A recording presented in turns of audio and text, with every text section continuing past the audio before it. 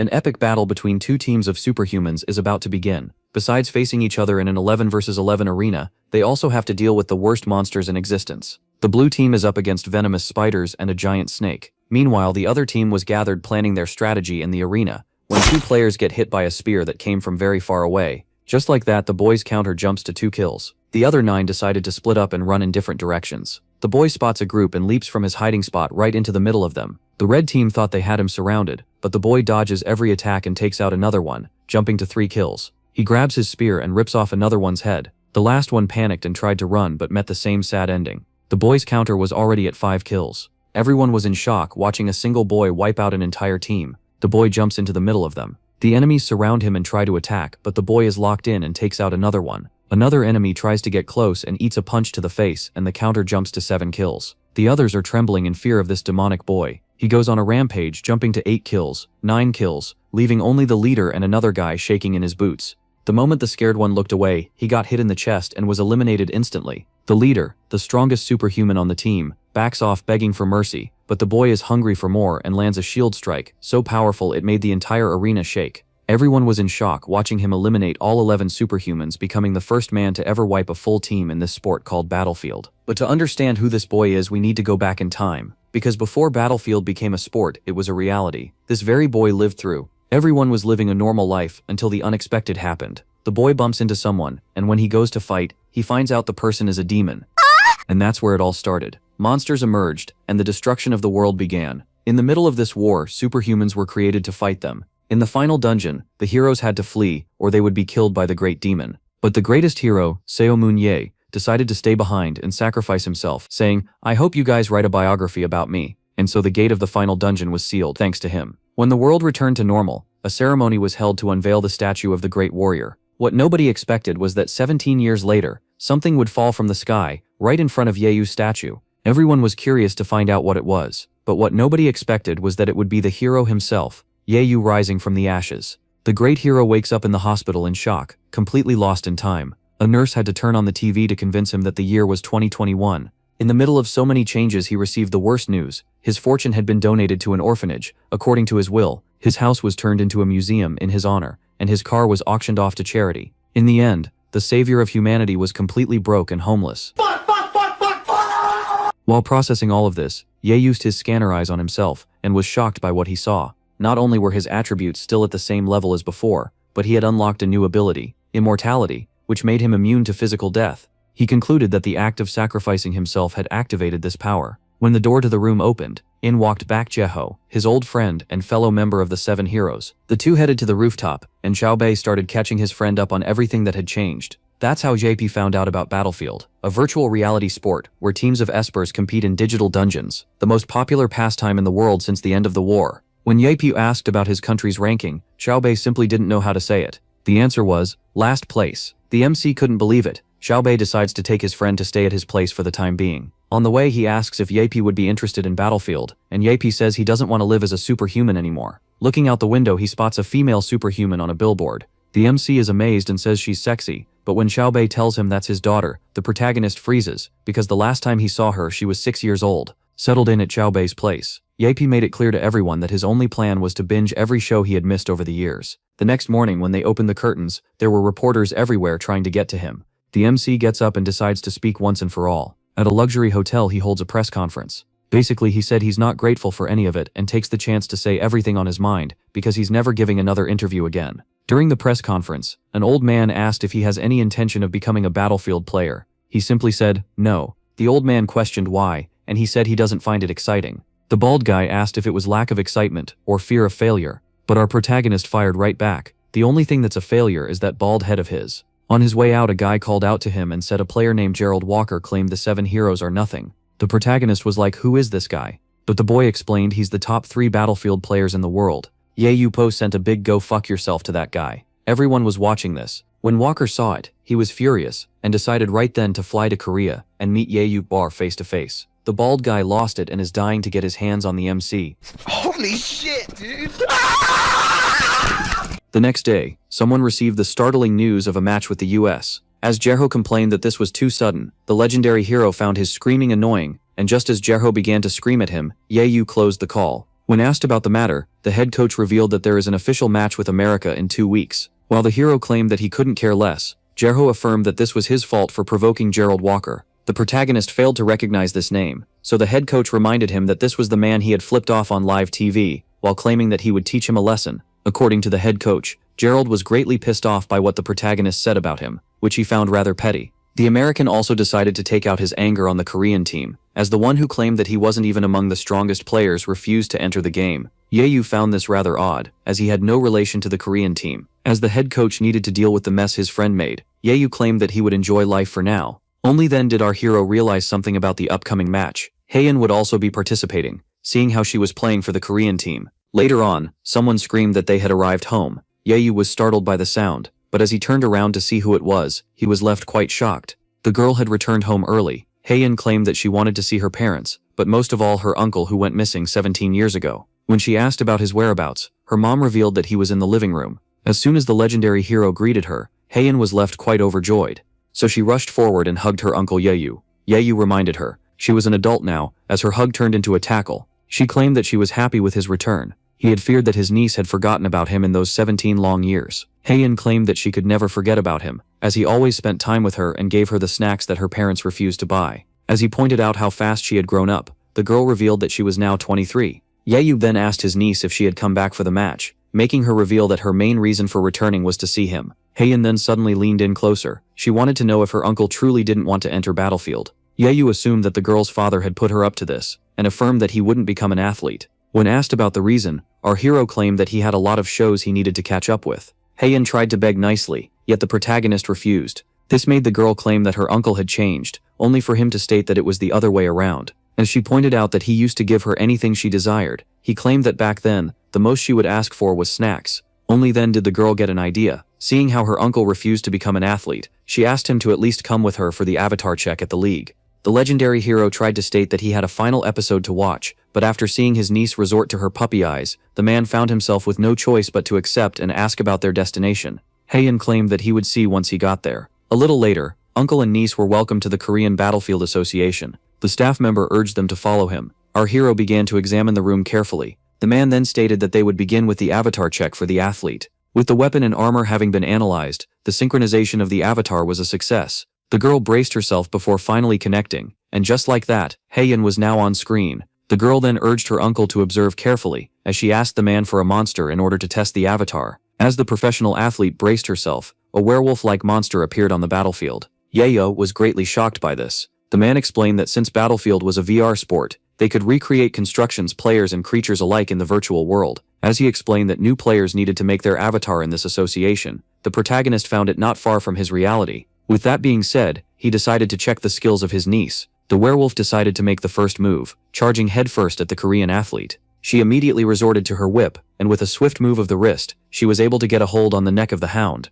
The monster now had no way to defend itself. Haeyeon then redirected her trajectory, before charging at it from above, and just like that, the girl decapitated the werewolf at once. She was rather pleased with the result. With the test finally having reached its end, the player was now free to return to the real world. Haeyeon let out a satisfied smile. After returning to the real world, the niece immediately asked her uncle about her performance. But as the hero claimed that she had a lot to learn despite being a talented fighter, Haeyeon urged him to give it a spin, while pointing out that she was now an adult. Yefu affirmed once again that he was firmly against entering Battlefield, so his niece claimed that she was only asking him to make an avatar. Haecheon also wanted to satisfy her curiosity regarding the great power of the legendary hero that she had heard about from her dad. She claimed that as soon as she got old enough to understand fights, Yeshuap had already disappeared. Seeing how much she was insisting, our protagonist realized that he was defeated once again. Thus he accepted to give it a try, while affirming that he was simply satisfying the curiosity of his niece, who was deeply thankful. The staff member Cookie noticed that the protagonist wanted to create an avatar. He explained that normal players would have their stats measured before the test,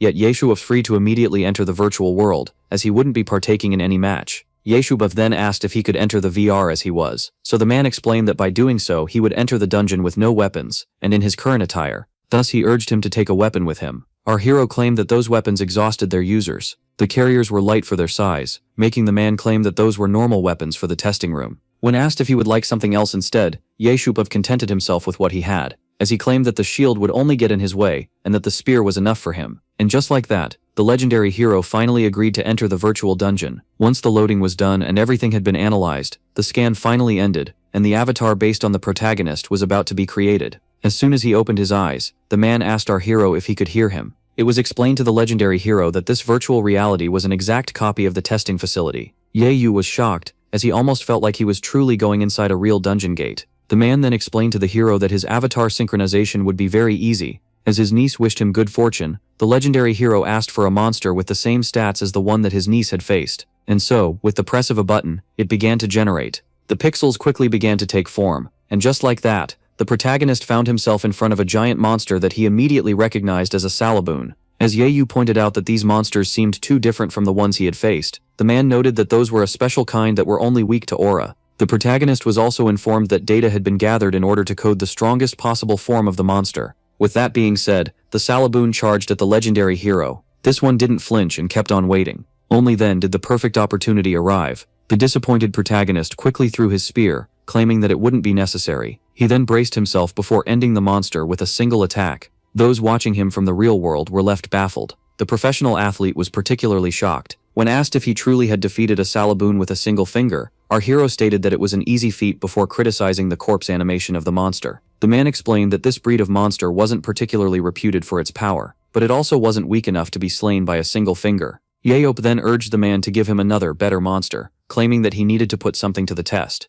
Our hero was shocked to see that this VR was no different from the real world, which made it perfect for the upcoming test. Yahello, who defeated the monster that was supposedly the strongest of his race, demanded something more challenging. Only then did a mysterious voice claim that the legendary hero wouldn't be content with a simple Salaboon. The Korean man was intrigued by the sudden words spoken in English. The man was particularly shocked as the system began to act on its own. He tried his best to retake control of the situation, but an outsider had breached the security and was trying to take control of the system. Only then did an angry presence arrive, barging through the giant hole in the wall before slicing up the monster and finally sticking the landing. The bald man wanted to know if the legendary hero was still up for a fight. Yahello recognized the one in front of him. The American explained that the Korean had challenged him first, and that it was pretty cowardly of him to keep silent after seeing him actually take on the invitation. The star tanker couldn't care less about our protagonist being one of the 7 heroes, and was determined to expose him as a fraud. That being said, Gerald charged at the protagonist. Yahello didn't even move as this one launched his attack. The swing of the axe dealt great damage, yet the tanker was shocked to see that it had missed and that his enemy was nowhere to be seen.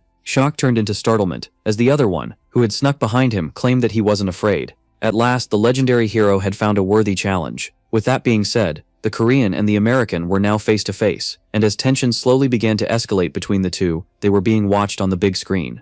Haeyeon had a hard time following what was happening. A voice then claimed that everything was under control. As the door opened, 3 new individuals entered the room. The one with white hair assured the pro athlete that he had already agreed to this encounter. The man and the girl were shocked to see the head coach as well as the president of the association arrive. Seeing how surprised they seemed, the president explained that everything had been agreed on, and that the staff must not have received the news yet. Park Jin-tae, who was the president of the Korean The Battlefield Association, asked Miss Moss if everything was to her taste. Emma Moss, who was the manager of the American player, thanked the president for granting their unusual request. Park Jin-tae laughed as he pointed out that the legendary hero wouldn't be able to oppose the decision, as he had treated him to countless meals in the past. In fact, the president thinks that this confrontation was for the better, as it might be what the protagonist needs to awaken his desire to participate in the battlefield. Back to the fight, both the Korean and the American swung their weapons at each other and clashed with all of their might, which resulted in a great burst of energy. The clash was so powerful that it blew our hero a few steps back. Even the sturdy tanker wasn't spared from the recoil of the shockwave. Now, as they stood face to face, Yahello admits to having underestimated his opponent. He decided to use his scanner eyes. This allowed him to fully see the stats and skills of his opponent. The protagonist was shocked, as his endurance and strength were maxed out, which makes him an elite tanker, as well as having decent focus. Our hero began to think that the American that seemed like he had the power to back up his arrogance. Gerald urged the Korean to stop eyeing him, and resume the fight already. Yahello theorized that the talented tanker, who had both bark and bite, would have been a great help in the final dungeon back in 2005. And just as the protagonist began to analyze the ability of his opponent that was perfect for his class, he suddenly thought of something. Our hero began to think about his new ability. Yahello, who originally planned to use a virtual monster in order to test this power that he discovered in the hospital, decided to use the American instead. And with that being said, he charged headfirst at his opponent with a shocking speed. Gerald swung his axe while thinking about how predictable the move of his opponent was. The tank was then shocked as his opponent cancelled his charge right before hitting him. Yahello had now begun the test. and right before the axe could hit him, he stated to his opponent that he would show him a neat trick. With that being said, our hero found himself getting slammed to the ground.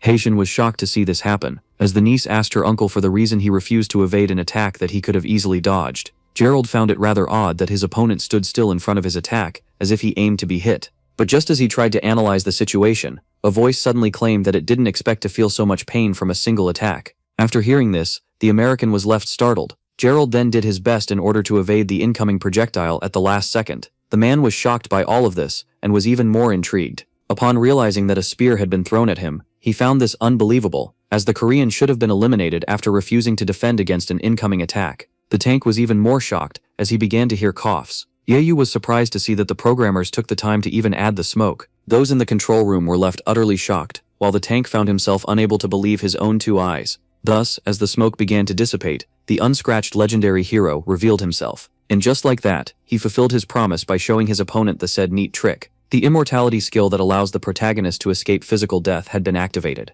Yahello then quickly asked his opponent his opinion regarding this little performance. This one demanded to know how the protagonist survived an attack head-on. So the legendary hero, who found his test successful, said that he had acquired immortality during the battle of the last dungeon. He was shocked to see that he had gained a healing factor on top of immortality, and realized that things weren't fair. So he decided to turn to the man in the control room. As our protagonist explained the situation to the man, this one was left quite baffled by this one-of-a-kind skill. Yahello said that it would be low of him to resort to such an ability, and demanded it be removed from the avatar, which the man claimed was doable. And so, after a few presses of buttons, the man had successfully restrained the immortality skill of the protagonist. Seeing how shocked the American was, Yahello revealed that he wanted to test this ability, as it was brand new. Then he explained that he doesn't want Gerald to blame his loss on an overpowered power such as immortality. Seeing this, the American firmly grabbed the spirit of the Korean and began to approach him. He then gave it back while claiming that the arrogance of his opponent lived up to its reputation. While wondering if it was the same for his skills, Yahello clarified that it wasn't the case, as the rumors didn't do his great power justice.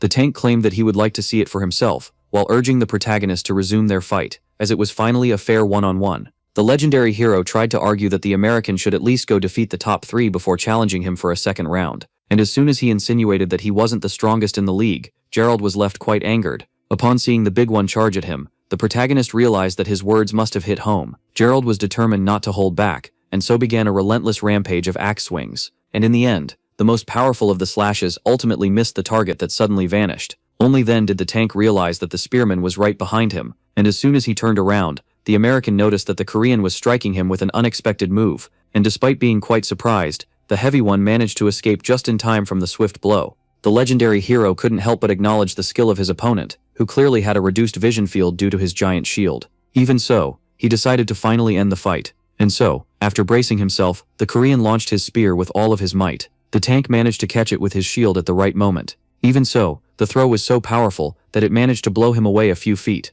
And while the protagonist was satisfied with these results, the tank found himself troubled. He was horrified to see that the quick projectile managed to change trajectories mid-air, which showcased the powerful control level of its wielder. Gerald had finally tasted the might of the legendary hero, who claimed that the victory was his. The American tried to argue that the fight wouldn't be over as long as he lived, making the Korean reveal that he had deliberately spared him. Gerald was then confused. As Yahello stated that his giant shield was a liability, he became more and more intrigued as the protagonist urged him to use a smaller shield in order to become a better tank. Yahello stated that he was giving him tips because he acknowledged his talent, while stating that the huge shield was limiting his field of vision. Gerald was then particularly shocked as Yahello correctly guessed that he was told that his vision wasn't wide enough back in his younger days. Our hero then theorized that this was the reason he decided to use a bigger shield, to increase his defense and give himself time to analyze the situation. He also explained that this wasn't a good solution, as the huge shield would turn against him in the face of someone skilled enough to abuse his small field of vision. For this reason, he suggested to the agile tank to use a smaller shield, as it would improve his performance later on.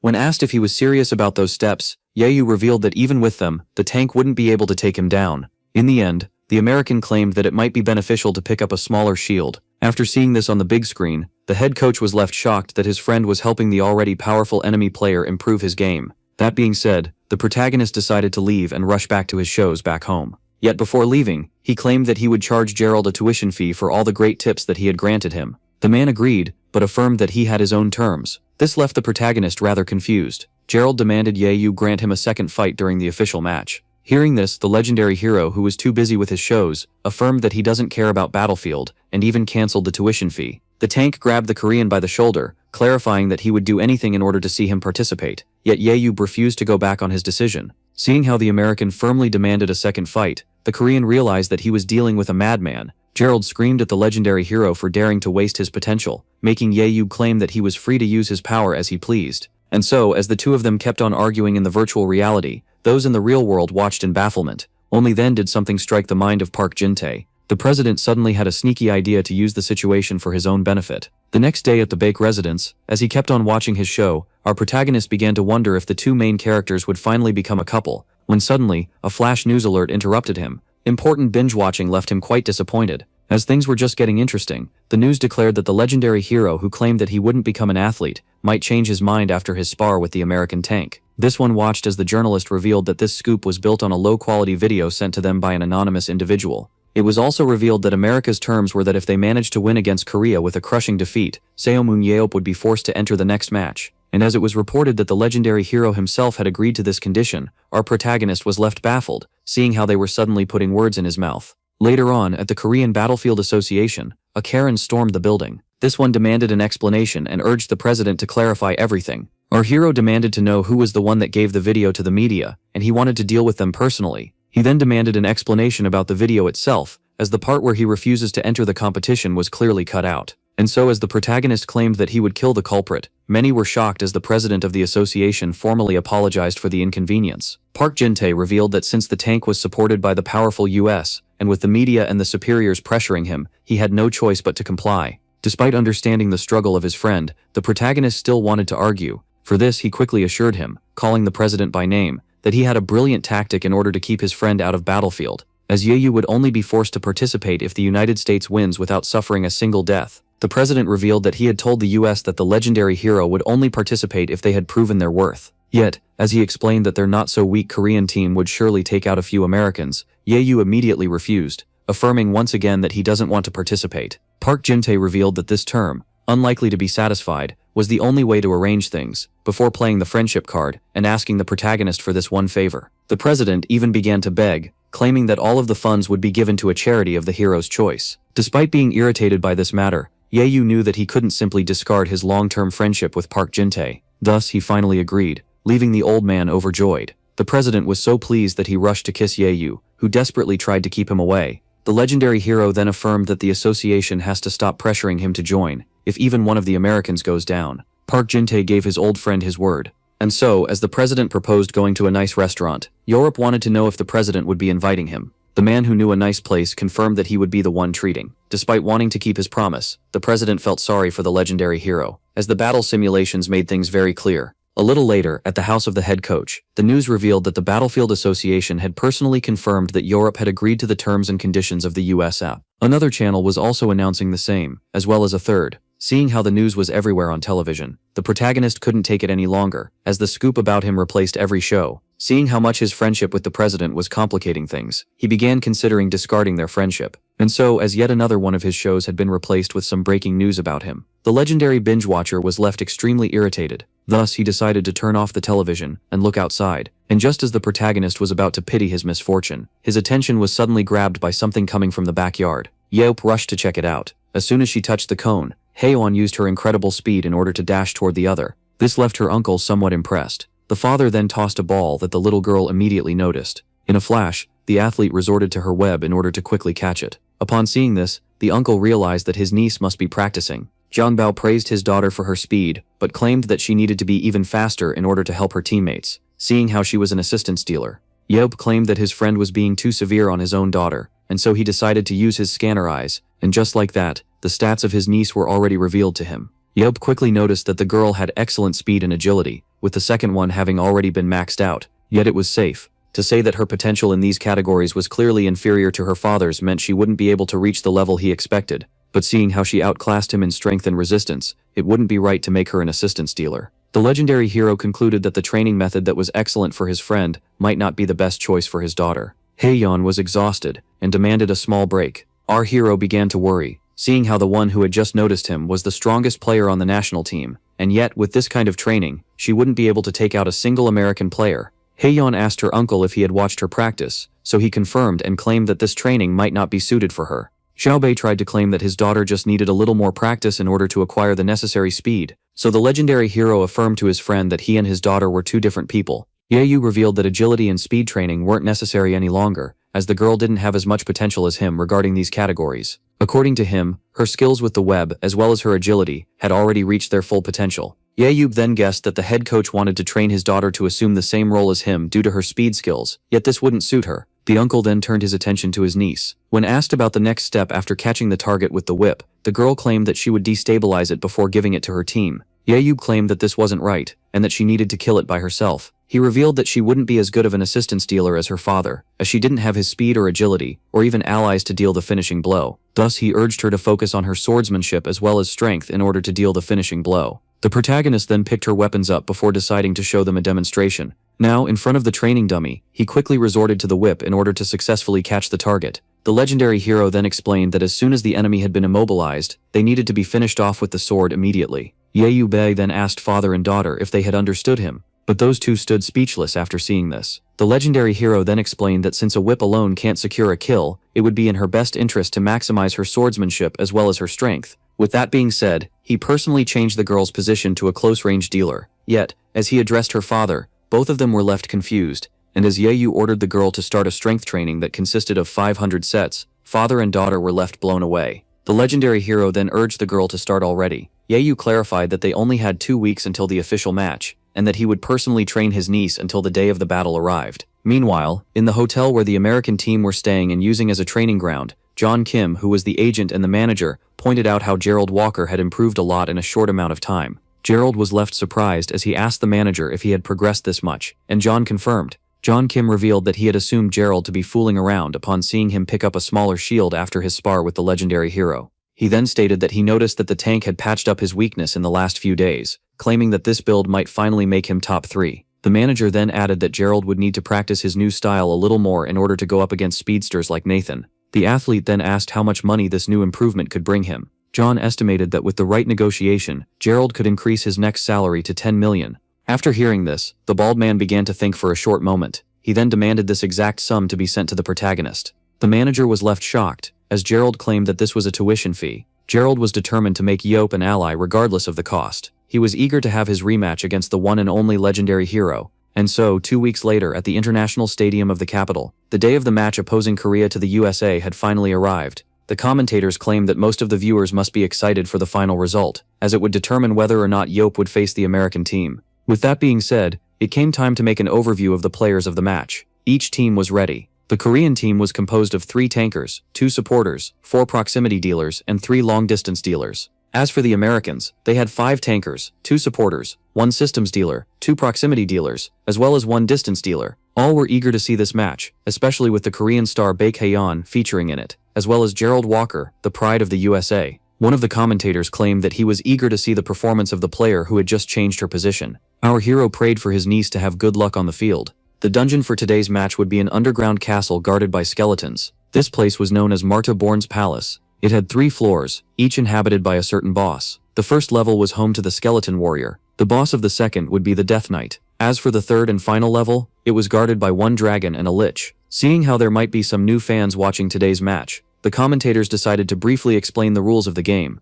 The rules were that the other team needed to be wiped out to achieve victory. Kills would earn players points that would enhance their aura and change its color. With that being said, the players finally entered the stadium, with everyone being intrigued about who would be the ultimate winner in the end. With that being said, the first round finally began. As soon as the match started, the American team charged head-on. After exiting the starting point, the Americans immediately went to confront the skeletons. As soon as they were spotted, the Warriors of Liberty locked in. The members of the American team moved in harmony with each other, while slowly tearing their way through the skeletons. Compared to other teams, this one was pretty slow, yet the Americans would become an unbreachable wall after finishing their farming session, which made everyone wonder about the plan of the Korean team. Meanwhile, on the Korean side, Haewon knew that she had to apply what she had trained for. The commentators, who were focusing on the Americans, just noticed that the Korean national team was rushing through the battlefield, only to notice something rather intriguing. For some reason, the Koreans were ignoring the skeletons. The players did the same as they dashed forward into the second area. Everything was going according to plan, according to the coach.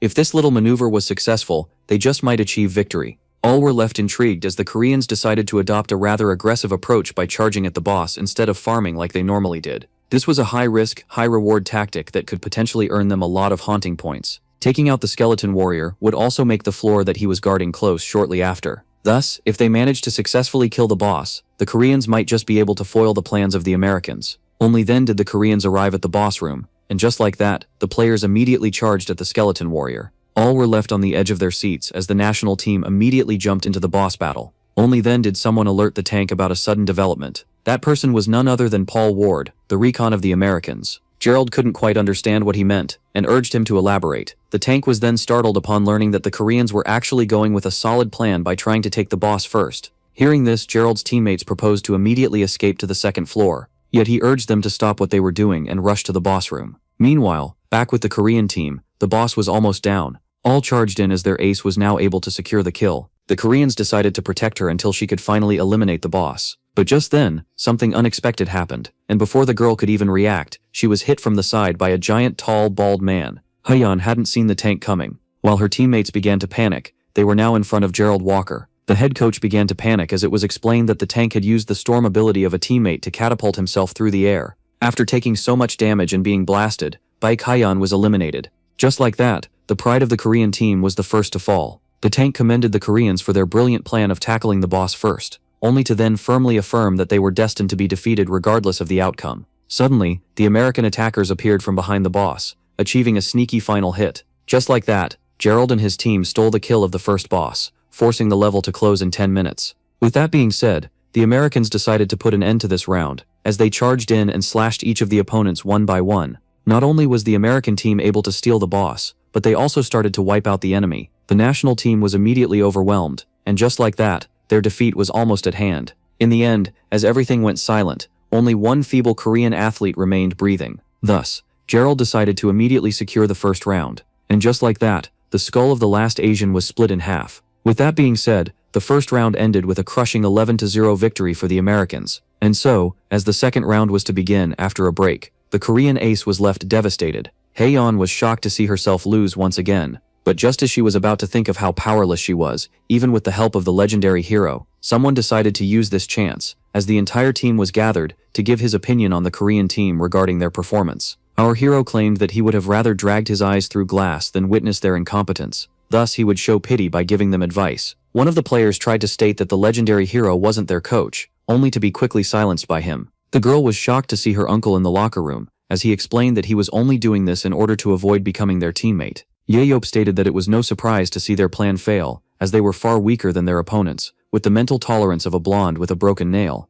which is why, in his opinion, the Korean team could never beat their opponents as they are now, regardless of how much they repeat the match. But seeing how it would be too pathetic to see them fall powerlessly, our hero decided to be kind by teaching them how to take down the opposing star tank. Our protagonist explained to the young one that the arena of the match was a dungeon that he and the president conquered back in their younger days, claiming it to be rather easy, except for the third level, which was kind of annoying. He then affirmed that the Koreans could never get there with their pitiful skills, and decided to review their first round. The legendary hero claimed that their plan would have actually worked if they weren't a group of incompetent fodder. Yahello then addressed the forward positions, claiming that regardless of the situation, they should be aware of the enemy's position at all times, which is why they should have initiated recon first. As for the back positions, it would be in their best interest to help those in the front, seeing how useless they became as soon as their ace fell. All players were left ashamed of themselves, as the protagonist claimed that their defeat was only natural, as they were not aware of the basics. Yahello felt bad for his friend, as he had to deal with this incompetent national team.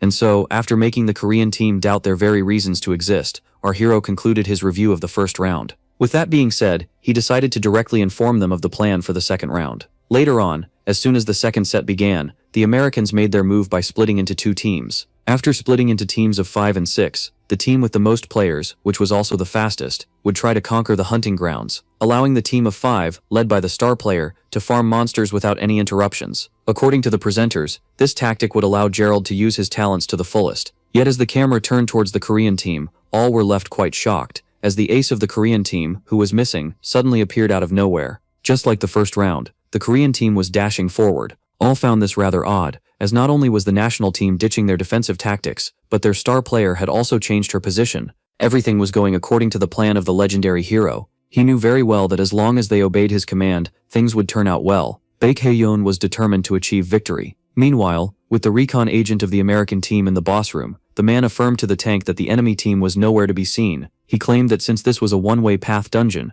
the opponents must have adopted their old strategy by focusing on the monsters. Gerald concluded that the Koreans must have switched plans after the butchery they suffered in the first round. Seeing this, he began to think that the forced descent of the legendary hero, entering the battlefield, was now inevitable. But just as he began to think of how he would be able to use his new build against the protagonist, he heard a surprising crack. Gerald immediately turned around to check it out, only to notice a crack expanding in the wall of the dungeon. And just like that, the tank was left shocked as it exploded from the hole. Many warriors joined the battle as the Korean team suddenly arrived through the wall. The Americans were caught off guard, as they were unable to figure out how the enemy managed to do that. Back in the locker room, Yahello urged the athletes to heed his words. He stated that they would be using Haeon, with her great speed, to do some recon. Before leaving, he shocked everyone by claiming that they needed to ignore the monsters if the enemy tank was part of the smaller American group. According to the legendary hero, it was a well-known fact that this dungeon was a one-way path, but it wasn't actually the case.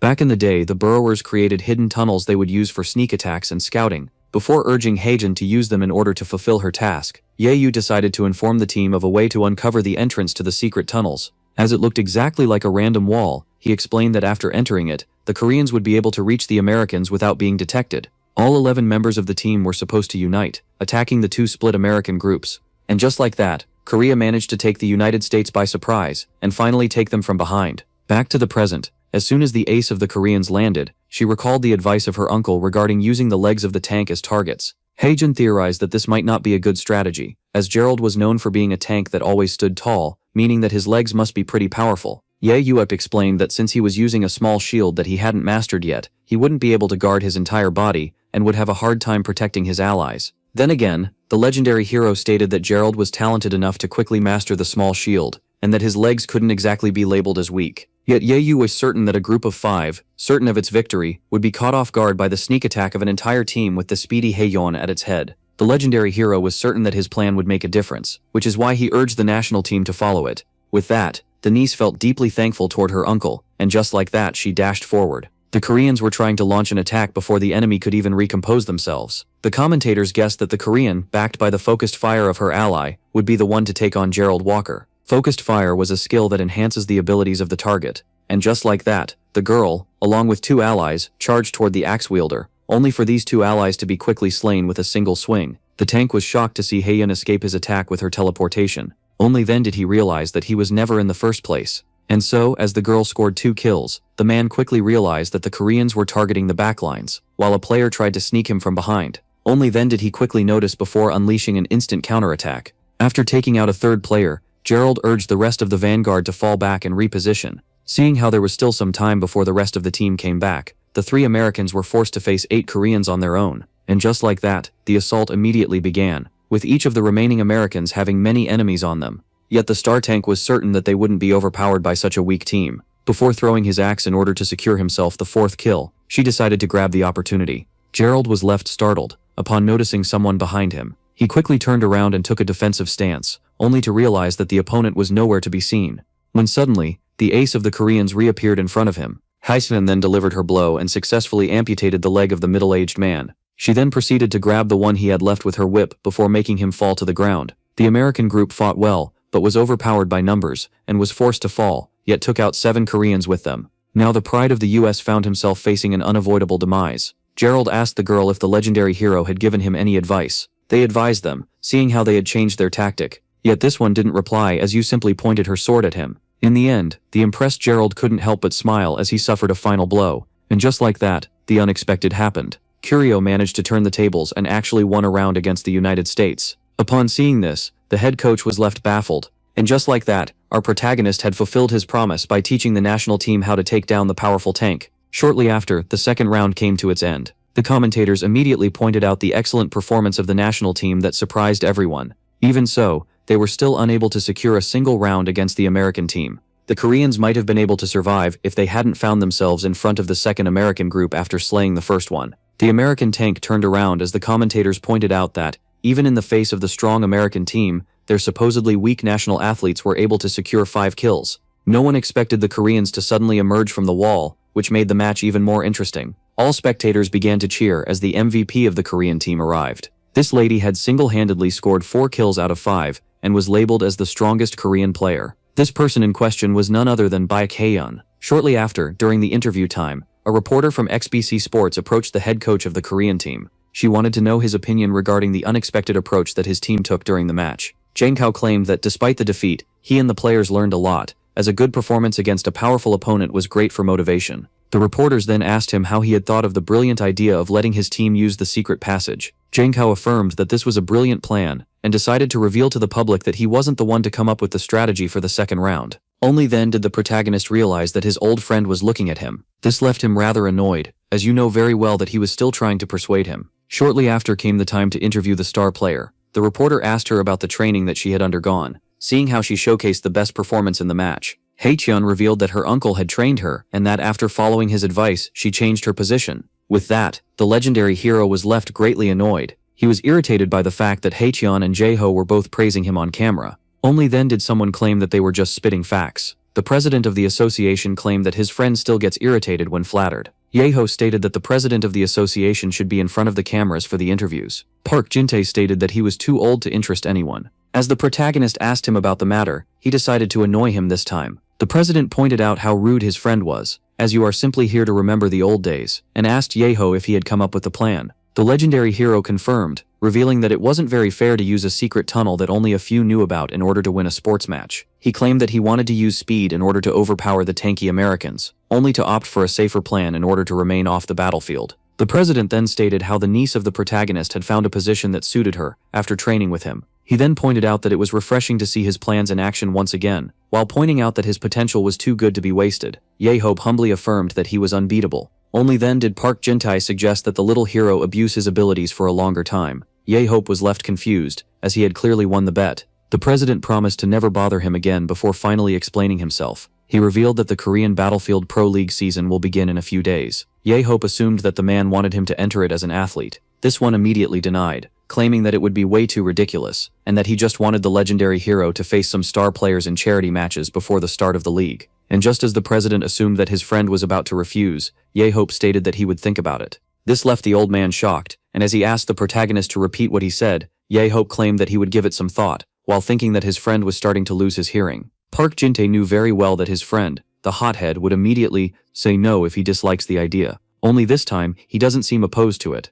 Jaeho revealed that he grew intrigued upon seeing his niece fight, and that TV shows could never replace the thrill of real battles. The president was left baffled as the legendary hero claimed that VR might be his only way to fight once again. Park Jin-tae was so excited that he grabbed his old friend and praised him for his way of thinking. He then decided to show him the footage of the match that went viral. After just 1 hour, the protagonist watched in bafflement, as the comments on the 10 million views were all amazed by the match, and were praising him for his great plan. Yop was left irritated and urged the president to let him go at once. He then affirmed that the excited one was rather strong for his age, as he almost broke his neck. Yop then reminded the president that he had agreed to think about the matter, and hasn't accepted his proposal yet. Park Jin-tae clarified that it was already a miracle that Yop didn't refuse from the start. Yop then asked his friend if the Broad League would begin in a few days, which he confirmed. Jin-tae was almost caught as Yop found it rather odd that charity matches that could damage the bodies of the players would take place before the league. Even so, the hero decided to brush the matter off, and decided to impose his own terms in case he agrees to participate. The president was intrigued, and even before knowing them, he swore to his friend that he would grant him any wish in his power if he agrees to play for charity. After hearing this, the legendary hero couldn't help but smirk.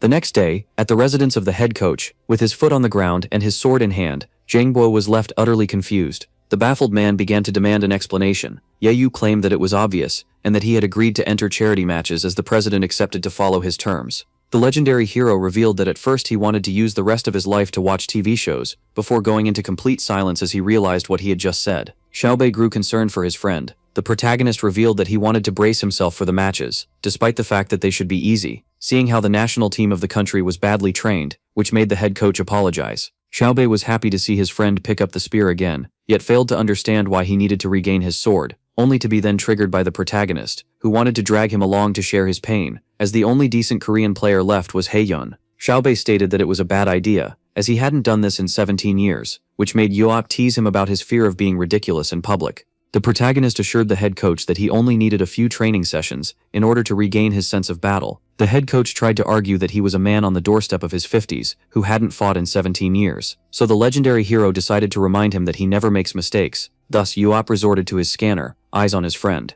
Xiaobei had truly fallen off his prime after 17 years of retirement, yet the protagonist was certain that he would recover most of it after some training. With that being said, he urged him to ready himself for a hellish training session tomorrow, as an evil smile appeared on his face. At that moment, the head coach realized that he was doomed. Park Jin-tae recalled the two conditions of UOP, with the first being that Haeyeon must be on his side so that he won't have to kill her, and that Xiaobei must also participate. The president began to think of how having 2 of the 7 heroes on screen would attract a lot of sponsors. Thus, he decided to make a few calls in order to cash in a few favors. Shortly after, the news of Baek Xiaobei and Seomun Yuop fighting side by side once again covered all platforms as it spread like wildfire. Our heroes still had 1 week before the charity game. Those 7 days were filled with a lot of clashing and screaming. Xiaobei repeated the words of his mentor regarding him having a failed technique if he is slightly slower than his opponent, which made the mentor even angrier, as despite knowing the right way, his friend still did it wrong. With that being said, the head coach began to harness his power once again, and just like that immediately dashed forward.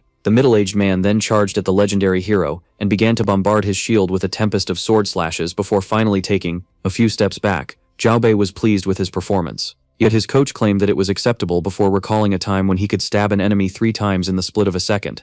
Xiaobei urged the protagonist to spare him, scolding him as he was in his prime back then. He then expressed how his age was affecting him, causing great exhaustion. Xiaobei affirmed that this was but a fraction of the training they used to do, before urging the man to continue, which startled him, as they had been here for 8 hours. Our hero affirmed that he wanted to wrap things up as fast as possible in order to watch his show in peace, making his friend remind him once again that he was 48. The one in the tracksuit was left intrigued as the head coach claimed that he couldn't watch his show, seeing how he had somewhere to be. And so, later on at the Korean Battlefield Association, the protagonist was greeted by the man from before, who was known as Yoo Hyun-soo, the technical manager. He then introduced our hero to Tanner Brown from the World Battlefield Association, who was here to observe him during the tests. At that moment, Ye Yu's attitude began to show. He pointed out that they should have been done with testing, and while the legendary hero tried to argue that his fight with Walker should have been enough, Hyun-soo revealed that he needed to take the athletic test. The manager clarified that despite there having never been any issues with data transfer, these tests make sure that the VR abilities are similar to their physical counterparts.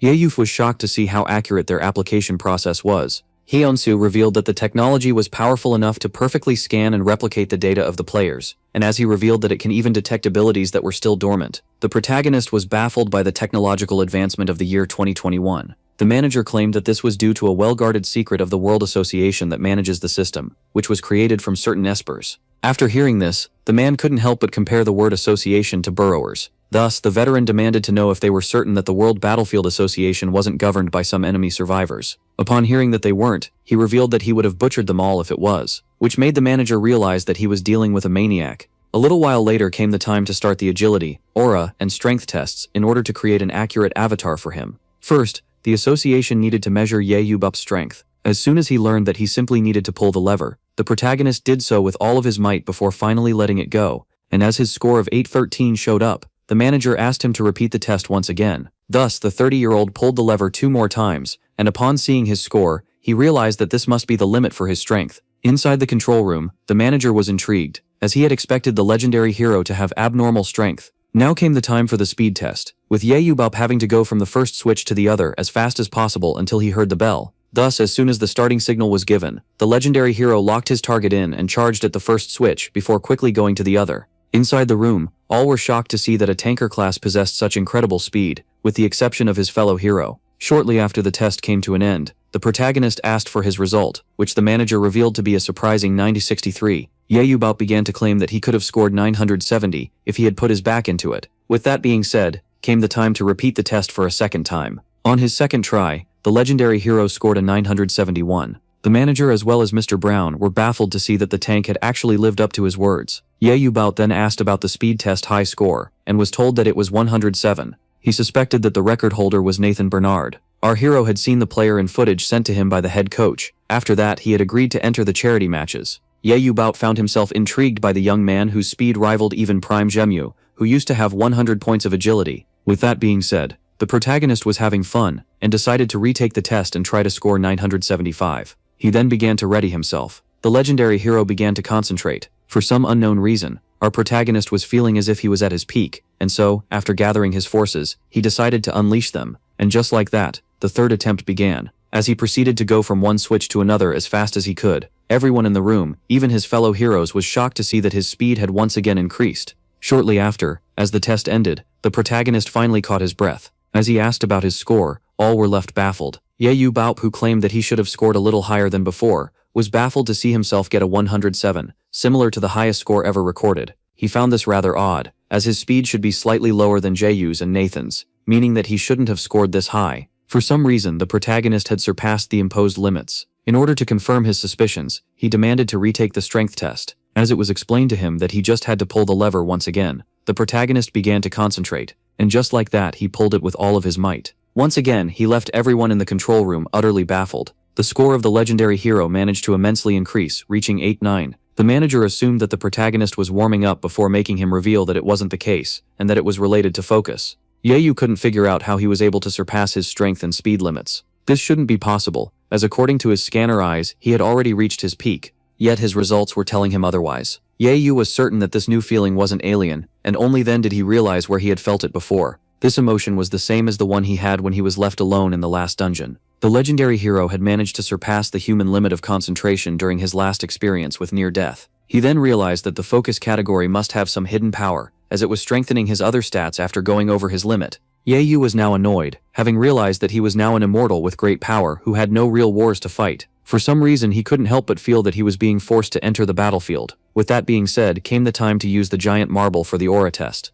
The manager explained that Yahello just had to pour all the aura he could into it to change its color, which was more accurate than the method used back in 2005. This was the most important test, as aura was determined at birth most of the time, and was the hardest stat to increase. After awakening his powers and noticing that his order was 96, Yahello had undergone a lot of training in order to max it to 100. As soon as he placed his hand on the sphere, all were left at the edge of their seats, eager to see the result that would come out. The legendary hero began to fill the marble, while thinking about how he had 100 aura points, which was the peak of the human limit. At the end of the test, the measuring marble turned dark. After seeing this, Mr. Brown was left utterly baffled. Yahello, who had scored a 1030, asked about his own result, and only then was it revealed to him that he had actually exceeded the human record. Upon learning this astonishing news, the legendary hero claimed that it was only natural for him. It was then revealed to him that the previous record holder was Shulon, who was one of his fellow heroes, leaving him intrigued by the achievement of the young one, as it was pointed out that her record was hard to break. The protagonist pointed out that she did have a terrifyingly powerful aura. Shulon was as stubborn as Yahello, which is why every time he would scold her, they would get into a fight with each other.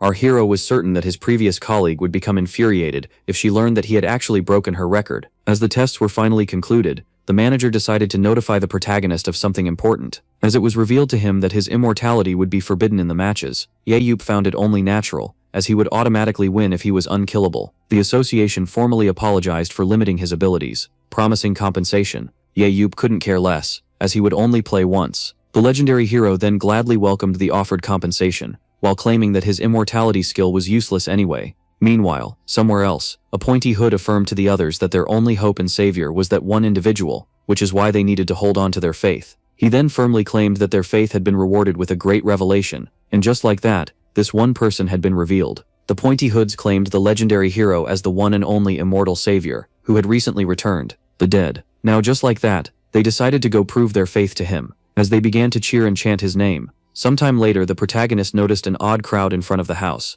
This left him quite intrigued. Only then did they begin to scream that he was the savior of the world and that they had faith in him as Yahello. Finally concluding that these people were journalists, his friend explained to him that those were his worshippers, who go by the Seomun Foundation. The protagonist was left intrigued, recalling seeing them from the window of his hospital room back then, which the head coach confirmed. Yahello demanded to know why they worshipped him without his consent, so Jaehyoo explained that they think that he would come at the end of times to save them all. As the legendary hero claimed this to be pure anxiety, his friend pointed out how he had actually returned, and as it was explained to him that they were now praying for the end of times for their prophecy to be complete, Yahello was left quite annoyed. Thus he decided to go give his so-called followers a piece of his mind. As the head coach demanded to know what the legendary hero was about to do, Yahello claimed that the answer was obvious, and just like that, he dashed forward, jumping as high as he could before landing on the fence. He urged the Foundation to stay silent, yet as they kept on babbling among each other, he urged them to stay silent, until finally they obeyed his command. Yahello claimed that he was aware of their faith and his position in their eyes, which is why he urged them to come to their senses and get out of his sight, leaving all of them shocked.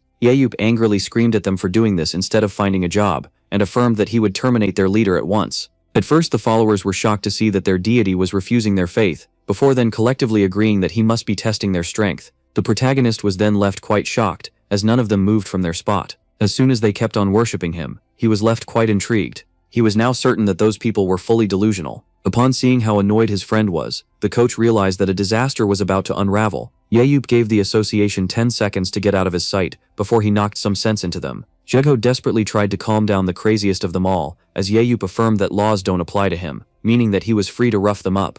And so, after a 10-minute-long beating, many of the cloaked lunatics were knocked down. Yahyup had successfully dealt with the mentally insane who worshipped him. He then asked one of his young followers if he would dare to follow him again, so the child affirmed that he would. Yahyup praised the boy for his cleverness, and urged him to stop following the cloaked lunatics. Thus, after calmly affirming that he was human, Yahyup stated to Jego that now came the time to practice. The baffled coach addressed the legendary hero, and as he claimed him to be completely insane, Yahyup took it as a compliment, before pointing out that he never consented to being worshipped. Jego realized that reasoning was useless, before urging his friend to go inside before the reporters arrived. Yet Yahyup revealed that he would beat them up as well. Jego affirmed that this would attract trouble, as Yahyup claimed this approach effective against those who want to know about his past in the orphanage. Meanwhile, a figure from high above was intrigued to see that the so-called savior, as the protagonist pointed out that he doesn't understand the fixation people have with celebrities, he suddenly noticed something afar. At that moment, this immediately made him leave, so Yahyup decided to brush it off. The day of the charity match finally arrived, and everyone was gathered at Incheon International Airport.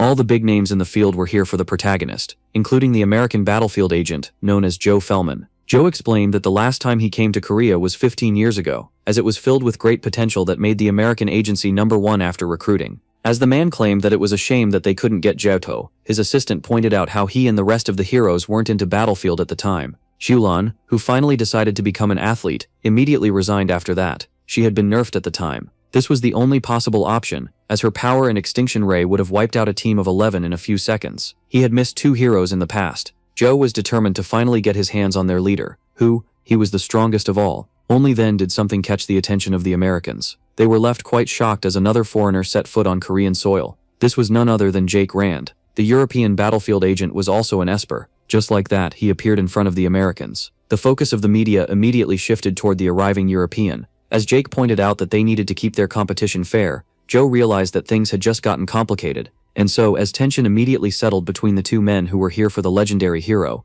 the photographers suddenly focused on 2 other individuals. They had shiny jewels and expensive boots. The 2 shiny peacocks wanted to see the one who ruined their dungeon business entering the world of Battlefield after claiming it to be boring. Those 2 were none other than Jane and Philip, the Moro brothers, who own the Party Lumiere Battlefield Club, and who were also here for the legendary hero. They claimed that they would make the protagonist sign with them no matter what. At that moment, all of the agents noticed each other. Their instincts immediately kicked in. All of them were determined not to let the others steal the protagonist from them. At that moment, all heard a shocking sound. The music of high heels had the airport silent. Only then did she arrive. This lady was considered a force of destruction comparable to none. She had finally arrived in Korea. Xiaolan, who was the youngest of the 7 heroes, was here to meet an old acquaintance. Meanwhile, the stadium was overfilled with spectators. As someone claimed that the Brewer's wash would have caused more casualties, his friend urged him to stop saying such things. The individual claimed that the student would be a problem, as he had made far darker jokes. So his friends demanded that he refrain from making them at this important event. As he got out of the car, he claimed that this was debatable, and just like that, the 2 heroes began to walk down the red carpet. Seizmu Ye was eager to start his fun. Joey had a hard time understanding why everyone was excited about his hot-headed friend. Yewick gave credit to the coach for this, as he had made him look quite presentable. At that moment, a hungry crowd of reporters charged at the heroes. Before the protagonist could even realize the situation, his friend pushed him toward the hungry horde. Joey had focused the attention of the reporters on his friend, in order to escape them, and so they began to bombard Ye with questions. As the questions began to pour down like rain, the protagonist was left pretty annoyed by the betrayal of his friend, only to hear the name of Xiulan. The mention of his old teammate shocked him, so a report revealed that the youngest of the heroes was now in Korea for the charity match. According to the rumors, one asked for the reason she would even want to attend the match. It was revealed to him that she was here to meet an old acquaintance. Only then was he left frightened as he realized that he was the one she was here for. Later on, the legendary hero opened the door dramatically. As he made his way through the locker rooms, all of his teammates were shocked to see the one and only legend in front of them. Yepur then asked the coach if he knew about the most recent matter, and while the daughter was excited to learn that Xiulan was in Korea, the father began to fear the worst. Jemefa urged his friends to be wary at all times, and even carry some protection around. Yeyu tried to claim that he wasn't that bad with the girl, so Jemef reminded him of how he used to curse and bully her, until she began to cry. Even without knowing Korean, the protagonist claimed that the girl couldn't possibly seek revenge with her extinction ray, while the coach claimed that the past 17 years should have healed the grudge. Yet, unlike the girl, Yahyup hadn't aged a day and was still the same person who used to mistreat her. Back in 2005, everything was in chaos. A Chinese warrior known as Hulan was selected for the last dungeon raid and became one of the 7 heroes. Being the only daughter of a wealthy family, as well as a powerhouse, she earned herself the protection of the Chinese government. The 17-year-old Shulan grew up like royalty, yet this stubborn type who claimed that she had already reached her max despite being far from it, was greatly loathed by the team leader. For this reason he would criticize her every move. Yahyup was in fact extremely harsh toward her. In fact, the protagonist even called her a complete idiot, whose only quality was her powers. For this reason, both father and the daughter agreed that they would need to organize a second funeral for Sumun Yahyup. Yahyup decided to put this matter aside, as they had more urgent matters to attend to. He pointed out that all of the team must be aware of the rules of the charity match, but since they had a beginner among them, he decided to go over the rules quickly. According to the coach, the 2 teams facing each other would be Love and Hope. The opposing team, Love, was made exclusively of national players, while their team included some selected players, as well as his daughter. To make things fair, the coach of the national team, who was a proximity dealer who could teleport, would be part of Team Hope. The legendary hero, who was a tanker, who would be armed with 4 spears and his shield, with his skills restrained, would also be their teammate. Yahyup revealed that he was a little anxious about the upcoming match, as he hadn't fought in quite a while. Park Chulho, who was the captain of this team, affirmed to the coach that they would do their best. Yahyup was shocked to see that these players were so confident, as he was certain that they were far weaker than the coach. He, with his scanner eyes, was certain that he would only need his high-level friend and niece in order to achieve a perfect victory. It didn't take him long for his skill to reveal that there was nothing special about the rest of the team, but suddenly, something caught his attention. A man known as Choi Hyuk had surprisingly decent stats. He also possessed a skill that allowed him to quickly infuse weapons with aura, as well as another that allowed him to harness it to create a shield around his body. It was also shocking to see that the man had a potential strength of 90. Thinking that the one known as Choi Hyuk would make a decent tanker, he urged them to approach. The man was left nervous as he introduced himself as a proximity dealer. Our hero was shocked by Hyuk's actual class, as he claimed that he was a proximity dealer sponsored by Sangsung Spritz. When asked if he wasn't actually a tanker, the man nervously claimed that, despite this being his childhood dream, his small size forced him to adopt a different class. The legendary hero then asked the player about his skills, making him reveal that he could only infuse objects with aura. This made Yahyup realize that this player wasn't aware of his aura shield, which is why he must have become a proximity dealer. It didn't take him long to realize that a coach must have given him this position at random, as he was too small to become a tank, and Hyuk must have just assumed the position. With that, Yahyup asked his niece to fetch him a shield, which she immediately rushed to get. As soon as he got it, the hero handed the shield to Choi Hyuk, who was left rather confused. Seeing how the match was about to begin, Yahyup gave Hyuk a quick lesson on how to use the shield, explaining that he should attack before quickly hiding behind it. As Choi Hyuk tried to argue that he was a dealer, the protagonist got angry at him for not quietly obeying his orders. This made the rest of the team wonder if the dealer was to blame for anything, as they realized that the hero was in fact a madman, as he immediately switched his position. And so in this confusing situation, the younger player decided to turn to the coach, only for him to completely ignore him, and explain to the team that there would now be a formation of 4 tanks, 6 dealers, and a single support. And while Hyuk realized that no one would help him, the players who were informed of their lineups were now required to suit up. Yahyup found his attire light, so Jahyup explained how the suits offered the same protection as their armor, with a fraction of its weight. Our hero claimed that he was comfortable before turning to his old friend, who claimed that he never expected to see himself in one of those suits. Jahyup then asked the legendary hero about his opinion regarding his original weapon, that they had slightly adjusted.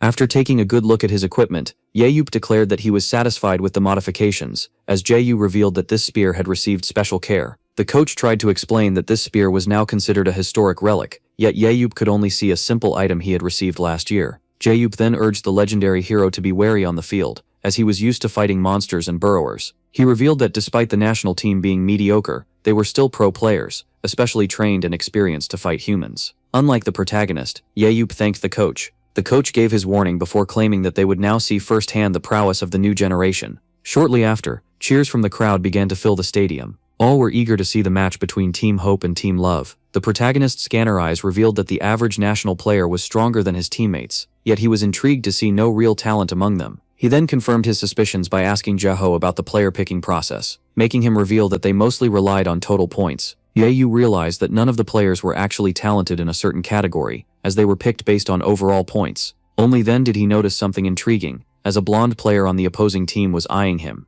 According to Scanner Eyes, the one known as Shim Yong-soo had some pretty decent stats. With the exception of his miserable focus, Yahyup immediately theorized that Yong-soo must be a spoiled rich kid, as he only had 26 focus points out of 60, and that this person wouldn't be effective in a real fight. This one asked the old man if there was a problem. Yahyup was shocked to see himself being referred to as an old-timer. Yongsoo was annoyed by the presence of the protagonist, as even during the match he had adopted the same gaze that he had now. According to the blonde one, ignorant war veterans had no right to teach them about their sport, despite knowing nothing about it. Yahyup urged one of his teammates to take his place. Now side by side with the blonde kid, he asked him if he had a problem with him. Yongsoo revealed that he couldn't stand the arrogance Yahyup displayed during the match. Our hero couldn't help but laugh, as it was then claimed that he was tarnishing his own image by making himself look like a battlefield expert. And as Yongsoo claimed that Yahyup wouldn't be amused after defeat, our hero asked him about the work of his father, making the boy reveal that he was the vice president of the association. Yahyup claimed that it really showed. Only then were the players urged to go to the battlefield.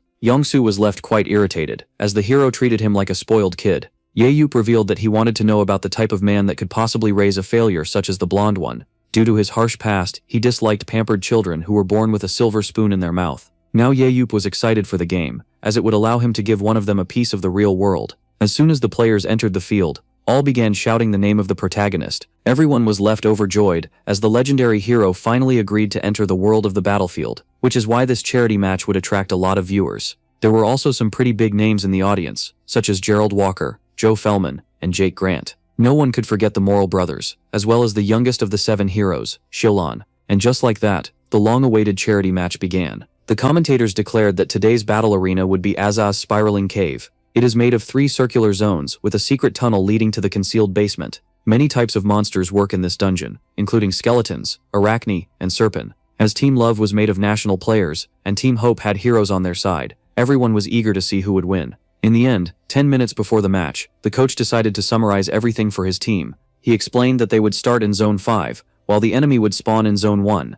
Jeho explained that while they hunted and farmed in 5-1 and 5-2, the protagonist would go to 5-3 alone in order to kill the boss, Serpent. It was revealed that Serpent's death would close the entire area. The players began to doubt that even Yahyup could take it on alone, as no one had done it before. Jeho explained that they would next go to Zone 6, clear it, and then use it to enter the smaller circle, where they would encounter Team Love. He then explained that he, his daughter, and his friend would certainly take on some of the opposing players. Yahyup was certain that his team could even win an all-out brawl against Team Love, and that his friend had lost his guts after becoming the national coach. Seeing how they just needed to win 2 rounds out of 3, the protagonist decided to mess around in the first but had other plans for the second. Back to the present. As Team Hope spawned in Zone 5-1, the coach told the players to take their positions. The ace of the Korean team was the main dealer of the squad in the fit, while her father and uncle were in the rear group. Up front, Choi Hye-yu was also included in the forward group. Our protagonist then greeted an old acquaintance. As the ceiling was covered by arachne monsters, the creatures descended underground in order to feast on the players. Meanwhile, in Zone 1 Fire Hin-won found themselves facing the same problem.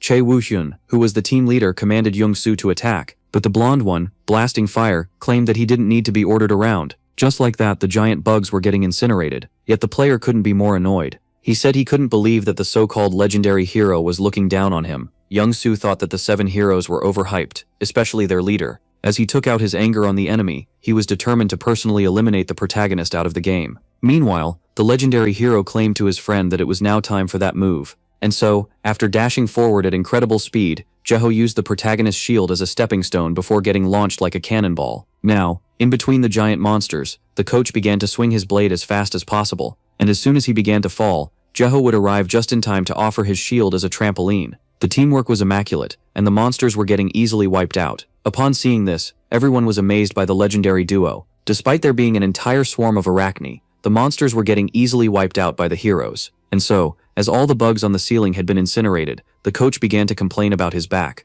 With that being said, they decided to take care of the cleanup ahead. Upon seeing the 2 heroes next to each other, one couldn't help but be amazed. Despite knowing that arachne weren't reputed for their strength, they would be invincible if one couldn't crack their shells, and yet Yahyup made the matter seem rather easy. Despite the fact that he seemed like he lacked strength, only then did Choi Yuk notice what was happening. The legendary hero was resorting to his skills. The new tanker possessed the ability Focused Aura, which allowed him to channel his energy into a weapon. As it was his first time using a shield, he couldn't help but feel out of place, but he quickly realized that he could also use his skills to reinforce it, just like his weapon. And just like that, the young man charged ahead in order to test his theory. As he took out his first bug, he began to think that in offense as well as in defense, he needed to use his skill. Yahyup was intrigued to see the new tanker progress so fast, and so pleased by this, our hero decided to show his worth as well. When suddenly a spider attacked him out of nowhere, Yayu quickly grew tired of the small fry, and immediately took it out with his spear. As another one attacked from the back, he then quickly riposted with a swift move from under the arm, which left the Moro brothers excited, as they had recognized this move as the protagonist's signature, 100-centimeter throw. Yaeulon confirmed. The youngest hero knew very well that this move seemed simple at first glance, but it was actually a technique that relied on his throwing ability to make the spear reach maximum speed. Yayu would only catch the projectile after it moved exactly 100 centimeters. Yaeulon labeled this attack as a supersonic thrust that exceeded human physical limits. Even so, this extremely difficult technique, which required perfect timing and great speed, was being performed as a simple move with a great, confident smile on live TV. She was irritated by the fact that even after his disappearance in 2005, the legendary hero was still the same annoying man. Meanwhile, as our protagonist checked on a friend, he noticed something coming from above. First, he quickly ended its life. The legendary hero decided to put an end to this battle and threw his spear with all of his might. With that being said, the zone was finally clear, and our hero was free to proceed with the next step of the plan. Xiaobei began to praise the team on its great performance, and as he pointed out that they needed to attack Zone 5-2, he noticed that the protagonist was missing. Xiaobei he informed him that the hero went straight to the boss and urged them to catch up. The coach knew that, despite his friend seeming like a hothead, he was actually a genius, which is why he decided to trust his judgment. With that being said, it was time to attack Zone 5-2. Meanwhile, in Zone 5-3, our hero found himself face to face with the boss known as Serpent. That was an old acquaintance of his. Yayu claimed that he felt as if he had fought this creature not too long ago, and so, after gathering his thoughts, he dared the creature to approach. The serpent quickly launched itself at our protagonist, only for him to immediately duck underneath it. Now that the reptile was exposed, the legendary hero gathered all of his strength before thrusting its skull with his spear, and just like that, a boss that requires a team effort to beat had been obliterated by Seum Yu Ye. Shortly after, he was surprised to see his team arrive earlier than expected, and while he claimed that he had expected them to take longer to reach him, all were left shocked. Yayu was sitting on the powerful boss after successfully killing it. During the match, he noticed that their order changed based on their kill count, and could grant players some kind of supplementary strength. With that being said, the legendary hero tasked his team with doing the rest, while the Bak father and daughter followed him. Yayu had a plan in mind. The commentators pointed out how the only relevant characters of Team Hope were heading towards the enemy without getting monsters, to stay discreet. Yayu had noticed that the serpent lost most of its health after suffering a single hit. Combining this with the fact that the battlefield had a hunting system, and with Yayu only having scored a few monster kills, he began to theorize. Seeing how his aura was currently the weakest color, he theorized that his power on the field was enhanced by his overpowered mentality. At that moment, Xiaobei urged the hero to reveal his plan as they were closing in on the enemy. He wasn't surprised when Yayu claimed that he had spaced out, as the protagonist pointed out that he had found an Esper on Team Love that was a spoiled rich brat like Xiulan. Xiaobei quickly realized that he was referring to Youngsu. Yayu explained that he would go check for him and give his orders in case the boy in question was absent. But if he managed to meet with Youngsu, a different approach would be taken.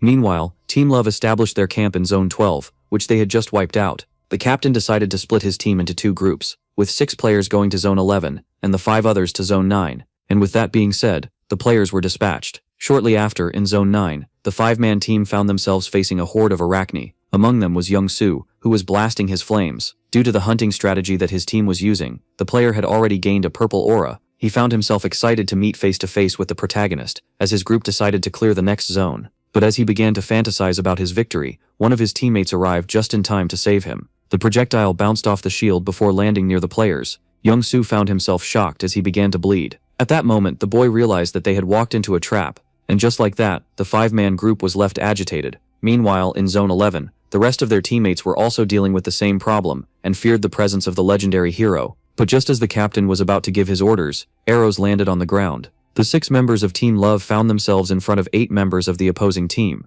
Among the ambushers was the anxious Choi Hyuk. He recalled the instructions of the protagonist, regarding them approaching Team Love from the other side of the dungeon. After dealing with the boss, Yop urged his teammates to do their best, as they were going up against a national-level player. And so, seeing how the protagonist had promised to help them once done with his task, the 8 athletes decided to charge at once. Back in Zone 9, the protagonist claimed that he had thrown his spear with all of his might, but his friend knew very well that he was just messing around. Yop stated that it would be embarrassing for the coach to die on his shield, yet his friend urged him to just get it over with. And just like that, the legendary hero gathered all of his strength before catapulting his partner Rudolph with his might. The protagonist decided to execute his spear throw once again, and so he concentrated all of his strength before throwing his weapon as fast as possible. With that, Team Love had to be wary of 2 incoming high-speed missiles. They quickly realized that they needed to protect the blonde one, as he was clearly being targeted by the heroes. And just as the boy braced himself for impact, he and the rest of his team were shocked to see that their teleporting coach was in fact aiming for the tankers.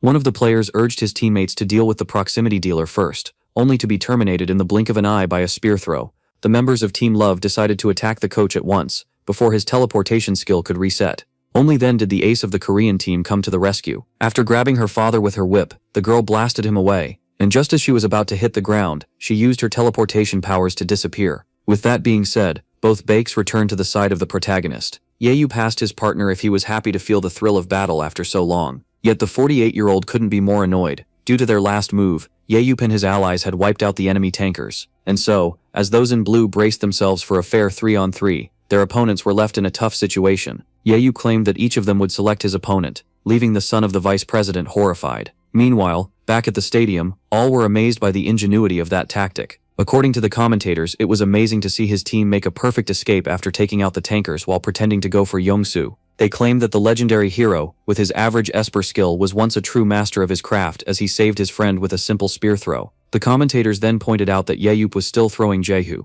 Back to the fight, both father and daughter bypassed the son of the vice president before attacking their respective targets. And while the boy was unable to believe what he saw, the hero claimed that there was nothing amazing. He then proceeded to slam Yongsu with his shield, before asking him if he would like to run his mouth once again. Yayup affirmed that the boy was nothing but spoiled bread, before striking the final blow. Meanwhile, in Zone 11, upon seeing that Tian Hope had scored 5 kills, the rest of Team Love was shocked to see that their teammates had already been wiped out. In fact, they had a hard time accepting that their allies had been terminated so quickly. One of the players was particularly filled with frustration. He immediately charged ahead, claiming that they could still win this round if they managed to terminate the 8 enemies, in order to defend their pride as national players. The target of the athlete was Choi Hyuk. This one began to recall the quick lesson of the protagonist, and how he should quickly hide and attack by using the shield. With that being said, he blocked the incoming hit. The boy then saw that his opponent was wide open, and as he tried to strike him down, this one backed away at the last moment to avoid a critical hit. The now irritated athlete was shocked to see that the newly appointed tanker was actually showing a decent defense. Thus he charged back at him, claiming that he wasn't worthy of his position. As the blade closed in, the young man realized that he needed to defend himself, when suddenly he tripped and fell. Shortly after, death particles began to fly through the air. Our protagonist had achieved his 3rd kill of the round, which allowed him to save Hyuk. He praised the boy for his performance, and urged him to let them take care of the rest. Yope wanted to finish things up as fast as possible in order to commence the 2nd round. Shortly after, the 1st round ended with a crushing score of 8-0. The most victorious player of the first team was Baek Jae-ho. And so, a little later in the waiting room, all began to praise him for his performance, as everyone claimed that his technique was immaculate, and that he should just become an elite player instead of a coach. The man decided to stay humble. The 48-year-old was a little embarrassed to have partaken in the match at this age, yet was still thrilled to have picked up his sword once again.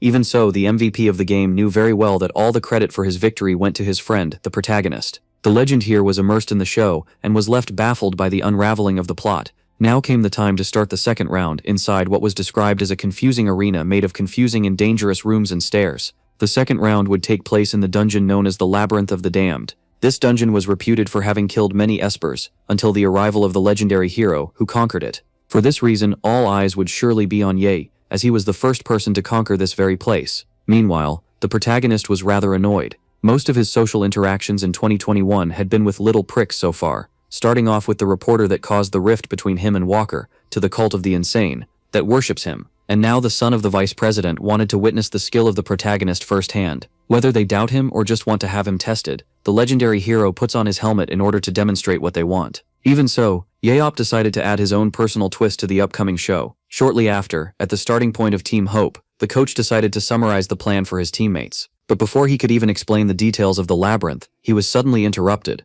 Yeop claimed that he would roam the dungeon on his own, while urging the rest of the team to do as they please. When asked if he remembered the layout of this dungeon, the protagonist revealed that he was the one to create its map 1 year ago. Yeop, who realized that 2004 was actually last year for his time-traveling friends, explained that this VR dungeon was a perfect replica of the real one. As the coach agreed to let his friend go, seeing how he knew the dungeon very well, this urged him and the team to brace themselves for a surprise. Yeop decided to fight with all of his might. Thinking about how the other team was on the opposing side of the dungeon, this made it easier for him to guess their next destination, as he dashed forward.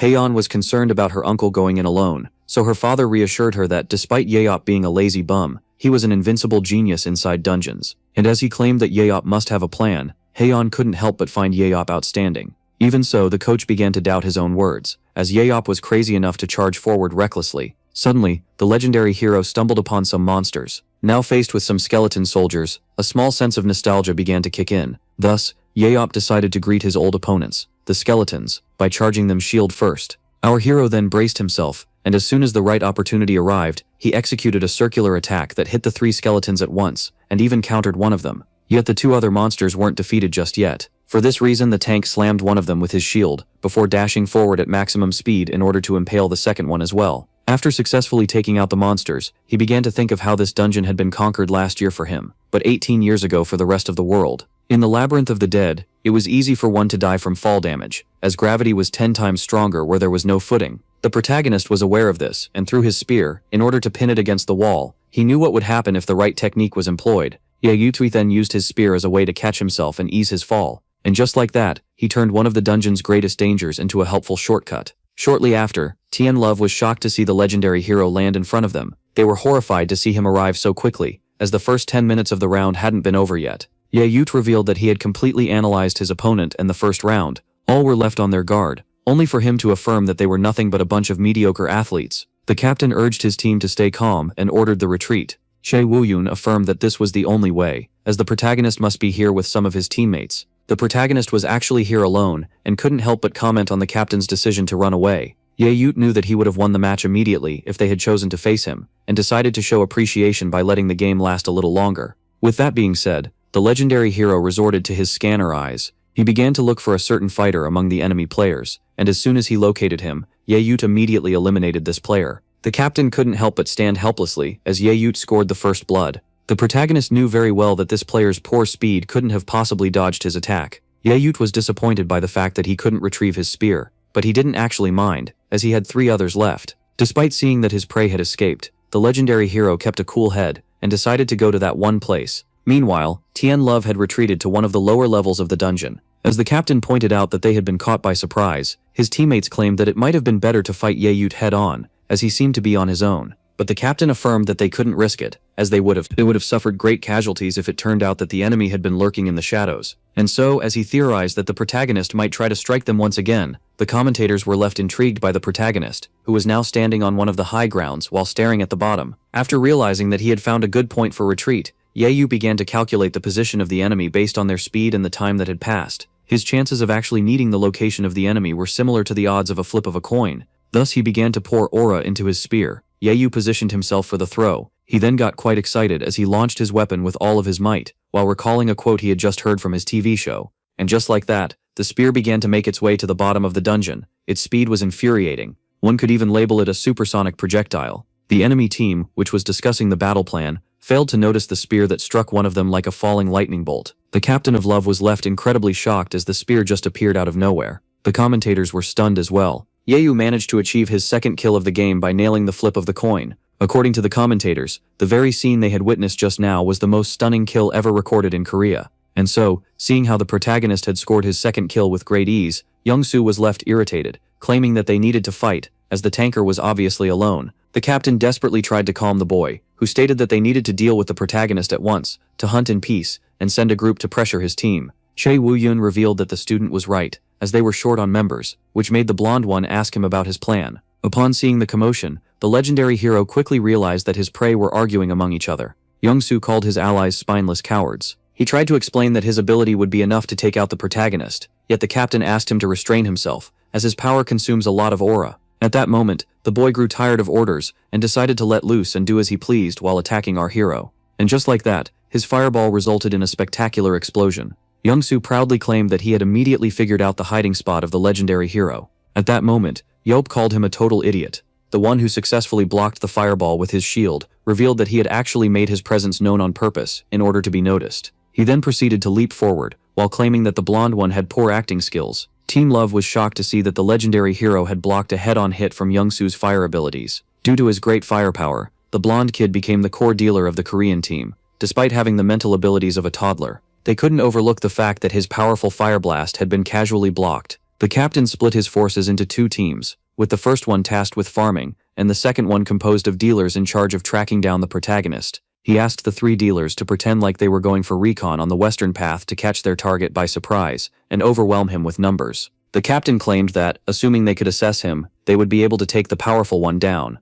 The commentators immediately pointed out how Team Love was now trying to hunt the protagonist down, which was a difficult task. After all, Yahello was the player who was the most familiar with the dungeon. Only then Yahello from above called the players of Love predictable as he launched his attack. The legendary hero expressed his disappointment. Yahello was 2 steps ahead of the enemy and was now ambushing those who were supposed to catch him by surprise, and just like that he made a crushing entrance. Seeing how all of them had survived, the protagonist praised them on their reflexes. Upon realizing that he was going up against 3 dealers, the legendary hero couldn't be more pleased. Thus, he quickly snuck behind one of the attackers before scoring his 3rd kill of the game. With that being said, he turned towards the second target and used his legendary 100-centimeter throw. The legendary hero had now acquired a total of 4 kills. Now came the time to deal with the last dealer. Alone in front of the danger, this one began to panic. Thus he desperately tried to run for his life. Yet the player wasn't fast enough to escape certain death. With that being said, only 6 enemy players remained on the field. Thus Yahello decided to go and terminate them at once. Meanwhile, the crowd was left utterly shocked.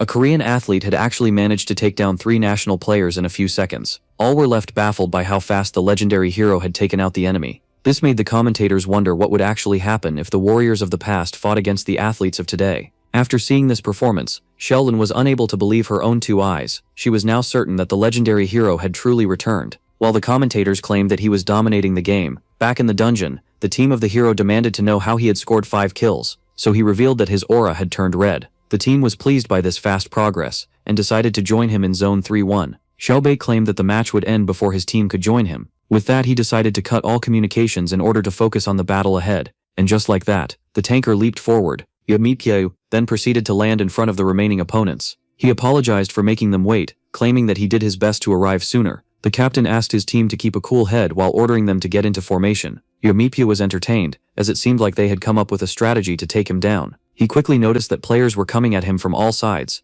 and just like that, the 6 of them had successfully surrounded the legendary hero. Yahello quickly realized that the opponent was trying to attack him from all sides, yet he was certain that this tactic couldn't work against him, as he had already predicted who would be the first to attack him. Our hero had correctly guessed that one of the quick players, such as Yahello, would be the first one to attack. This athlete was using his skill, acceleration, in order to enhance his speed for 30 seconds. By using his aura, Yahello began to think that this was a decent skill, as it allows the user to reach speed and agility that are over 100. Despite the fact that this ability would make him faster than other espers, there was a clear reason for why the national players always lose in the international league. Yahello was then surprised to see that the player had actually done his thrust. Yet Yahello knew very well that even if he manages to increase the speed of his body, his mind would remain slow and wouldn't be able to keep up. And just like that, the protagonist managed to score kill number 6. Seeing this, the captain urged the core dealer to use his explosion spheres. Shim Young-soo immediately began to bombard the legendary hero with his firepower. The captain then urged the player known as Jin Yoon to charge ahead, as the target must be blinded by the smoke. This one decided to spare no effort. He fearlessly charged right ahead, disappearing into the smoke. And after a quick moment of silence, the player was suddenly smacked down with a swing of a shield. And as the protagonist scored his 7th kill, the captain and the core dealer were both left horrified. Yahello now had 2 spears in hand. As he dashed forward, he quickly threw his weapons at the enemy, allowing him to score a double kill. With that being said, only 2 remained. Thus, after picking up his spear, Yahello realized that he only had to score 2 more kills to win the game. Young-soo began to tremble, as even the French team didn't butcher them with such brutality. According to Scanner Eyes, the enemy captain had decent stats and a slowdown skill that works on a target that has an aura that is weaker than the user. Yahello revealed to Che Woo-yeon that having a good ability won't find much use, as a good portion of the foreign players outclass him in aura. At that moment, the captain urged the blonde boy to flee and let him deal with the legendary hero. Yahello immediately criticized the 2 of them for babbling mid-battle as he stabbed the distracted enemy captain. Kill number 10 had been scored, and just like that there was only one. The frightened blonde boy demanded that the hero stay away. This one couldn't help but smile as he prepared himself to eliminate the rich kid. And just like that, he punched him with all of his might using his shield. With that being said, Seo Moon-ye finally achieved kill number 11. The commentators were left utterly shocked, as for the first time in Korean battlefield history, a player had managed to wipe out an entire team on his own. After the crushing victory of round 1, an even more unbelievable achievement had been made in the second. Despite the fact that the Korean team was missing its key player, the fans it flooded the media as the legendary hero had wiped them out on his own. None of the experts had expected him to adapt himself so fast to the battlefield. And just like that, all began to chant his name, Yahello. Then, asked about the odd object floating in the sky, his friend explained that it was a drone camera. As soon as he heard that this flying camera would record them and broadcast their image in the entire stadium, the first thought that crossed the protagonist's mind was to flip everyone off, which left the coach startled. Yayu rushed to restrain the one who just couldn't take the matter seriously. And with that being said, the MVP of the first round dragged the MVP of the second towards the interviews. Shortly after, in front of the cameras, as the reporter presented herself, the coach humbly introduced himself as a player for this match. The protagonist gave her a nonchalant greeting. The reporter then praised both heroes for their performance, before directing her first question towards the MVP of round 1. When asked if he was expecting to do this well in the match, Yayu revealed that he actually didn't. The coach explained that his friend forcefully dragged him onto the field, yet due to harsh training and muscle memory, he was able to recover his skills quickly. With that being said, it came time to interview the MVP of round 2. When asked about his feat of wiping out the enemy team alone, Yayu revealed that it was perfectly expected and rather easy. He explained that he took it easy in the first round, in order to analyze friend and foe alike, and once done, he finally let loose in the second round. When asked if he had any advice for the opposition, he began to think of how many of them were in the wrong position and had little knowledge about their own abilities. At first, Yayu wanted to criticize the poor work of their coach, but upon feeling a darker presence behind him, he decided to switch to a softer tone. The reporter then asked the hero if he would like to teach the players, so he revealed that he wasn't even tempted, seeing how pitiful they were. Then again, according to Yayu, all things were possible in a capitalist world, in the right circumstances. Later on, the protagonist was enraged to see that they weren't going home, so Yayu revealed that they were going to the post-match party, and that Haeyeon went ahead. The legendary hero was left disappointed, as he wanted to watch his show-stopping low kicks, yet the coach knew very well that he had already watched it. As Yayu kept complaining, his friend urged him to stop and questioned him about his answers during the interview. The legendary hero clarified that he wasn't interested in butchering the enemy on the field himself, but wouldn't mind teaching others how to do so. He then confronted his friend, who had become a coach despite clearly being bad at his job, so Yayu revealed that he had no other choice. Yayu thought that he could become a coach after spending a decade by the side of Yayu, only to realize how talented this one truly was. As he kept on training others, he had assumed that after being by the side of Yayu, he could become a world-class coach, just like Enro, who was also a fellow hero. Yayu began to assume that his friend truly wanted to be a coach, as he claimed that today's match made him realize that there was no proper trainer in Korea. Yayu claimed that, with the right salary, he wouldn't mind becoming a coach and helping his friend out. He even generously stated that he would give Yayu advice for free, which made him curious about what he had to say. Advice number 1. Choi Yuk is to enter the national team as a tanker. Number 2. The quick Q should focus on final blows, as he can't manage his speed. As for number 3, it regarded Chae Woo-hyun, who would do marvels as a rear-back tanker. Yet the last advice shocked the coach, as it consisted of cutting out the son of the vice president. Seeing this reaction, Yayu assumed that his friend was scared of the vice president, only for the coach to remind him that he was still a member of the 7 heroes. Yayu explained that they don't have a good enough reason to get rid of the player with the highest aura, and the team who has incredible firepower. Yet Yue argued that the boy was as slow as a toddler, and was the main reason behind the defeat of his team. Yayu tried to argue that he was still useful, but the protagonist claimed that he would remain a liability until he increases his focus. In the end, the main change for the national team would be to replace Young-soo with Choi Hyuk and focus on his strength, achieve great results. As he finished giving his advice, Yue urged the coach to inform the association president that he would need to pay him quite a fortune if he wanted to get him on the payroll. Later on, at the Hunter's Hotel, our heroes finally arrived. The uncle was immediately greeted by his niece. The father watched in disappointment as his daughter happily expressed how this place was filled with alcohol, and especially good vodka. Thus, as he left the 2 booze enjoyers alone, the man rushed to talk with the president. Thus, as the only reasonable one in here finally left, Yue offered to drink as much as possible. Only then did the swarm of hungry agents notice Seomun Yoabe. Seeing how the rivals began to circle his prey, Joe decided to make his move at once, yet his assistant urged him to wait. She reminded him that the crazy protagonist might get offended if approached for scouting purposes. And so, as he decided to take his time, someone came in front of him. That man immediately greeted the legendary hero. This individual was none other than Jake Rand, the European battlefield agent. Joe couldn't help but watch helplessly as the arriving agent and the star player conversed in a foreign language. He began to reassure himself by claiming that, despite Jake stealing a player from him before, he was certain that the man wouldn't prosper this time. According to the American, Seomun Yeop was an extraordinary player who would only sign up with someone that really understood him. And so, as Jake gave the protagonist his card, while Joe was certain of his failure, Haeyeon was intrigued by her uncle speaking fluent English, seeing how he dropped out of school, so he explained how he learned it while traveling around the world. Yeop then explained that during his encounter with Walker, he also spoke English, which intrigued the girl, as she had only heard her native tongue. Haeyeon was devastated to see that her idol wasn't a bad student like her, and as Yeop began to tease her about her stupidity, she was left rather offended. Seeing how the European had left, the American decided to step in, only to be left behind once again. At that moment, Two shiny eggs asked the legendary hero if he spoke English. The Moro brothers were left utterly amazed as the Korean claimed that he spoke French as well. They were even more shocked that the legendary hero was aware of them as the owners of the French weapon business. Haeyeon explained to her uncle that they were now the owners of Field Club Paris Lumiere, which was currently #1 worldwide. As it was revealed to him that Nathan Bernard was also part of their club, our hero quickly realized that this was the boy who was as fast as Prime Jeho. Yeyu assumed that the club owners were here to scout him, only for the brothers to affirm that it wasn't the case. This left our hero intrigued, as they explained that even if it would be an honor to recruit him, they also wanted to respect his decision to stay away from the field. In fact, the Moro brothers claimed that they were here for Lady Haeyeon.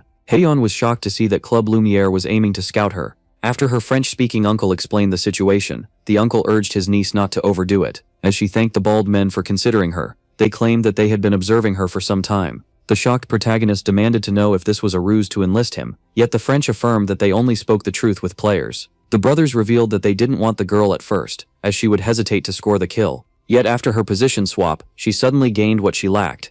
The protagonist found those two to have a good eye, as they explained that if her swordsmanship was enhanced, she would be a great asset to their team. They then politely extended the invite to the legendary hero, as their team would be unstoppable with him, Nathan and Haeyeon together on the field. The Moro brothers then promised a high paycheck to the protagonist, as he revealed that he would reach out to them if he ever considered becoming an athlete. Seeing how generous their offer was, Yeyu asked if clubs generated a lot of money, which the brothers confirmed, in case one could train and sell powerful players. The French then stated that they were long-term admirers of the hero, and offered him a free weapon, which he gladly accepted. With that being said, the two eggs decided to take their leave, and as they disappeared in the blink of an eye, the legendary hero couldn't help but compare them to a tornado. Yeyu found himself getting tired of all the socialization, while Haeyeon asked him about his conversation with the French. Thus, as the young one kept on, she insisted on knowing, so uncle decided to reveal everything to her while sipping a glass of vodka. When suddenly another nuisance arrived, Yeyu immediately turned around to confront him, delaying his drinking session. The man introduced himself as young Minyoung from the Blue House, which left Yeyu intrigued about what the Blue House could want from him.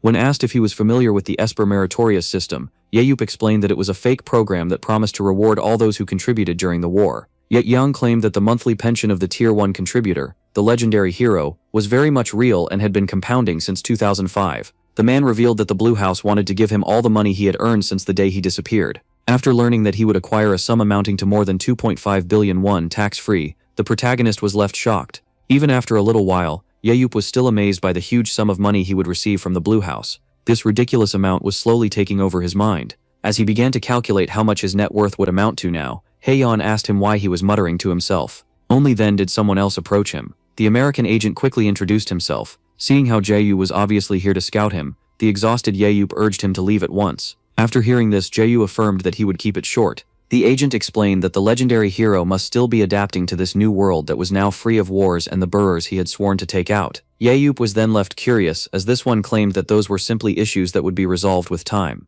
According to the agent, Yeyu would slowly build a life for himself after getting used to the peace and find a new vocation. Xiaobei then gave the Korean his card and kept pushing forward, claiming that he should contact him if he related to anything he said. Only as he walked away did the American agent realize that he was mostly speaking nonsense. The uncle found Zhao to be a rather weird man, and asked his niece about him. Haeyeon revealed that the man was also known as Money Ghost, and one of the few who became rich early in the world of the battlefield after scouting Koreans. Yeyeon revealed that the man didn't talk about money, and focused on emotional nonsense instead. The girl found this rather odd, as back in the day he had proposed a huge salary to her father while aiming to scout him. Even so, the hero was forced to admit that the man's speech didn't seem alien to him. A little later, the main event of the party arrived, as the donation exchange was about to commence. The host revealed that the one who donated the most would have the honor of announcing the donation. Yeyeon was shocked after learning that he was the one who had donated the most, and just like that, he was invited to the stage. Seeing how he was being labeled as the most generous donor, he asked about his net worth back in 2005. Suddenly, someone revealed that it amounted to 1.74 trillion won. The president explained that it had all been donated by him and Jaeyo, as decreed by the will of the protagonist, Yeyu. Yeyu thanked his old friend for this reminder, as he had forgotten how wealthy he was in the past. The protagonist began to laugh at himself for being happy with a 2 billion won pension that he would receive, seeing how his worth was once in the trillions. He even jokingly claimed that he should try to retake a few of his assets. After pausing for a short moment, Yeyu explained that after all of his assets had been donated in 2005, he returned to a modern world that felt completely strange to him. He then pointed out how everyone claimed him to be some sort of great savior. Yeyu declared that he didn't pick up the weapon out of compassion for the people, but for the thrill of battle instead. He even revealed his secret wish about the war raging on forever, so that he wouldn't lose his life's purpose. For this reason, Yayu was unable to understand why everyone called him a great savior, as in his eyes he had ended the only source of entertainment he ever had. The protagonist also stated that he was at least proud that all the children his donations had helped had now become adults. He claimed this to be his greatest feat, as he refused to let any child have a childhood as miserable as his. With that being said, the protagonist finally got off the stage. Someone then immediately praised him for his great speech. Park Jin-tae explained that the past net worth of the protagonist couldn't cover all the trouble that he had caused it, so Yayu blamed his behavior on his childhood. Yet, according to the president, this had nothing to do with trauma, and Yayu, who asked him for the reason behind his presence here, was simply born a degenerate. The president wanted to know why Yayu had made a mockery out of the children of the national team, yet the hero was more interested in learning why they were so weak. Jin-tae began to complain that the reputation of the team had been sullied after being wiped out by a single hero who claimed that they were used to defeat the president. Then, the president angrily explained that the players were doing their best, seeing how the government refused to fund them, yet Yayu claimed that this didn't concern him. His old friend affirmed that he was the main reason behind their decision, seeing how he treated them like a bunch of punks in the street. And as the president claimed that Yayu had given the Espers a bad image, Yayu tried to argue that he was only defending himself. The old man decided to cut straight to the chase and asked the protagonist to become a technical coach for the national team. But before he could even talk salary, the legendary hero refused,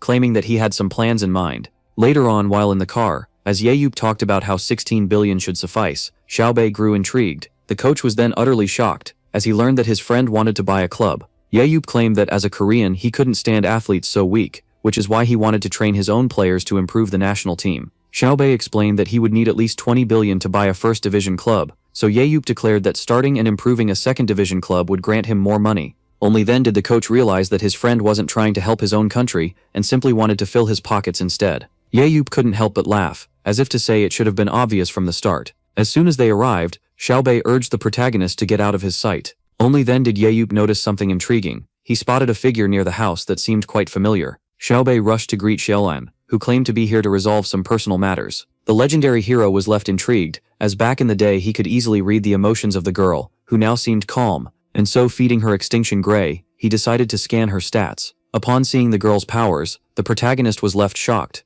This Xiaolan was stronger than the one he once knew, as she had gained a new ability and had almost maxed all of her stats. Thus he decided to directly ask her if she was here to take his life. Xiaolan revealed that the idea became tempting after learning about his immortality, but claimed that this wasn't the reason behind her visit. Yayu then assumed that she was here to settle an old grudge, so he decided to remind her that he had saved her from death many times in the past. The lady claimed that she no longer held any ill will towards him, as she had forgiven his bullying long ago, and so the protagonist asked her for the reason behind her presence, only to be shocked as Xiaolan revealed that she simply wanted to personally check if Xiaomun Ye had truly returned to this world. And with her goal being fulfilled, she decided to take her leave, which left the protagonist rather confused.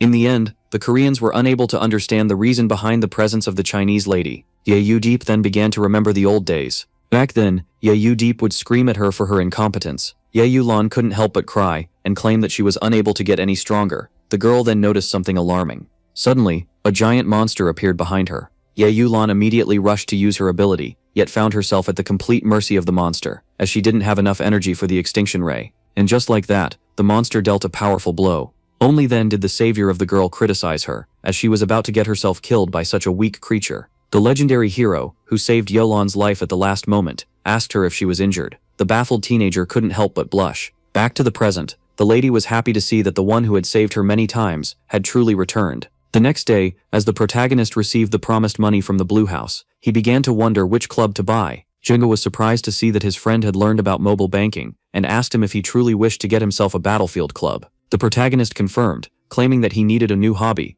Those who supported his decision claimed that this wouldn't be cheap. The man then offered to buy the legendary hero a KB1 League club, seeing how he was in his debt. Yet Yayu claimed that it would be more fun to buy it with his own funds, before asking about the meaning of KB7. According to the coach, this was a league where matches were played 7 versus 7, and its teams were overall more cost-friendly than the regular ones. When asked if many players were in this league, Xiaoho revealed that all talented athletes would rather go to the second division than play 7 versus 7. Hearing this, Yayu had finally set his mind on buying a KB2 division team, which made Joho wonder if he had already started searching for one. Yayu affirmed that he didn't, which is why he was going to ask Park Jin-tae. After hearing the news, the president was left greatly pleased. The protagonist urged the older man to calm down, as he couldn't contain his joy upon learning that Yahello refused to become a coach in hopes of buying a club. When asked about the clubs on the market, Park Jin-tae revealed that there were currently 3 that were for sale, including one that wanted to sell at all costs. The curiosity of the legendary hero had been piqued, and so he asked the president, with the club sales contract form in hand, about this club in question. Later on at Bushoin Stadium, a game between 2 teams was about to occur. The one known as Hanjoin Industry particularly piqued the interest of our hero. Meanwhile, the inside of the stadium was filled with cheers. Most of the spectators encouraged the GT Knights, while the few others cheered for Hanjoin, who had always been in last place. Seomun Yop was certain that his disguise would allow him to blend in, but as soon as they saw a man covering his entire face taking a seat, most of his neighbors decided to change their seats. Yop began to pray for one good player, as the second division must be a total disaster. Seeing how pathetic the national team was, soon both teams appeared. The confident members of the GT Knights once again faced off against Hanjoin and their low morale. The first player checked by scanner eyes was rather pathetic, as were the second, the third, and the way to the fifth. Only then did someone interesting appear. Our hero suddenly laid eyes on 2 players known as Namgung Juhoon and Nojungwon. Yop was intrigued to see that the skinny one with glasses was a supporter. His ability seemed decent for the role, as it allowed him to shield himself and his allies using aura, but seeing how he had a skill potential of 95, it was safe to say he would be better off as a dealer. No one could have guessed the true potential of the one with the glasses, seeing how skinny he was.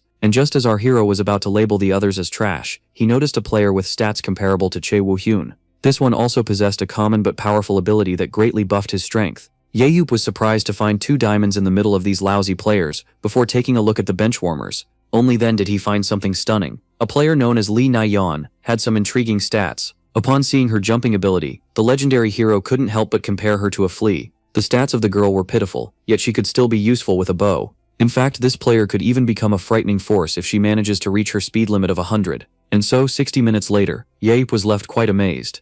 Upon looking at the crushing defeat that Hanjoin Industry had suffered, he realized just how weak they were. Yet this somewhat pleased him, as making such a pitiful team grow strong was a thrilling challenge. With that being said, the legendary hero finally decided to purchase Hanjoin Industry. 2 days had passed since then, and someone at the Battlefield Association decided to leave the team that suffered because of his management in better hands. As Yop claimed that he would make Hanjoin Industry the #1 team, its old owner claimed that he had full faith in him. And just like that, the 2 men shook hands, with the old owner affirming to the new one that he had all his support. The news of the legendary hero buying Hanjoin Industry for 5 billion won quickly made the news, yet most found this ridiculous, as they simply wanted him as a player. Later on, the president congratulated him on his new team, only to then be quite annoyed, as he heard Yop claim that the purchase shouldn't be met with praise. Park Jin-tae then asked the new owner, what are his plans regarding the team's theme? The president claimed that Yop was wise not to modify anything and to just evaluate the players, seeing how maniacs like him shouldn't try to manage. Yop then decided to take his leave, which made the president realize that he had acquired a new vehicle. Our hero explained that since he now had a reason to get out of the house, he couldn't ask Jae-hyo to drive him around forever. Yop had used his remaining money to buy himself a motorcycle, and with that being said, he started to ride. Not long after, a maniac began to drive on the crowded highway at high speed. One of the drivers began to scream, wondering what kind of madman would drive so recklessly on the highway, with no helmet. But upon seeing who the rider in question was, the man must have choked, and even decided to let it go, as it was none other than the legendary hero. No one seemed upset by Yop driving like that on the highway, and claimed that the cup would recognize him more easily, since he didn't have a helmet. And just like that, everyone's favorite maniac kept on rushing to his destination. After some time, he finally arrived at the Hanjoin Industry clubhouse. Upon taking a look around, Yop found himself rather disgusted. This so-called clubhouse was nothing but a spacious ruin. Suddenly, a man approached our hero, claiming that visitors were forbidden, only to quickly realize who he was talking to. Upon seeing that he was addressing the new owner of the club, the man apologized and introduced himself as Coach Choi Dongjun.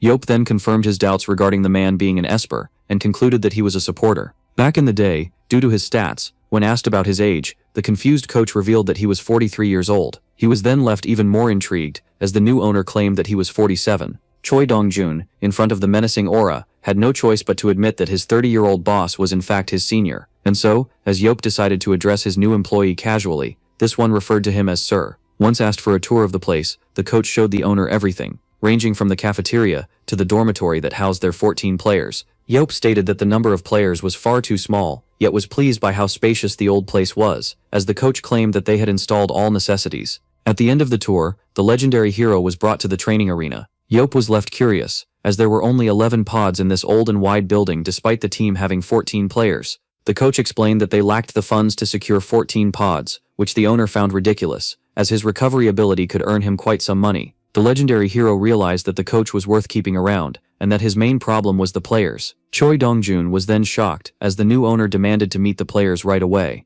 Yayu wanted to see the athletes he had exclusively asked for at once. Later on, in the lounge, the protagonist introduced himself as the new owner of the club. He couldn't help but compare the short player to a small flea as she anxiously introduced herself as Lee Nayeon. It took the new owner one look at the girl's hands to realize that she had been working hard on her archery skills. Nayeon was shocked to see the legendary hero being aware of this, as he clarified that he was skilled enough to figure out that much from her bruises. Despite her speed, the girl's lack of strength made her inadequate to be a dealer, so Yayu claimed that she must be worried about her skills not improving with training. Yayu evaluated that, due to her stats, she was probably destined to be on the bench forever. But since the little flea had piqued his interest, the legendary hero decided to change her fate by claiming that he would make her a key player. As the crazy owner claimed that she would now be adopting the theme of a mysterious thief, the girl was confused. Yayu clarified that he would turn her into a thief that robs the enemy of his focus. Yayu asked the girl if her training was leading to any progress, so she called herself hopeless, and thus the protagonist got her off the team. This was the scenario that went through the girl's head, if she decided to say yes.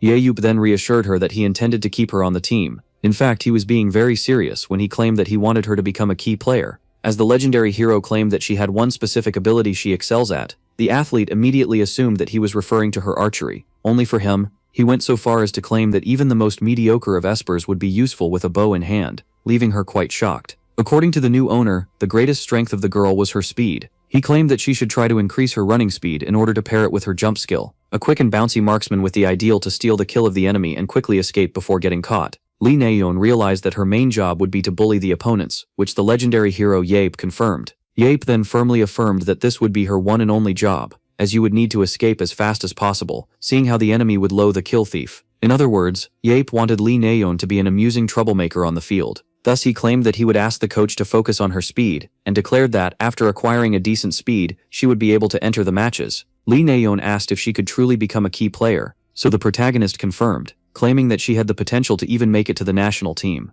And just like that, the face of the little flea beamed with hope. When asked if he really meant what he said, the protagonist confirmed. The girl couldn't help but smile, as a bright future might be in her reach. And thus, as you begin to jump from excitement, Yayu Maxim asked her to call in Namgong Jahon on her way out. And so, a little later, another player announced himself at the door. Yayumate quickly permitted him entrance. As the supporter introduced himself as Namgong Jahon, Yayumate found himself in front of the skinniest esper he had ever seen. The protagonist couldn't help but think about how his new team was filled with interesting players. As the skinny one asked for the reason he had summoned him, and upon learning that he was no longer a support, Namgong Jahon was left utterly shocked. Yayumate quickly got annoyed as the player insisted that support was his true position, and so, as the legendary hero began to scan the athlete, the latter found it rather odd that a man he had never met wanted to change his position all of a sudden. The man was quite intrigued as he was ordered to become a proximity dealer. After hearing the protagonist claim that he had a talent with the sword, Namgong Jahon began to wonder if he had seen their matches. Yayumake, who had slept through the entire match, falsely claimed that he wouldn't buy a team without looking it up first.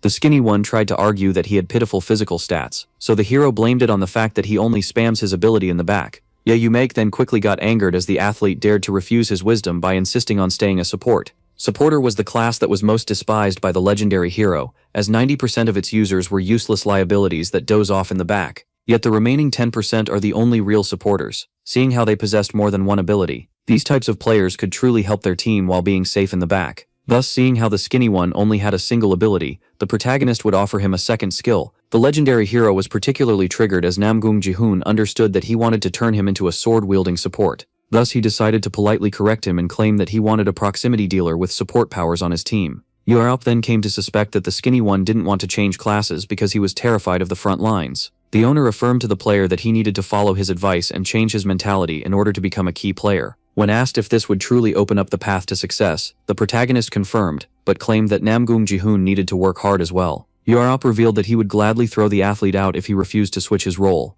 With that being said, the protagonist asked the young one if he would rather sit on the bench of the worst team in the nation, or make a bold choice that would forever change his life. And just like that, Namgong Jahon agreed to become a proximity dealer. As he exited the lounge, the coach asked the hero if he had finished his business for today. He was then intrigued as Yoyar asked him for a coach capable of teaching swordsmanship, and upon learning that this coach was required to monitor Namgong Jahon, the one who tried to argue that the athlete was a supporter was shocked to learn that he had switched to a proximity dealer. The man was left even more intrigued, as he was demanded to focus on Lee Nayeon and her speed. Yarop then urged him to enhance the stamina of the first team, as they were far less durable than the GT Knights. But just as the owner was about to take his leave, something came to his mind. Yarop began to wonder how he should rename this team. One day later, our protagonist seemed upset. Jaho, who noticed that the protagonist was uncharacteristically lost in his thoughts, was urged to leave him alone. The national coach claimed that he was concerned about his friend, who wasn't even watching his match, and assumed that this had something to do with his new team. Jaho advised them to recruit more players, only to be startled by the protagonist suddenly standing up. The owner of the house then left, and as the freeloader claimed, he was going to recruit. As Yarop realized that he needed more players, he decided to use the loud annoyances outside in order to achieve his goal. A crowd of reporters was standing outside the gates. The legendary hero then contacted Dongjun and claimed that they needed to recruit players.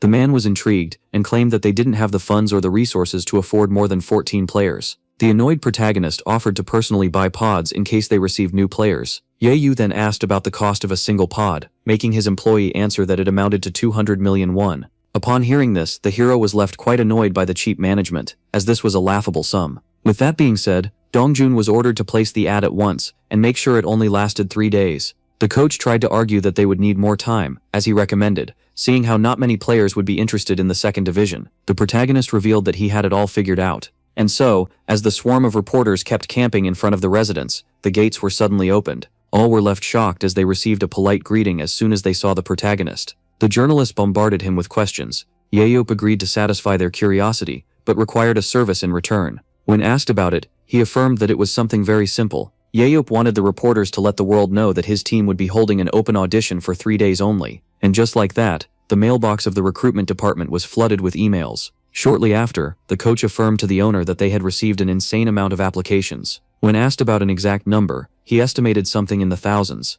Choi Dongjun claimed that they only had 70 participants, as battlefield players were rather rare, which disappointed the protagonist. The coach explained that this was an abnormally high number, especially outside of transfer season. Thus our hero rushed to the office in order to personally select the players. The nature of all applications was presented to him. Yeyu Peach declared that he would take a quick look at each one, before proceeding with the interviews that the coach rushed to prepare. When a human becomes an esper, he would have to undergo a physical exam at the association in his country. The physical test allows one to assess his strength, speed, and aura. This was the same test that our protagonist had taken. Even so, he was disappointed by the results in front of him. But the most annoying part was that his scanner eyes couldn't work on lifeless sheets of paper. Even so, the legendary hero was certain that he would stumble upon one useful player by looking into them. Only then did something catch his eye. A 23-year-old man known as Jo Songo, who had 2 abilities and claimed that he only had experience in deliveries, greatly intrigued the protagonist. His strength and speed were pitiful, as they were merely above the average Olympic gold medalist civilian. Despite having no physical qualities, his ability to share objects and vision was rather intriguing.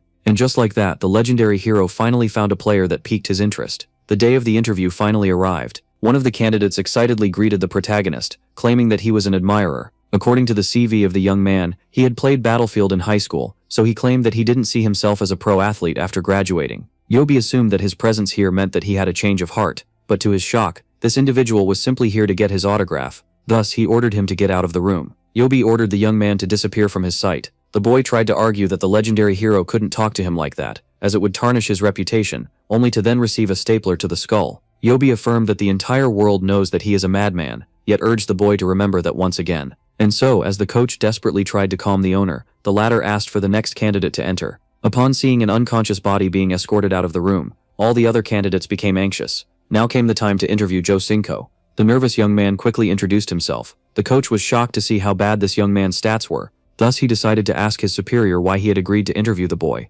only for the man to have a big smile on his face. Upon using his scanner eyes, Yobi could clearly see that the young man was honest on the CV regarding his trash abilities. Yet his abilities, on the other hand, could be considered an asset. The expected first and second would allow him to transfer an object or share a scene he had witnessed to a chosen target that could be 3 kilometers away. Yet after seeing that the young man had a third skill that allowed him to share aura, the legendary hero was left pretty shocked. The ability known as aura transfer was rather rare, and a great weapon in the hands of a good tactician. Yayup immediately realized that Jo Songko himself wasn't aware of this power, as he didn't list it on his CV. After looking at the boy's age, he noticed that he was about the same age as Nyan, which the coach confirmed. Despite being intrigued by the statement, he was even more confused, as the protagonist claimed this to be destiny. With that being said, our hero decided to start questioning the young man. Yayup wanted to know if the one who had put only delivery driver on his CV had any experience in the field, only for the boy to affirm that he didn't. This made the legendary hero curious about why Jo Seung-ko had applied, as his stats were enough to discourage anyone.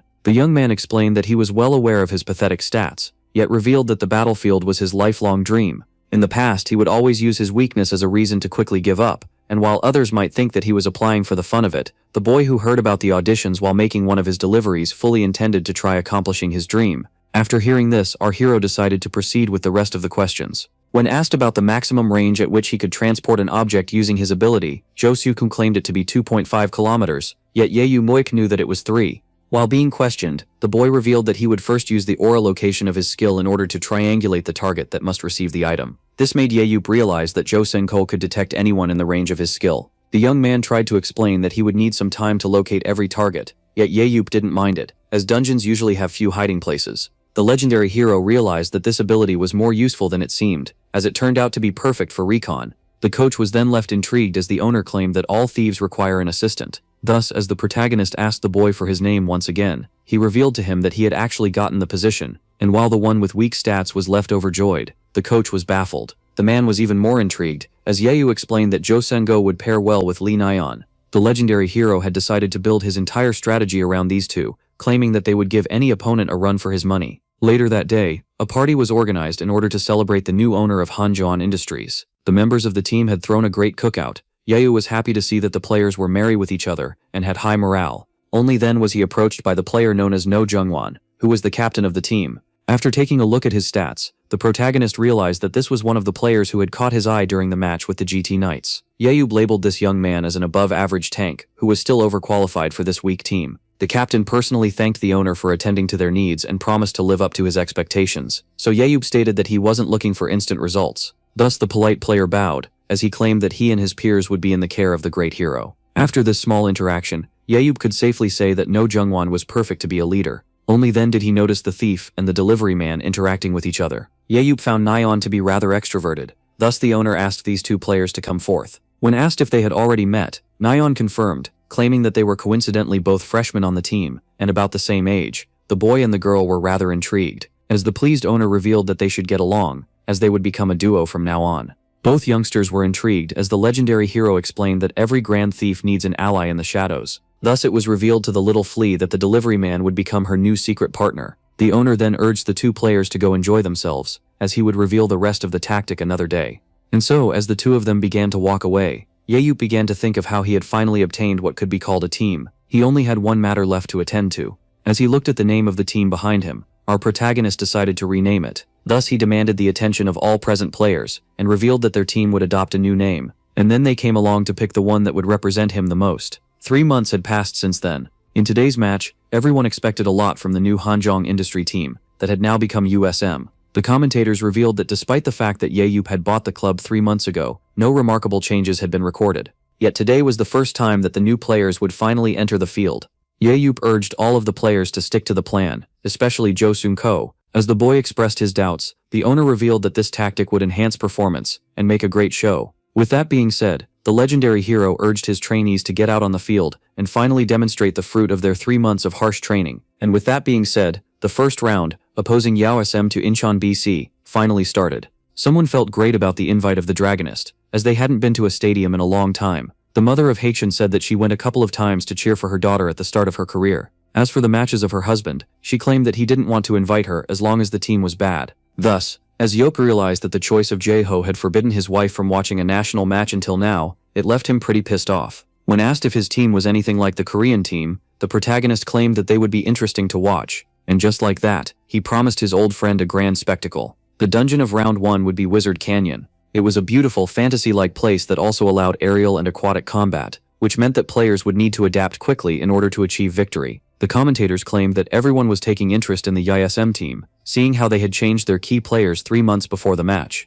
The coach was shocked that the runner could achieve a 100-meter jog in a mere 3 seconds. Lee Na-yeon was undoubtedly an incredible runner. The coach pointed out to the owner that Jae had also improved, but the girl who had never entered a match before was a real talent. Before asking how he had uncovered it, Yelp, who wanted to keep his scanner eyes a secret, stated that he simply observed her muscle development, along with other factors. And so, as the coach began to praise the eye that discovered Baek Jae-ho, Yelp urged him to focus on the players instead, who would need to run in different types of dungeons. Lee Nyan's performance would be greatly improved by a fixed running form, which would make her prepared for matches. And just like that, these passed in the blink of an eye, and only 50 were left until the match. In training, the little flea managed to steal many monsters from the enemy. Even so, she was so fast that her opponents were unable to keep up with her. And just like that, the thief escaped with no problems. The legendary hero was pleased by the performance of the girl and asked her opponents about their opinion. The opposing team claimed that they were losing focus and were infuriated that their hunting had become much slower. The protagonist then praised the player for her performance, and decided to teach her some trash talk in order to pressure the enemy even more. Despite the fact that she always accepted the compliments with a smile, the player couldn't help but feel anxious. The world #1 warrior, who owned her club, had promised to make her a key player, and yet she had a hard time believing that the lowest of the low like her could become a key player or even make it to the national team. She couldn't help but doubt his words. In fact, one could say that the girl was doubting her abilities, and just that anxiety began to eat her from the inside out. Only then did someone call out her name, Lee Nyan. She was suddenly snapped back to reality, as the captain pointed out that she must be nervous. The flea began to panic, and clarified that she was calm, yet he claimed that there was no use hiding it, as it was only natural for her to feel fear in her first game. Some of her teammates claimed that they had felt the same in their first match as well. The captain explained that there was no shame in feeling anxious and that she should believe in herself. He claimed that since the #1 Esper had faith in her, she was certain to become the best thief in the game. And just like that, Lee Nyan was cheered up. The captain then pointed out to his team that they were trained by the legendary hero himself, and that they shouldn't let him down. And with that being said, he hyped them up while stating that they should execute the plan perfectly. As soon as the match began, YOSM split into 2 teams of 4 and 1 team of 3. The commentator then explained that YOSM must be using a special tactic, as one of the 3 groups skipped the hunting and made its way through the dungeon. The group of 3 was moving at an incredible speed. It didn't take them long to reach the enemy's side of the dungeon. Only then did the 3 of them stop moving. The group was now in a perfect position. Jo Seung-yu picked up a rock on the ground, claiming that it should do the trick. And with that being said, the boy began to use his objective transfer skill, and with that began the scouting process. This ability, which allows one to search for a target within a 3-kilometer radius, was perfect for recon, as it had a manual search engine to locate a receiver. And with that being said, he began the search. Movement was quickly detected. Jo Seung-ho had found a squad made up of 4 opponents, and was even able to recognize each one of them by name. Jo Seung-ho then informed the girl that the enemy was on the higher ground. With that being said, the flea went into position. She then braced herself before leaping forward. Lee Nyan achieved a high and graceful jump, only to then notice something nearby. The thief found herself in front of espers battling dragons. Nyan had successfully found the enemy. The girl then readied herself to stick the landing, before jumping into the air again. Right after, Lee Nyan was happy to see that none of the opposing players would be fast enough to catch her. Meanwhile, the 4 opponents didn't notice her, as they were too focused on the hunt. The tank urged his teammates to push forward, as the monsters were almost down. Only then was one of their targets ended by an arrow shot. The players found themselves pissed off as their kill had been stolen, but the tank urged his teammates to keep their minds on the hunt. He then proceeded to send Ji-wook in order to deal with the invading enemy. This one dashed toward the girl at high speed, and just before he could hit her with his blade, the strike missed its target as it landed on the ground. Ji-wook, who was surprised to see the opponent vanish, was told that he was looking in the wrong direction. The swordsman then turned his attention toward her, as she stole another kill by bombarding the monster with arrows. The swordsman was left quite annoyed and realized that he must predict where the killer thief would land in order to win. And so, as soon as she was about to touch the ground, he decided to make his move. Lee Nyan kept on taunting the blade wielder, as she kept dodging his attacks. Ji-wook was left pissed off by the archer. Humaki claimed that he was too slow to hit her. The commentators pointed out how the flea was getting in the head of the enemy, and how no one was able to keep up with her speed. The archer then found herself with an empty quiver. Thus she asked her partner for more ammo. The annoying kill thief, who had received arrows from Jo Seung-ho, would keep on bullying the enemy, seeing how she was in possession of a continuous arrow supply. But just as the commentator pointed out that the ability of the support made him a key player, he noticed something intriguing. Jo Seung-ho pulled out a book out of nowhere, and so, as the boy told his partner to notify him if she ran out of ammo, all were left shocked as he began reading comics in the middle of the battle. A few weeks before the match, while the team was still training, despite the many efforts of the B team, its players found themselves unable to keep up. The kill thief, Ye, claimed the girl to be a natural rage baiter, and that would do wonders in the field. Her partner, on the other hand, was having a hard time finding hiding spots, meaning that it would take him some time before delivering the arrows. Yabe decided to keep Nam Gong-ji-hun by his side at all times, as he had the right abilities and stats to act as a protector. At that moment, the boy found a hiding spot. He then picked up the quiver and transferred it to the girl. As he kept on doing this back and forth, the coach and the owner watched in intrigue. Ye wanted to know if the player would keep acting like a machine, so the coach confirmed, claiming that he had nothing else to do. The legendary hero explained that this scene was too boring. Thus, he decided to make the athlete adopt a funnier approach. For this reason, the boy began to read comics in the middle of the battlefield. His surroundings weren't peaceful either. The reading session of the supporter was happening in the middle of a battle. The commentators claimed this to be an intriguing scene, as Namgung Ji-hoon was doing his best to slay every young wyvern while his teammate relaxed on the ground.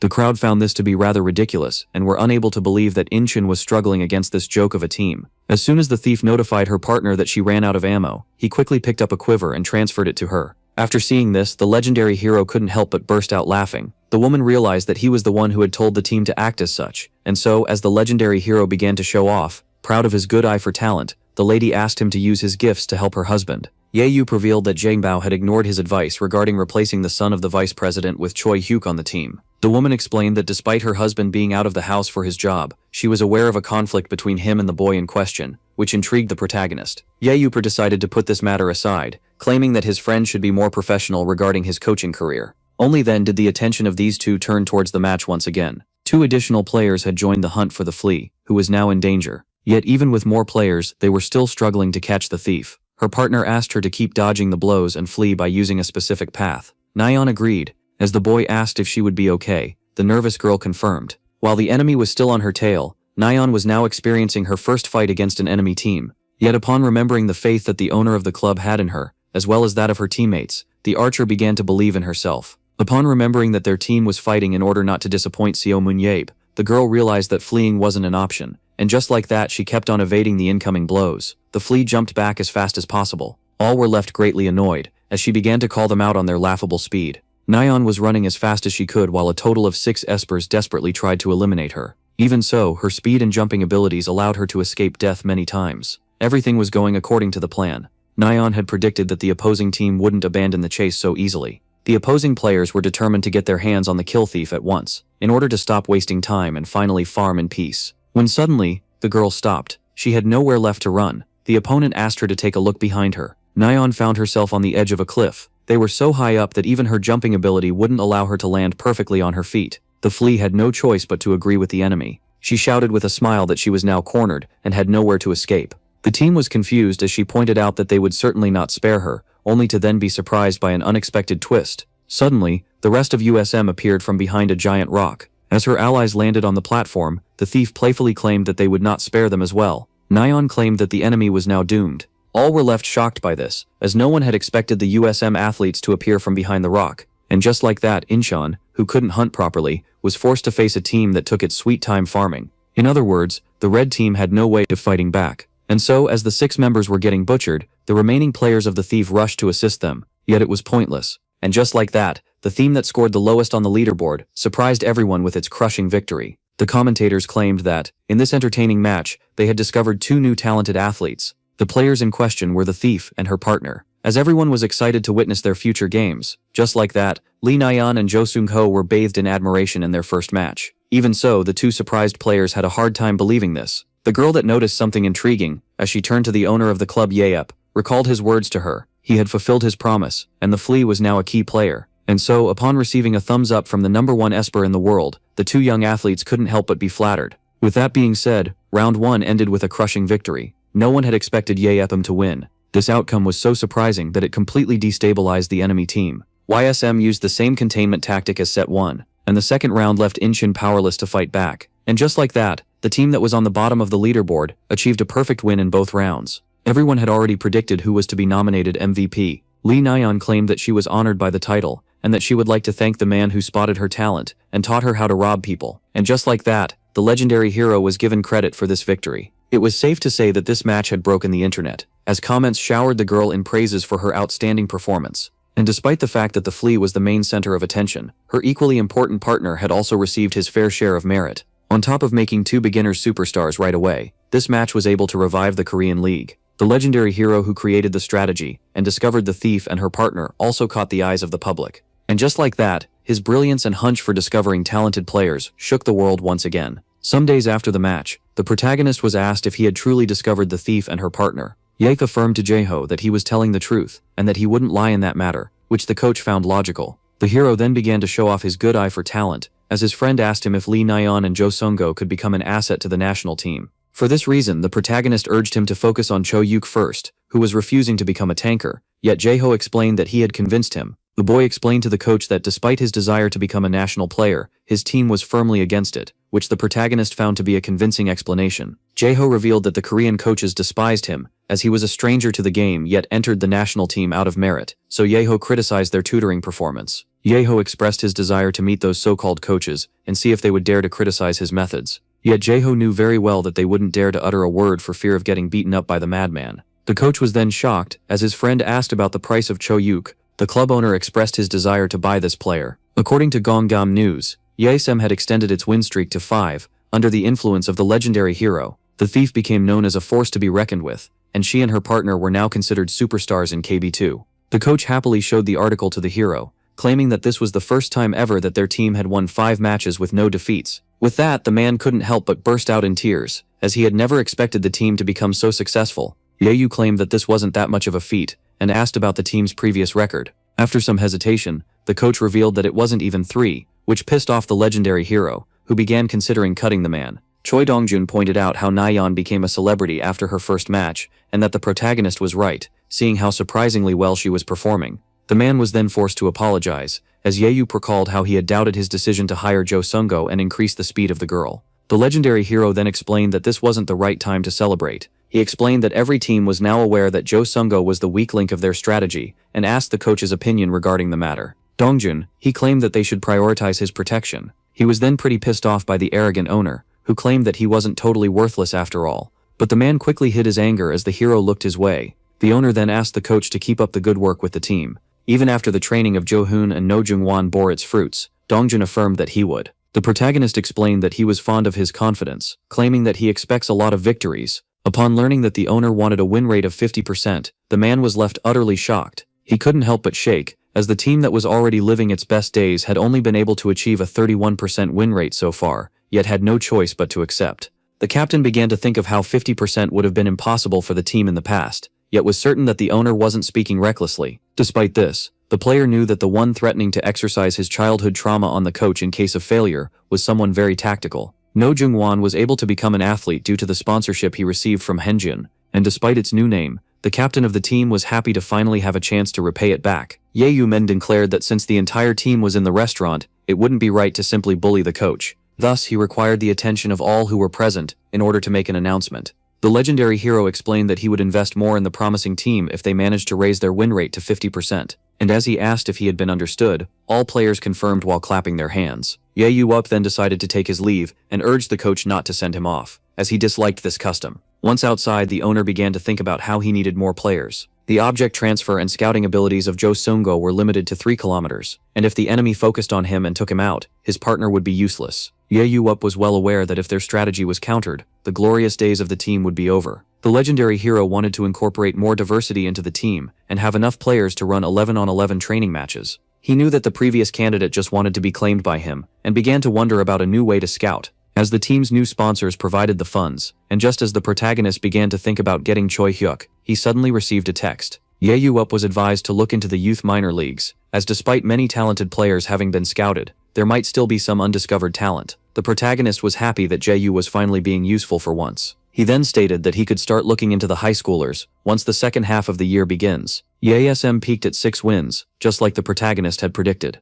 The opposing teams used tactics in order to counter the dynamic duo, yet as the morale of the team was lowering, its captain took things in hand, allowing new strategies independent of Ye Yu-up's tactics to see the light. And so the team that was ranked last place among 20 teams kept climbing and scored 10 wins and 8 defeats. YSM managed to become ranked 9th before slightly dropping to rank 11 at the end of the season. The win rate of the team was over 55%. With that being said, summer finally arrived, and with it the opportunity to look for new players. One day, in front of the Battlefield Club of Yeongmyeong High School, a crowd was gathered. The Battlefield coach of the school, Kim Jung-moon, greeted the legendary hero, who explained that he was here as a club owner. Ye-up revealed that he didn't have any specific characteristics in mind, and asked to roam the place, so the coach offered to give him a tour. Once inside, Ye-up was surprised to see how well-equipped the high school club was. Only then did he notice something intriguing. Ye-up spotted a player nearby that seemed talented. The coach explained that he wasn't surprised by his good eye for talent, but revealed that the young man had already been scouted by a first league team. Ye-up was irritated and disappointed that such an average esper had already been swooped up. The legendary hero wanted a young man with a stat average of 90 and an overpowered ability, yet doubted that anyone would live up to his standard. Yet as he was immersed in his attempt to find treasure among the trash, the coach snapped him back to reality, and so began the tour of the facility. Kim showed the protagonist every player present in the building. Yahello found himself annoyed, as the task was harder than it seemed. Seeing how all of the talented high schoolers had already been scouted, he couldn't help but be pissed off at the big teams that swoop up every player, just like fishermen with nets would do. Only then did someone arrive while apologizing for the delay. The coach was happy to see Baeom arrive, and asked him if he was studying well for his entrance exam. Only then did the young man notice the legendary hero in front of him. Yahello was curious about this one, and decided to analyze him with his scanner eyes, only to be left quite surprised. When asked if he ditched the sword for the books regularly, Baeom confirmed, explaining that with his weak skills he had a better chance to enter college than a pro team. The protagonist was intrigued to see that no one had tried to scout the young man until now.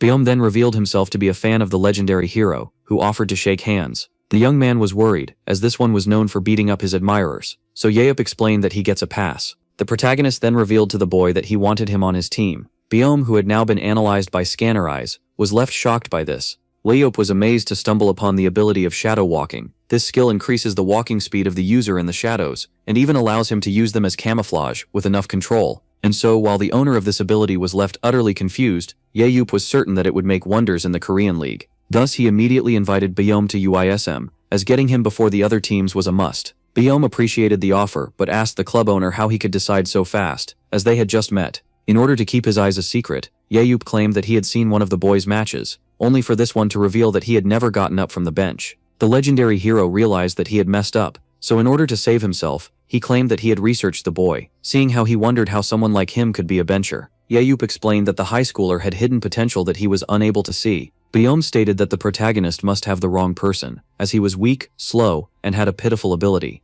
Yahello explained that he had the ability to see potential, while giving some of his players as examples, which made the boy point out how incredible this is. When asked about it, Yahello revealed that the most special thing about the athlete was his skill. Yahello revealed that he had enough experience to know that the boy wasn't well acquainted with his power, as this one explained that it makes him faster in the shadows. According to Baeom, his powers were useless. Yahello explained that power reflects the wielder, and that his shadowy power must reflect his lack of confidence and desire to be seen. Despite being unable to burst his bubble, the legendary hero explained that, with some work, the ability of the boy can gain in power. He claimed that it could be seen as a one-time evolution. Yahello then offered the young man a 2-year contract, before adding 3 more if he found himself comfortable living as a player. The legendary hero then decided to add a 300 million won compensation to the contract, as Baeom was left utterly shocked. The protagonist explained that this sum should perfectly make up for the 2 years he would have wasted outside of college. Thus, as the boy claimed that he needed to ask his mother, the protagonist decided to take him to see her at once. He then urged him to get on the motorcycle, before starting to drive at high speed like a maniac.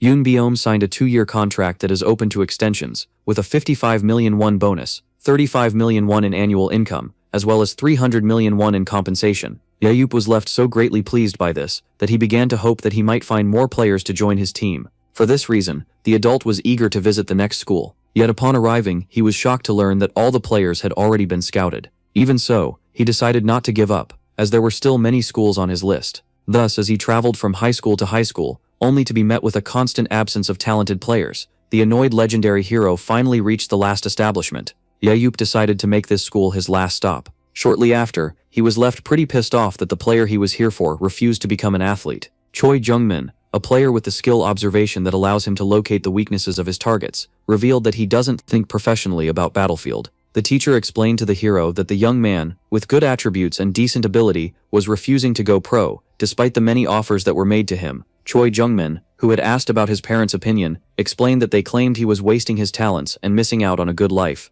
As the young man claimed that he wanted to live his life as he pleased, the protagonist realized that he was talking with a flawed boy. Upon hearing this, he revealed that he aimed to become an author. He realized that he was dealing with an artistic kid. This made the legendary hero think for a short moment. Ye Tian explained to the confused Choi Yuk that he was the one and only legendary hero who saved the human race from extinction back in 2005. He pointed out that the biography that was published back then was outdated and offered that the students rewrite it. Choi Jungmin began to see the potential of this book, as its protagonist explained that it would make a great dark fantasy. The boy was left particularly intrigued as Yo offered to tell him about the last dungeon that he had been keeping secret until now. The protagonist explained that he would only permit this if the boy entered his team. The boy immediately took the bait, leaving Yo quite pleased. Just like that, the club owner secured himself a player with the 160 million signing bonus and the 55 million annual income for the next 3 years. It was only natural for this high schooler to be more expensive than the previous one, seeing how many clubs wanted him and his great ability. Choi Jungmin then gathered his courage and addressed the protagonist, claiming that he had a question for him, so our hero affirmed that he was all ears.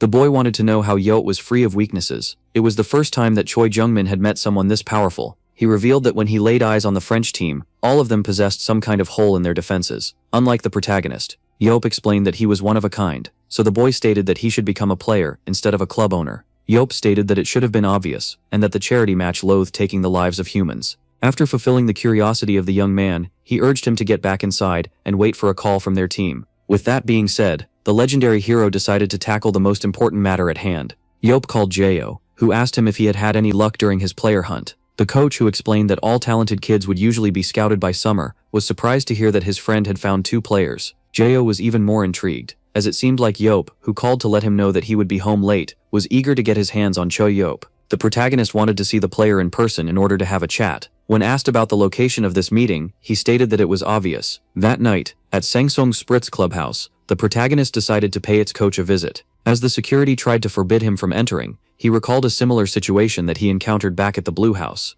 Upon recalling how he had beaten up many guards while seeking the president back in the day, the guards of the clubhouse asked for permission to notify the owners before letting him enter, which Ye didn't mind. Just like that, the guards stepped aside to protect their coach. As he made his way through the fancy clubhouse, our hero couldn't help but admire the fancy training field as well as the shiny new buildings. Ye realized that this club was far wealthier than the one that he owned, but tried to console himself by claiming that his could be used for many activities. He then realized that it was only good for hiking, seeing how it was high in the mountains. Suddenly, he was approached by someone. This man was Kim Jin-tae, the head of this club, who rushed to the scene after being notified of the presence of the protagonist. Seeing how this one referred to himself as Ye realized that he was there for finding and selling players. As the club owner revealed, Choi Dongjun was in charge of such tasks in his club. The man claimed that the one in question must be really talented. The annoyed Ye stated that this statement wouldn't even pass as a joke. Kim Jin-tae was aware that he needed to be worried at all times, as no one knew when Ye would get angry and have another episode. Our protagonist was shocked to see that the head of the club knew that he was there. He was here to meet the coach.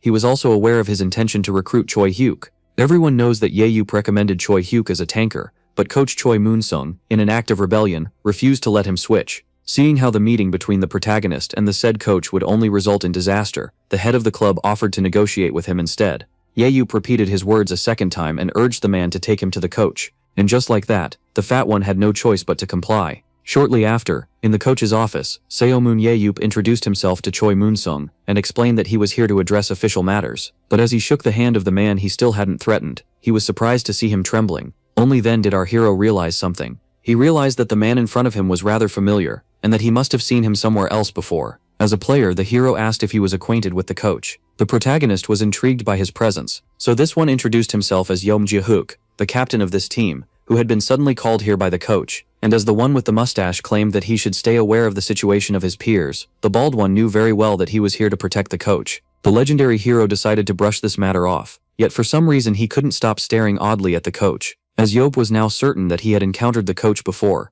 this one began to panic. The one with the mustache began to sweat, and claimed that the protagonist, who meets a lot of people on the regular, must be confusing him with someone else. But as our hero insisted, the man reminded him that they were here to discuss the contract of a player, and as it seemed like the protagonist finally remembered, the man was left startled. But as it turned out, the legendary hero was still trying to remember. The coach affirmed that they had never seen each other before, yet Yuriwop kept on trying to remember. As the poor man urged him to stop trying to recall bad memories, and as the mustache man urged him to just give up, it all came back to the protagonist. The coach was left stunned, as the maniac finally remembered him. Yuriwop explained that he would never forget those who had irritated him in the dungeons. Our protagonist got quickly angry as he remembered the man as the annoyance from the 1993 Temple of Vengeful Spirit. Yuriwop began to wonder why he had spared the coach, whom he had sworn to kill back then. Upon learning that the legendary hero had returned, the man began to grow his mustache, yet tried to hide himself from the madman. Choi Moon-sung wanted the protagonist to forget about 1993. For the first time in history, 200 espers had gathered in front of the unconquered gate of the Vengeful Spirit Temple, in front of the station at the capital. The leader of this army was deemed an 18-year-old genius who wanted to adopt a safe strategy to protect his men, especially the weak ones, from the traps. When suddenly someone opposed this command, one of the warriors proposed to stop wasting time with complicated plans and just finish things up quickly by overwhelming the dungeon with their numbers. A 24-year-old Choi Moon-sung claimed that the young one was being overestimated for his good reputation, and claimed that he should lead in his place. And so, as the redhead kept on babbling, Jin-tae desperately tried to hold back the young maniac that was Ye. Park Jin-tae reminded the boy that their priority was to conquer the dungeon, which is why they needed to focus on the plan. With that being said, the protagonist promised to settle his score with the swordsman once the dungeon was conquered. Yet Choi Moon-sung was unable to take him seriously and decided to go against this plan, as he was convinced that he was powerful enough to clear this dungeon. Once inside the Temple of the Vengeful Spirits, the humans were quickly attacked by the golems. Ye-hyup urged the forces to proceed slowly and let the main unit attack the monsters while the rotating tanks protected them. When suddenly the unexpected happened, Choi Moon-sung charged right ahead, claiming that they would never beat the dungeon if they progressed this slowly. Distortion claimed that they shouldn't need an 18-year-old to lead them,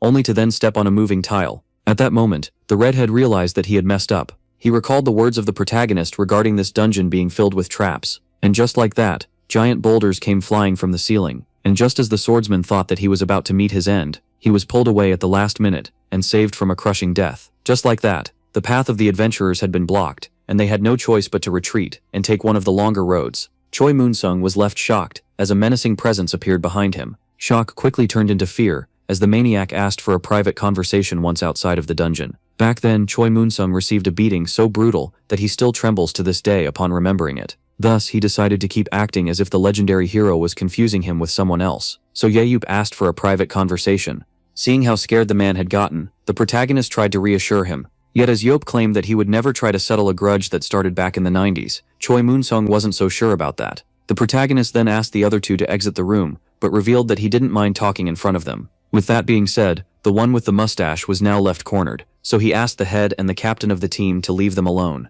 As soon as they exited the place, the menacing Ye pointed out how Choi Moon-sung was the loudmouth from back then, who ignored his orders. He pointed out how his insubordination added an extra 9 hours to the raid back then. The coach had no choice but to admit the truth, claiming that he was once immature in a past that they should forget. Despite that, he was older than Ye by 6 years. Choi Moon-sung then pointed out how he had received the beating of his life from the protagonist, as soon as they exited the dungeon. Yabe claimed that he didn't remember this part, so the man angrily affirmed that this lash of anger was the only reason Yabe spared him. So, as the coach proposed a new start, the protagonist agreed, claiming that it would be wrong to beat him over an old mistake. But as Yabe stated that he had every right to assault him because of a new one, the coach was left frightened. Yabe, who decided to forgive the man for his past mistakes, was now planning on punishing him for one that he had made in the present. And so, as the maniac cheerfully rushed to beat his elderly opponent, claiming that he would hold back, the coach was left horrified. He then demanded an explanation, so the legendary hero revealed that his sin was to oppose the position change of Choi Hyuk.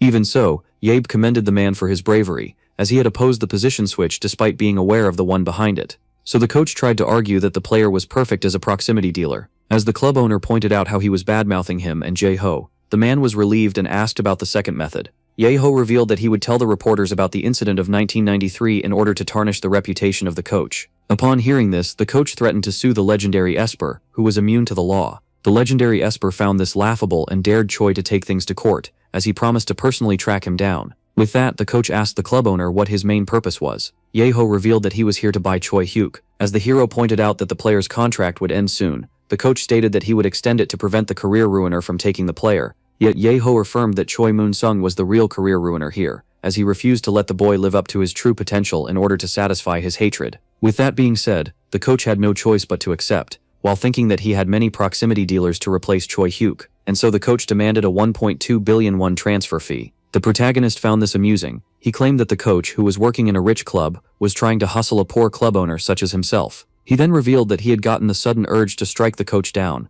but promised to spare his life for the right discount. At that moment the coach began to panic. He was certain that the one he couldn't help but see as a monster would surely live up to his threats. As he lowered the transfer fee to 1 billion won, Ye-yu wasn't satisfied. The coach went down to 500 million won, yet this wasn't enough to ensure his own safety. In the end, he couldn't take the pressure any longer, and lowered the transfer fee to 100 million won. Choi Moon-sung claimed that with this fee, the protagonist should bury any tension left between them, and so as the club owner agreed, the coach stated that he would consider this a promise. With that being said, the redhead assumed himself to be out of danger, yet little did he know, the real Seyumun Ye-yu was far pettier than the monster he had in his head. Some days later, at YSM, the young man finally arrived. Our protagonist welcomed Choi Hyuk, the new tanker on his team, who was to be paid 600 million annually, according to his 5-year contract. It was then explained to the public that coach Choi Dongjun bought Choi Hyuk from his old club with a final transfer fee of 50 million won. Later on, in front of the player contracts, Ye began to think of how, despite all of his efforts, he was still 4 players short of acquiring a team of 22 athletes.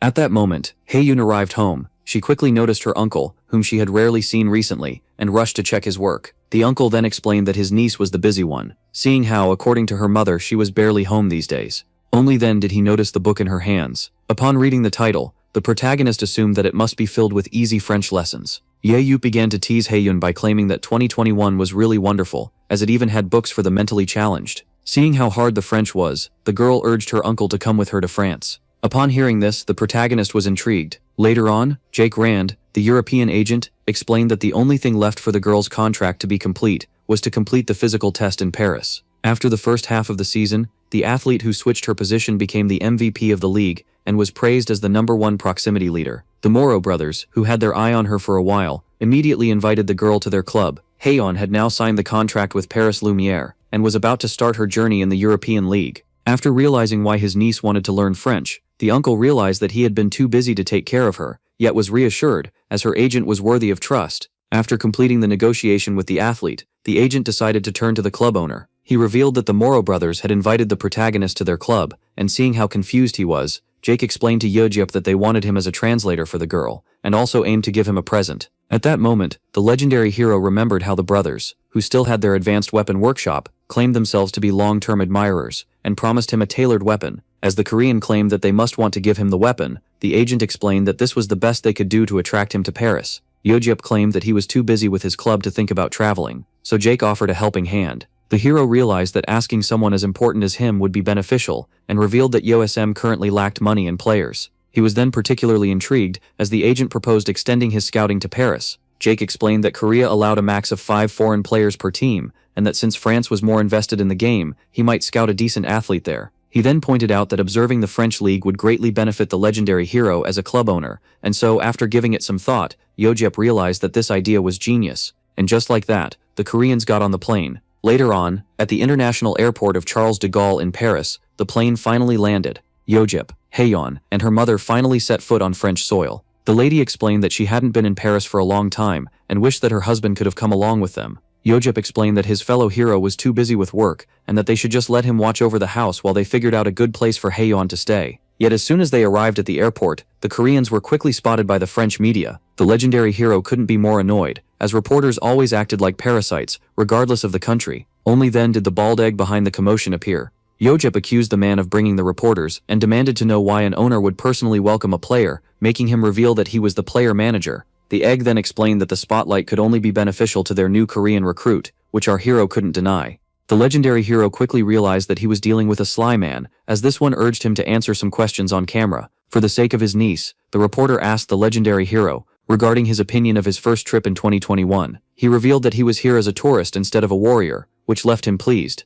He was then asked whether he was here due to a personal friendship with the Moro brothers, or to become one of their players. Yeojip revealed that he had actually rejected their offer, and was only here for the sake of his niece. One of the questions shocked the protagonist, as he was asked if he would be seeing Eric Thurman, who was one of his fellow heroes. From what he had heard from Joho, Yeojip was aware that Eric had gotten married, and was now living in the countryside of France. Yet since his stay in France would be short-term, he couldn't afford to pay him a visit, but would gladly meet him if he was here in Paris. Upon seeing on the television that, according to the legendary hero, Eric was a simpleton who might have gotten scammed and lost all of his money, the man in question, who was now unemployed, couldn't help but spill his coffee. Eric, who was one of the 7 heroes, was shocked to see that their leader was in France. Thus he decided not to waste any more time, and immediately dived into the sea. He explained to his friend that they would have to go on their fishing trip another time, as he needed to rush back to France. The one with white hair was left utterly shocked, as they were currently in the middle of the Atlantic. Meanwhile, at the clubhouse of Paris Lumiere, the brothers were excited to see that the legendary hero was finally visiting their club.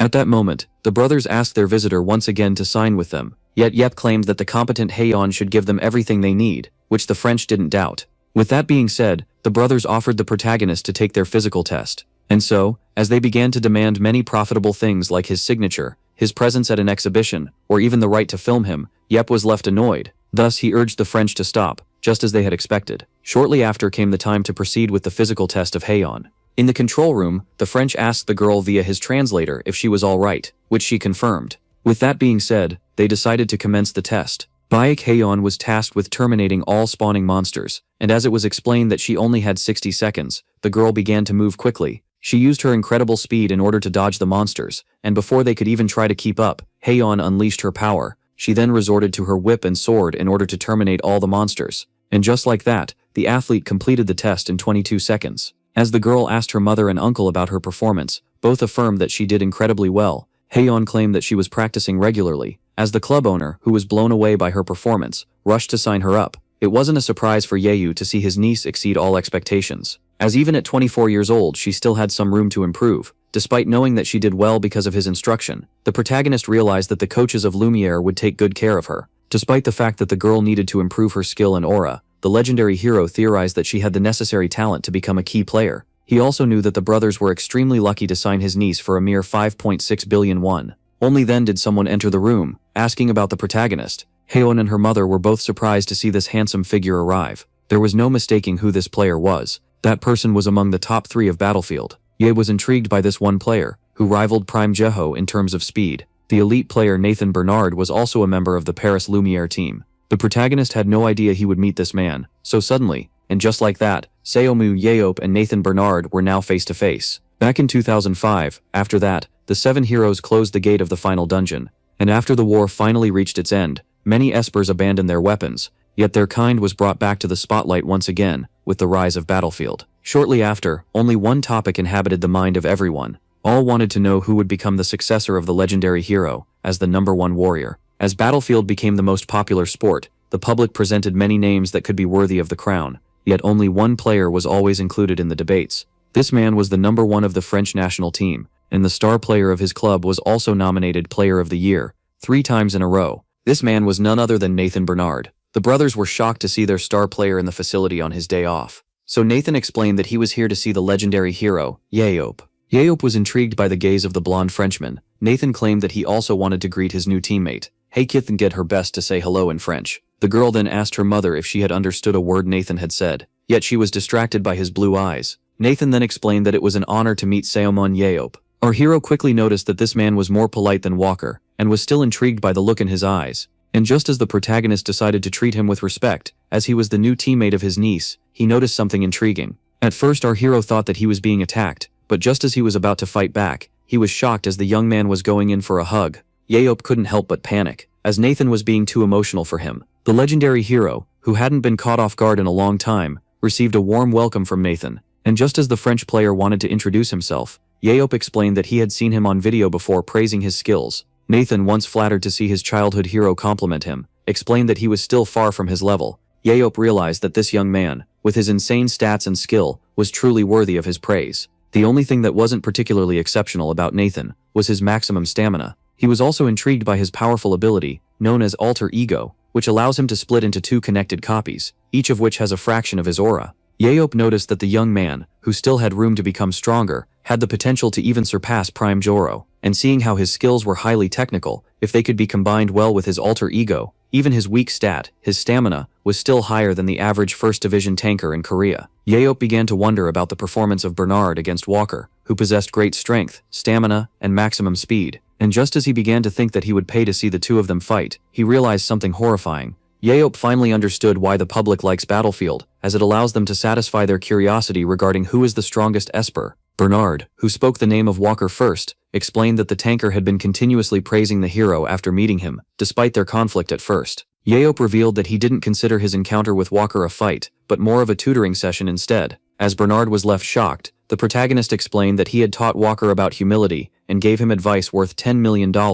Bernard was shocked to hear that things had been wrapped up quickly between the 2 of them. So Yeop stated that it was all over the news. The Moro brothers explained that the news didn't announce the winner. The protagonist explained how it was his victory, despite sparing the man. As Bernard asked the legendary hero if he could truly take on Walker alone, he didn't understand why they were so surprised that he could rival another human. The brothers finally realized why Walker had returned home stronger than ever, as he had received help from a man he had once hated. They then claimed that the legendary hero had allowed a potential opponent to grow in strength. Thus they began to sing his praises, as he was the only one who would do something so bold. And so, while the legendary hero was blinded by the 2 shiny eggs in front of him, Bernard began to think of how he managed to take down the star tanker and match the quick player, who always avoided confronting Walker on his own. The main reason for this was that, in matches, fights between a tanker and a proximity dealer were discouraged. Yet even then, Bernard wasn't sure about his victory. With that, he began to wonder about the strength of the legendary hero, who desperately tried to free himself from the club owners. Back then, the young man thought that he couldn't fight the legend,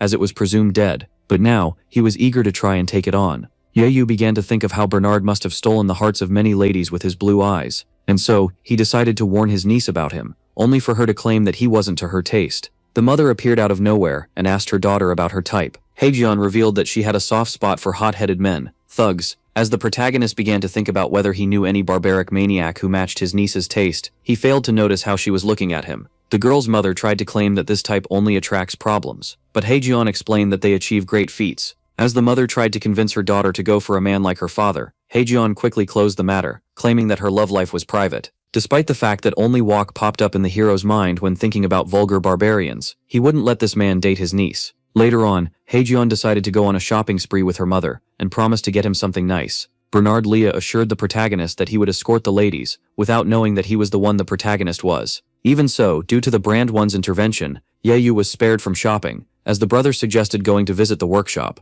His eyes quickly began to sparkle as the time to receive his gift finally arrived. Later on, at the weapon factory, as the brothers gave him a tour of the place, Yahello began to observe the workers. He realized that this environment was healthy, as even when the owners were around, the workers remained unfazed. The owners of the club then showed our hero the weapons crafted in this workshop. One blade quickly caught Yahello's attention. The legendary hero, who had used countless types and tiers of weapons, found this sword worthy of praise. The brothers perfectly expected Yahello immediately recognize a weapon of good quality. With the arrival of the battlefield, the weapon industry was reignited, and despite the hardships, the Moro brothers turned this workshop into the #1 worldwide. Despite the fact that they only wanted to protect the blacksmiths that worked under them at first, they were able to make a fortune in their hardest time. As the hero began to think that those destined for success couldn't fail, they revealed that for this reason they were able to make him good weapons. The brothers were glad that they could finally present their gift to the protagonist. With the press of a button, the vault was quickly opened, revealing some sticks under the name of the legendary hero. Yahello quickly recognized those as spears. While the brothers urged him to give them a try, our hero was unable to find the button that extended them. So the manufacturers explained that the spear runs on aura. He began to power his aura into it, allowing the weapon to finally unfold. The club owners claimed that these spears were better than the hero's old weapons, as they were made by master craftsmen using the best quality materials. They also explained that it didn't matter that these weapons were more fragile than the old ones in real life, as they would only be used inside the virtual world. As he closed the spear using aura, the protagonist found this logical, as his days in real-life dungeons were over. The brothers then claimed that this weapon could stay with the protagonist for life, if cared for properly. Yahello couldn't help but feel bad, as he was taking this miracle of technology as a present. So the Moro brothers explained that despite this weapon having been tailor-made for him, he won't be the only one to use it. Yahello was left quite shocked as he learned that the brothers intended to sell countless copies of the spear used by the legendary hero. The protagonist couldn't help but feel scammed, as he discovered that the brothers were using him to sponsor their new product. At that moment they explained to him that if things worked out well for them, he would receive a generous fee. The brothers promised an annual payment of 2 billion won, as well as an extra 4.1 billion won each time he decided to use their product in a match. With that being said, the French asked the Korean about his opinion regarding this deal. The warrior and our protagonist tried refusing the offer, but his club owner side forced him to quickly accept this lucrative offer. As he signed the contract, the brothers asked him if he had read the whole thing. They then reminded him of the article that forbids him from discarding the weapon. As the protagonist claimed that he didn't mind it, to his shock, they brought up the fact that he isn't labeled as a player. The brothers then explained to him that only registered players were allowed to carry weapons. As he tried to argue that he had immunity, the hero was left shocked upon learning that immunity doesn't apply to customs. Yahello explained that he would like to avoid forcing his way into Korea with these spears in order to avoid the wrath of customs. And the president reassured him that there was a simple solution. They explained that since he was restricted from carrying the weapon with him, he had to register as a player. Later on, mother and daughter came back from their shopping spree with a gift for the uncle, only to find him completely defeated. Haeyeon asked the legendary hero about his problems. Earlier that day, when he was asked to become a player, the brothers clarified that he should register at the Korean Battlefield Association,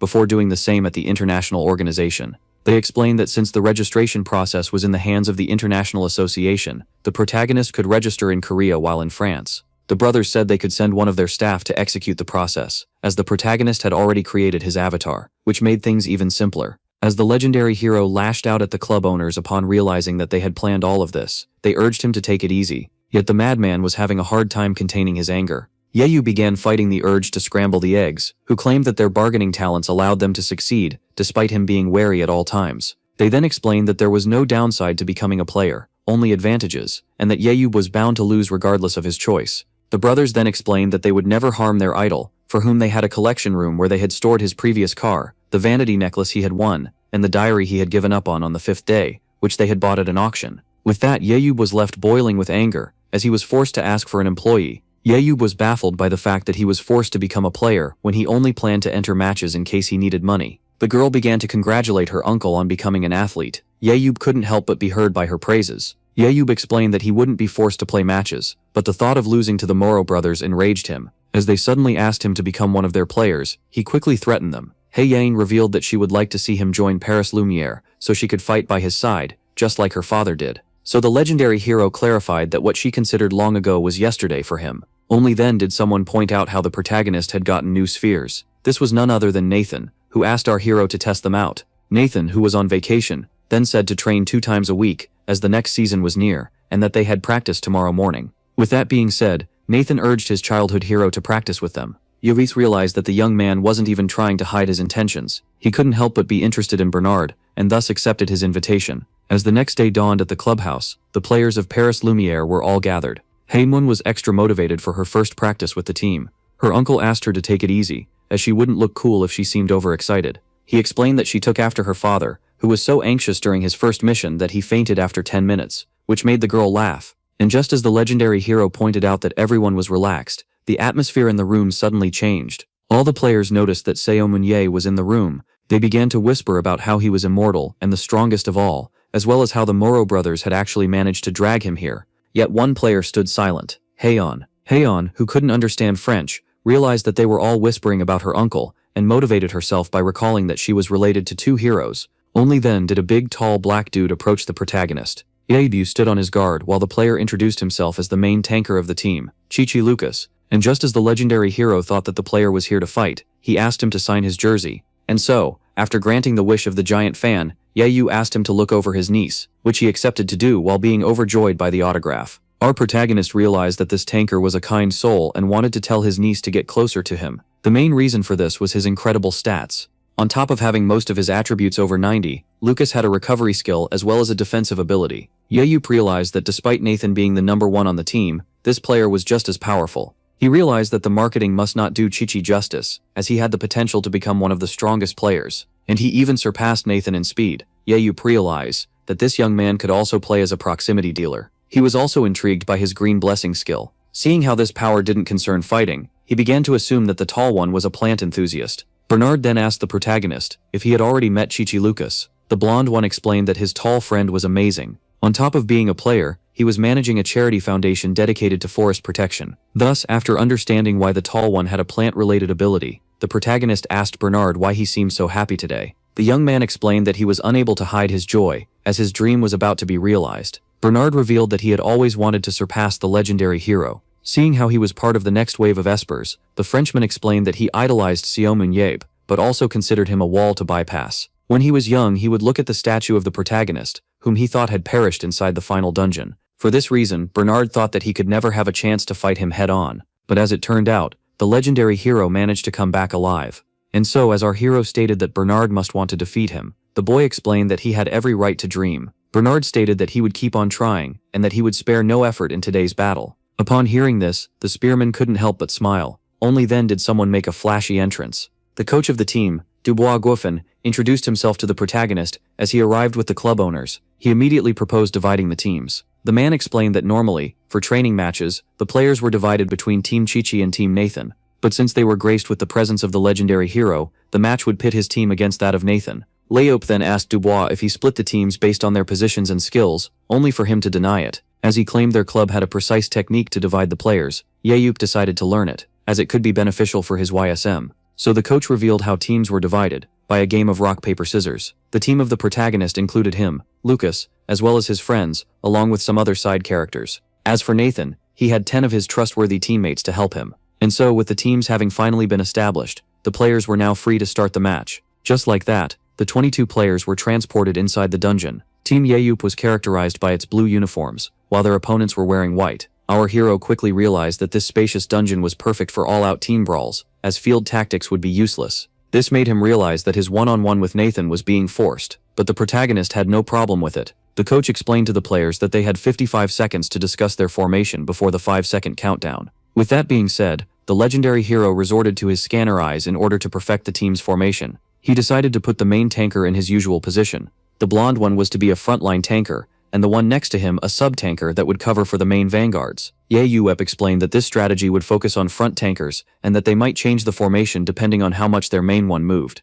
Chi-Chi was left baffled. He claimed that the legendary hero must have a lot of information on their team, as he had just recreated their normal formation. He pointed out that the protagonist must have researched them a lot, so Yahello decided to lie by confirming Lucas's suspicions. Yahello then asked his teammates to pay him no mind, as he wanted to focus on Nathan. With that being said, he decided to inform his teammates about the plan. All he wanted was for them to see the confrontation between the number one of the team and the number one of the world. Yahello would be too focused on the match to do so. After finishing taking care of his team, Yahello decided to take a look at the enemy. He quickly noticed that his opponent would be dual-wielding swords, which could be hard to go against. Yet it wouldn't be impossible, as dual wielders usually focus on their dominant hand. And despite the looks, Yahello knew that the boy's style would be tricky. With that, the protagonist began to wonder which of Bernard's hands was the dominant one. With that being said, the countdown started as Team Yahello stood prepared. Team Bernard also seemed confident. And with that being said, the battle finally started. The protagonist elongated his weapon. Meanwhile, back at the control room, the coach asked the owners if Yahello was aware that Nathan is ambidextrous. They confirmed that he surely wasn't. Dubois stated that, in that case, the protagonist might struggle against Nathan, who was known for his deadly and random attack patterns. He claimed that those with a good eye, like Xiaomun Yahello, would struggle more against Nathan and his alter ego. With that, he began to speculate that Nathan Bernard could become the Esper that overcomes the legendary hero. Back at the dungeon, both teams charged at each other. As the French clashed together, the Koreans went straight towards their target. As he was going up against Nathan, both made sure not to fall behind the other. With that being said, the dual wielder charged at the spearman first. In order to protect himself from the swords, the spear wielder, who had the advantage in range, decided to take the fight up close for some reason. And just like that, the two of them clashed with each other. As Nathan attacked his shield, Yahello predicted that the young man was going for a feint. But just as Nathan was about to score the first blood, the protagonist blocked him with his shield at the last minute. While thinking about how fast he was, Nathan kept attacking relentlessly, so Yahello decided to counterattack by using his 100-centimeter throw. But even his supersonic attack only managed to hit the afterimage of the French player. With that being said, after repositioning himself, Nathan charged at the protagonist first. Yahello knew that the slightest mistake could result in his demise, and so he tried his best to block the tempest of slashes that was thrown at him. And so, as the young man unleashed attack after attack, the war veteran couldn't help but smile as he blocked them all. Only then did the Frenchman notice a hole in the defense of the Korean, and thus he immediately went for it. But to his shock, the legendary hero easily blocked his attack. Nathan was left baffled as the protagonist praised his reflexes. The young man realized that his opponent, who was way too calm, had given him an opening on purpose. With that being said, Nathan backed away. And so, as Nathan began to think of how he should try to overwhelm his opponent with speed, the protagonist claimed him to be predictable. Nathan was left too startled as the protagonist was now going for an attack, and so he backed away at the last moment. Yahello was thrilled. He stated that his opponent was adorable for trying to fight him without skills, and decided to grant him his wish, and just like that, the tank charged at the sword wielder. Nathan had no choice but to try and escape every attack that was thrown at him. He quickly realized that the legendary hero had an astonishing offensive game. The young man realized that the opposing spear and shield were perfectly synchronized, and that ignoring one would result in death by the other. Yahello was also maintaining a certain distance between the two of them that allowed him to attack relentlessly without worrying about a counterattack. According to Nathan, only the legendary hero could show such a perfect performance. Nathan knew that the only way for him to win was to try and attack, yet with the defense of the protagonist, who thought that he was giving up, this would be impossible. Thus, the French player realized that the only way for him to win was to get some help. And just like that, he decided to fight with all of his might. Suddenly, the young man began to pixelate before slowly deconstructing his body. The protagonist was left intrigued, seeing how the Frenchman was now putting out his signature skill that divides him into two different copies. Our hero couldn't help but smile as he finally had the chance to fight Alter Ego. Meanwhile, in the control room, all began to talk about how, despite Nathan being the world's #1 weapon user, Xiaomun Yahello was the best in history. The one with the glasses then pointed out that the legendary hero wasn't prepared for this type of fight. He explained that the war veteran only had experience in fighting burrowers, while Nathan had spent his entire life going up against humans, which makes this fight even more intriguing. Dubois explained that Yahyup has reached the pinnacle of human skills, while the other one tried to argue that alter ego might turn things in favor of Nathan. It was also explained that the war veteran would now be fighting two weapon masters with unpredictable attacks. According to the one with the glasses, the legendary hero was going to struggle a lot. Meanwhile, back in the arena, with the fight of the two espers, the two Nathans charged at their opponent. And so, as the Korean was now being attacked from the front, he realized that the other copy was standing behind him, and just like that, he was bombarded with a tempest of slashes. Despite his skills, even the legendary hero was having a hard time defending himself. Nathan found this rather odd, as a regular player would have already tried to flee from his attack range, yet Yahyup was blocking them all. He was particularly intrigued, as none of his countless attacks managed to bypass the shield. Nathan was also surprised to see someone actually resisting his full power. And so, as the first copy was buried by the shield, the legendary hero noticed the second, and as he tried to attack it, this one, with his great reflexes, managed to dodge while questioning the humanity of Seomunye. With that being said, our hero decided to try and catch his breath. Nathan was unable to find a path to victory, yet the marks left on the ground by the fight made things very clear to him. His tough opponent was also having a hard time, as he was being overwhelmed by ability and speed. And despite knowing that pressuring the legendary hero would lead to an opening, Nathan couldn't help but be wary of his smile. The young man couldn't help but be impressed, as his idol kept on smiling throughout this entire fight. But little did he know, his so-called idol was now panicking because of his strength. Yahyup, who had been dominating the fight at first, was now getting overwhelmed after the activation of alter ego. He knew that a long battle against an unfamiliar opponent who knew everything about him would only result in his demise. The legendary hero had no choice but to take a risk. On top of the perfect coordination between the two copies, each Nathan also had perfect synchronization between his left and right hand. Thus Yahyup decided to put his mind into the battle, as he was now facing a strong opponent. He knew very well that Nathan was unpredictable and faster than him, and so, seeing this, the protagonist decided to take a very particular gamble. Thus he dared Nathan to approach. As Nathan charged at him at high speed, the young man rushed at the war veteran with his sword in hand, but to his shock, Yahyup evaded with ease. This greatly baffled the French speedster. Only then did the protagonist decide to stab him with his spear. Yet Nathan couldn't help but smile, as this was the perfect opening for his copy. And just like that, Yahyup's arm was slashed off. Seomun Yahyup was now disarmed. Those in the control room were left utterly shocked. The man with the glasses stated that this would give Nathan a great advantage. With that, the protagonist was left thankful toward the French player, as he had perfectly expected him to try and slash his right arm and let his guard down afterward. And just like that, the protagonist, still armed with his shield, made the first one fall into his trap. With that being said, he smashed the first copy with his shield. Yahyup stated that he was grateful toward Nathan for falling right into his trap. With that, the one-armed legendary hero had to face the remaining copy of Nathan Bernard. But just as the Frenchman decided to go for the final blow, he was suddenly stopped by Lucas. The Korean claimed that their confrontation had ended in a tie. He then pointed out that his team had won, as Nathan, who was too immersed in his one-on-one, had forgotten that they were in the middle of a match. And so, after giving the final blow, Team Yahyup achieved victory. Shortly after, as Yahyup claimed that the first round was unexpectedly hard, Nathan asked him if he had sacrificed his arm on purpose. The protagonist explained that he had taken a risk in order to take down the alter ego. While Nathan was annoyed by the fact that he had let himself get tricked, the coach arrived, claiming that this was an incredible match, and praised the protagonist for distinguishing the real Nathan from the fake, with no prior research. Yahyup was happy to learn that there was still one more round, as it allowed him to settle the score with Nathan. The legendary hero explained that he would have a better chance against the unpredictable player if he observed his performance one more time before the match. At that moment, the coach explained that this could be arranged for Yahyup, who accepted to partake in the match. And so, Dubois Goffin asked Sumyun Yahyup to come with him. Shortly after, in the match analytics lab of the club,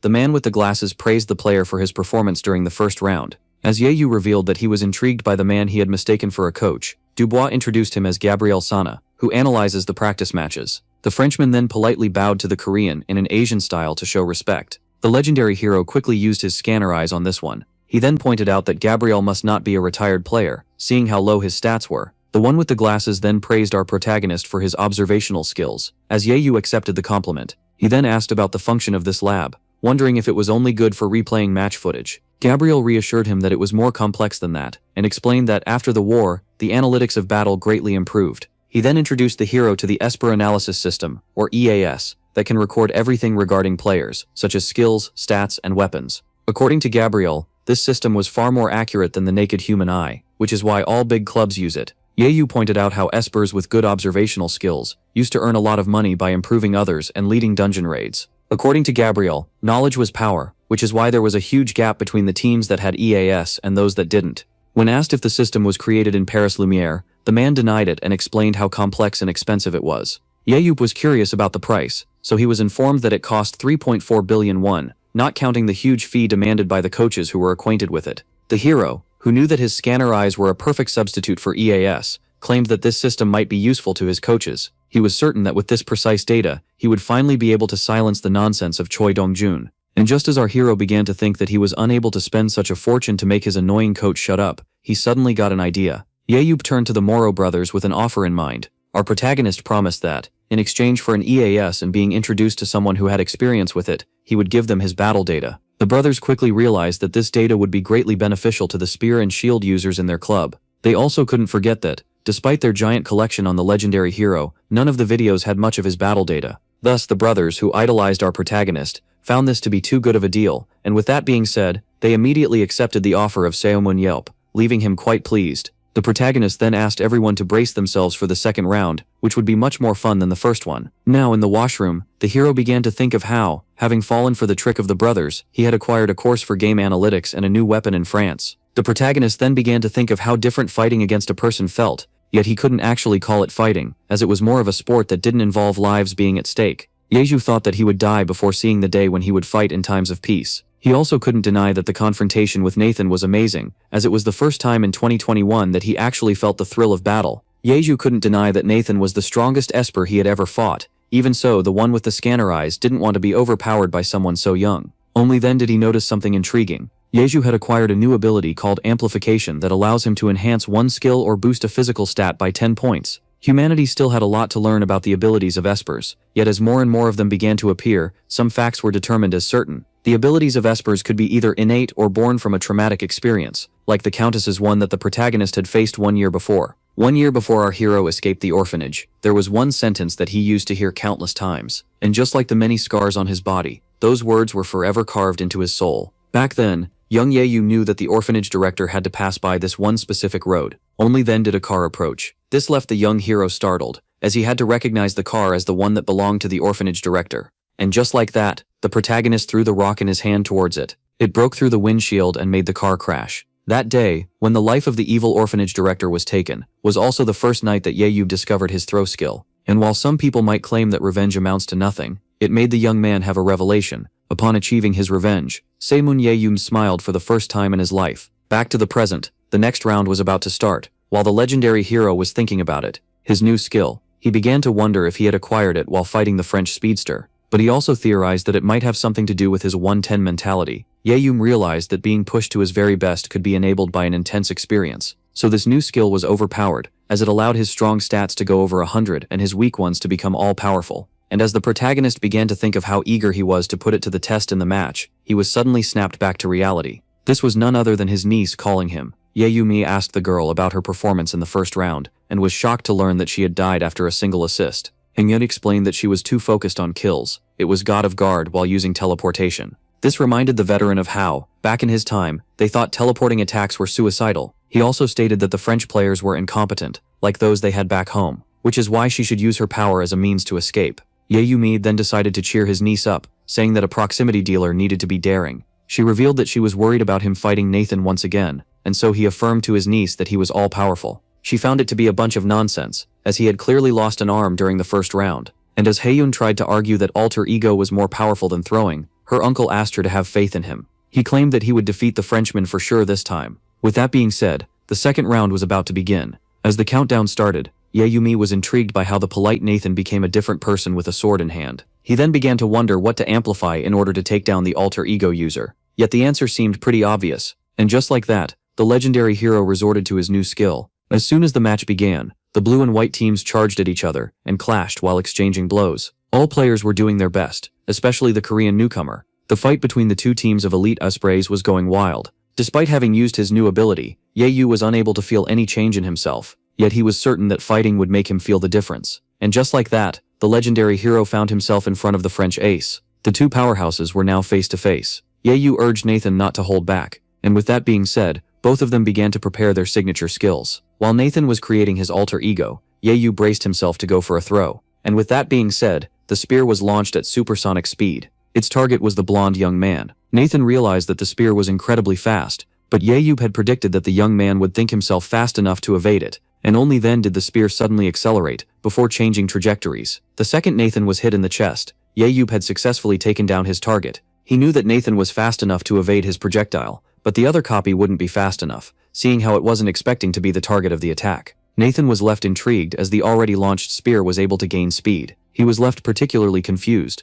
as there was no data of the legendary hero being able to accelerate his projectiles. With that being said, the Frenchman was left particularly annoyed and decided to flee, as he didn't expect Yahello to have such a hidden ability. He decided to get away as fast as possible, as he was almost out of aura. Only then did the protagonist command the young man on his wife's judgment. Yahello claimed that only a top player would accept being overpowered in a one-on-one, and go regroup with his team. The protagonist stated that Nathan didn't expect his alter ego to be eliminated so quickly, before stating that he should have analyzed things faster. He then affirmed to the French ace that the victory of the second round belonged to them. And just like that, Nathan Bernard was eliminated. Shortly after, the player pointed out that there was a third practice round, but to his shock, the protagonist claimed that he was tired, and that was enough for him. As Nathan began to beg for one more round, Yahello found him to be rather arrogant, as he still thought that he had a chance against him. Even so, he decided to accept the challenge. As soon as the third round began, Nathan resorted to his alter ego. Yahello found his decision to give it his all from the start to be very wise. With that being said, Nathan charged at Yahello. His idol thought this was the final round, as he charged at the protagonist. The young man realized this was his last chance. He had to try to take him down. Yet the legendary hero awaited the French ace to come and attack him. Every single synchronized, quick, and unpredictable attack pattern had already been analyzed by the protagonist. With that being said, he resorted to his amplify skill. The legendary hero then began to twirl his spear into the air before going for the attack. Just like that, the Frenchman and the Korean clashed together. The battle between Yahello and the two Nathans grew fiercer by the second, but the speed of Nathan Bernard was not something to be joked about. The skilled player was starting to overwhelm the war veteran. Yahello realized that the persistence of his opponent was admirable, and that he would be in a pickle if Nathan managed to slash him in the back. The best approach for the spearman would be to constantly move in order to keep the two Nathans in front of him and make them use as much energy as possible. Our protagonist knew that he was slower than Nathan, but he was skilled, and often did not let any of the Nathans sneak up behind him. He also knew very well that the swordsman wouldn't be able to keep up if he kept wasting stamina, uselessly. And so, as the legendary hero kept on running, there was one fact that he couldn't deny. Nathan was getting closer to catching him. Seeing how the young man's movements were getting more and more dangerous, the war veteran needed to distract him at once. Only then did a genius idea spark in his mind. Yahello suddenly remembered that this was a team match, and with that being said, he landed between Nathan Bernard's teammates. The protagonist decided to get sneaky on his opponent. Those in white began to wonder why he was standing between them. Just like that, the legendary hero made his move, and took out a man in white, using his spear. Both Nathans were shocked by this. Yahello knew very well that anxiety could create holes in any defense. For this reason, he extended his spear and decided to cause as much chaos as possible. Only then did Nathan Bernard come from above, in order to interfere. Yet Yahello stood ready. He firmly grasped his weapon before slaying yet another player in white. The biggest fish in the pond was left baffled as he was being ignored. The two Nathans began to panic as the war veteran took out yet another one of their allies. With that being said, the legendary hero decided to see if the two Nathans in the air would be able to dodge his spear. Yahello then threw his weapon with all of his might, as the targets couldn't possibly regain the ground before getting hit. Seeing how critical this situation was, both Nathans decided to act at once. In that moment, the two of them used the other as footing, in order to dodge the incoming supersonic spear. Yet despite their success, the two Nathans were left horrified,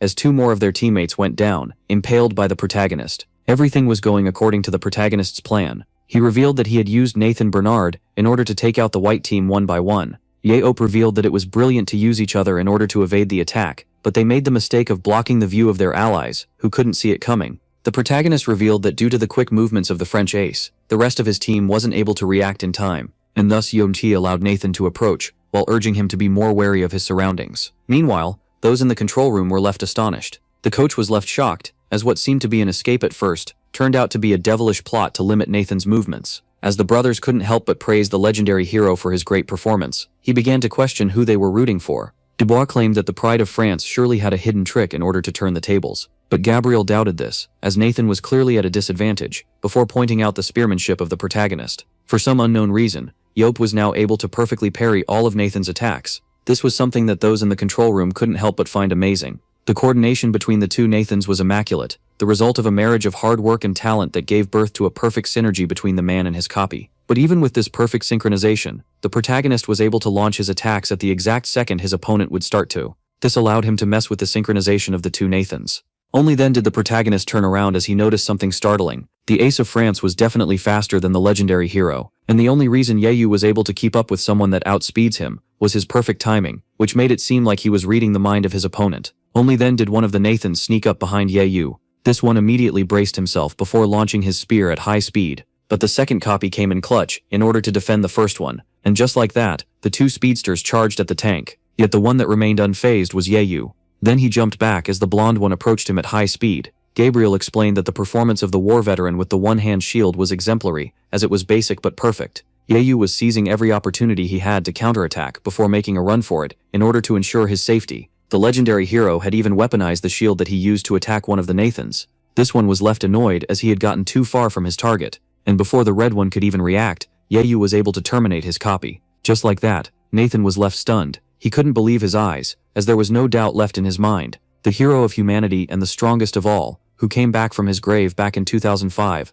was truly Seomun Yahello in front of him. And so, after losing his other self, Nathan realized how much of a monster his opponent was. Even then, the young man remained unfazed and decided to pour everything he had left into this battle. And just like that, the speedster charged alone at the tank in order to end this battle without any regrets. In the end, the victor of the third round was Seomun Yahello. Yahello began to praise the young man, claiming that he was stronger than Gerald Walker, and that he deserved his place in the top 3. The war veteran then decided to give the athlete some free advice by explaining that he needed to increase his strength. Yahello was certain that this would greatly help Nathan, as he still had 12 points left to achieve maximum strength. But just as the athlete was expressing gratitude towards the protagonist, the coach arrived while praising both of their performances. Dubois Goffin explained that he had expected Nathan to win, yet Yahello was able to continuously find new ways to take him down. The coach then asked the legendary hero how he was able to keep up with the French ace and his alter ego. Yahello admitted that Nathan was a fearsome foe and that the coordination with his copy was the result of great hard work, which is why he needed a skill of 110 to beat him.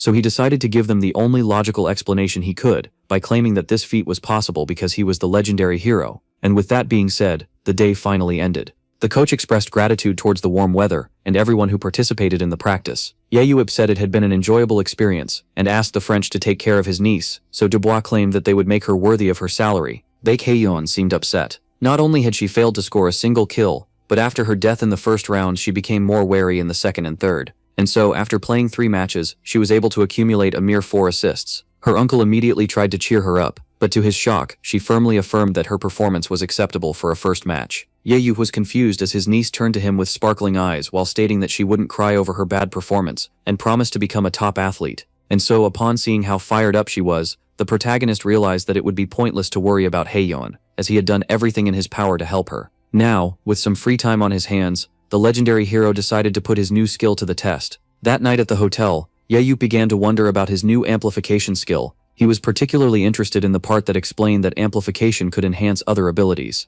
Our protagonist had already experienced enhancing his own stats, yet had no idea what would happen if he amplified his powers. With that being said, he proceeded with the first experiment by enhancing Scanner Eyes. The boosted version of the skill allowed the protagonist to see even more stats, and even work its magic through videos. Now Yahello became able to see the stats known as leadership and tactics, and was even able to see the window panel of the players through their footage. He realized that this skill would be amazing for scouting. The narcissist began to think that it was obvious that he would have 100 points of leadership. Upon using Amplify on his throwing skill, the legendary hero gained the ability to recall his own projectiles. In order to test this convenience, Yahello decided to use his toothbrush for the experiment. Despite being annoyed that retrieving the item costs aura, Yahello was certain that adding a fun characteristic of Mjolnir to his spear could turn out to be beneficial. Yahello was left particularly pleased by this new power, as it would allow him to execute more diverse attacks. Now came the time to test Amplify on immortality. Seeing how this was the most powerful skill of all, the war veteran couldn't help but be anxious, as he couldn't predict the outcome.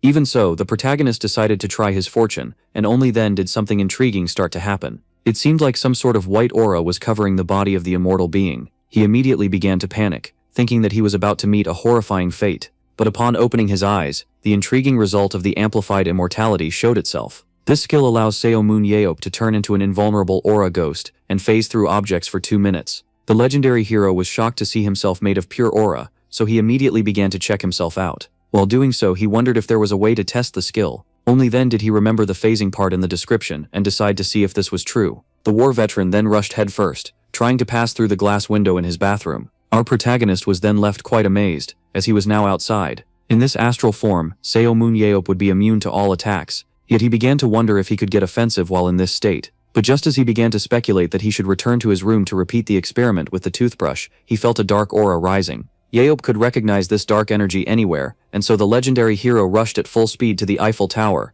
A burrower had been detected. Upon locating this, the war veteran couldn't help but smile. The legendary hero firmly grabbed his spear and was overjoyed at the chance of fighting his old enemies once again. And with that being said, he launched himself forward at high speed. He flew above the magnificent buildings of Paris as fast as possible, making his way through the city in the blink of an eye. Upon getting closer to the Eiffel Tower, Yeop began to think of how his old enemies had survived the war. But this fact, which would horrify most, lifted our favorite battle-crazed maniac to the heavens. And just like that, he launched his spear at high speed. He was particularly pleased as it had reached its target. He was extremely happy to see that his fear had made the enemy react. And with that being said, he rushed headfirst toward the Eiffel Tower once again. Once there, the legendary hero could perfectly feel the aura of the burrower. According to him, the creature wasn't far away. Yeop explained that if the underground civilization had disappeared so easily, he would have been extremely disappointed. But as he kept on monologuing, a window panel suddenly popped up. He was then informed that his 2 minutes were finally up. And just like that, the astral body was recalled to its initial starting point. Seisomun Yeop couldn't be more annoyed, seeing how he was just about to get his hands on the monster. With that being said, the protagonist woke up in his fleshy body. He was now back in his bathroom. He couldn't believe what just happened.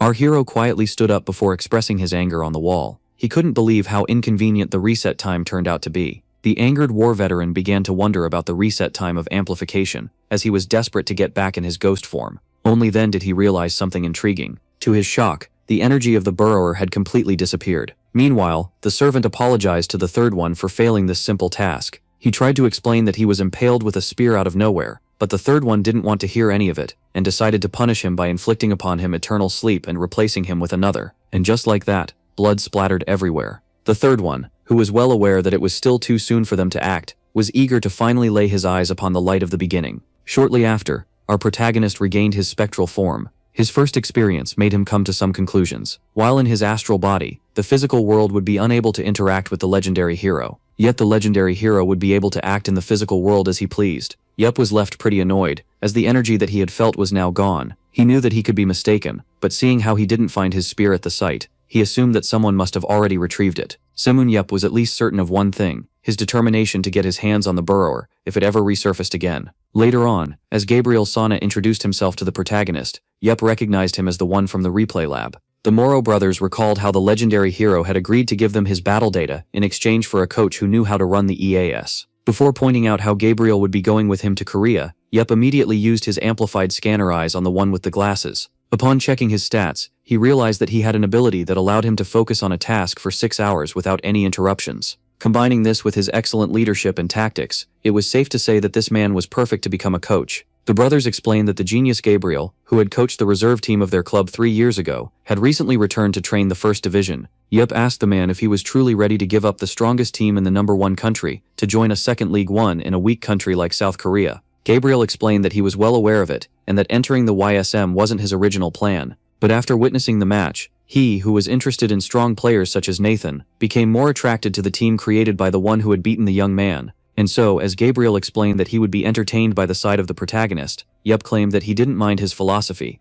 Yup explained to Gabriel that he would be paid well and made the head coach as well as the manager, only for the one with the glasses to refuse. Our hero assumed that the man didn't want to become a coach, so Gabriel clarified that these terms weren't enough for him. The man then arrogantly stated that with his skills, it was only natural for him to become manager as well as head coach, which the protagonist couldn't argue with. Gabriel then pointed out how his career would be greatly affected by ditching his position in Paris Lumiere in order to go to Korea, which was number 127 on the leaderboard. Thus Gabriel explained that it would be beneficial for his career to turn a second league division team into the strongest one in the country. With that being said, the man decided to lay out his terms, and so, after hearing what he had to say, the brothers were left particularly shocked. As for the war veteran, after giving it a small thought, he agreed to Gabriel's terms. And just like that, the club owner and his new coach came to an agreement. The brothers were happy, claiming that this should form a deep bond between the legendary hero and their club that would always be mentioned alongside him. They then revealed that they had posted his picture in their uniform without his consent, as this was too good of an opportunity. The brothers then urged the protagonist to spare them, as they had just signed off on his sponsorship contract. This left the annoyed one no choice but to let them slide. Despite failing to scout a new player, Yayu was able to acquire the EAS, a talented coach who could run it, and a new ability in France, with his gains having exceeded his expectations. The protagonist returned to Korea early, yet even after the legendary hero returned home, the official accounts of Paris Lumiere had been covered with his photos for a long time. Many of the rival teams were left concerned due to the rumors regarding Seomun Yayu becoming a battlefield player, yet one man was left particularly irritated. The best team in Germany, which was the greatest rival to the club of the Moro brothers, was the Berlin Blitz, and at its head was one of the 7 heroes, Emre, who even after all this time could never guess the thoughts of the protagonist. Back at the ISM clubhouse, Gabriel was giving instructions to the workers on how to install the EAS. The man's simple appearance screamed intelligence. The players who were peeking at him began to whisper about their new coach and the EAS system that no one in their country knew how to operate. They then began to praise their club owner, as he had brought them a system that even the first division teams in Korea didn't have. Shortly after, upon hearing the sound of the motorcycle, all realized that the legendary hero had arrived. As soon as he arrived, Seifu Nyub asked Heng. He asked his players if they had been working hard in his absence while requesting all hands on deck. Yuba revealed that during his dream last night, one of his ancestors appeared to him and decided to grant him 6 digits in order to compensate for all of the troubles they had caused him. The thief and her partner were immediately shocked by this. Our protagonist revealed that, despite his refusal, his ancestor begged to give him the 6 digits, and now they were carved into his head. This made him think that God decided to grant him a winning lottery ticket in exchange for preventing humanity's extinction. When asked if he had actually purchased one, Yuba affirmed that he hadn't. The protagonist explained that he doesn't need to purchase a simple paper, as the young people in front of him were his winning lottery tickets, which is why he asked them to practice well in order to become great players. With that being said, he informed them that he had brought back a present from France to help them improve. Yuba introduced USM to Gabriel Sana, the new super coach that he managed to bring back to Korea after lots of effort. He then asked the man to introduce himself, after explaining to the others that he was paying him generously. With that being said, the one with the glasses introduced himself to the team.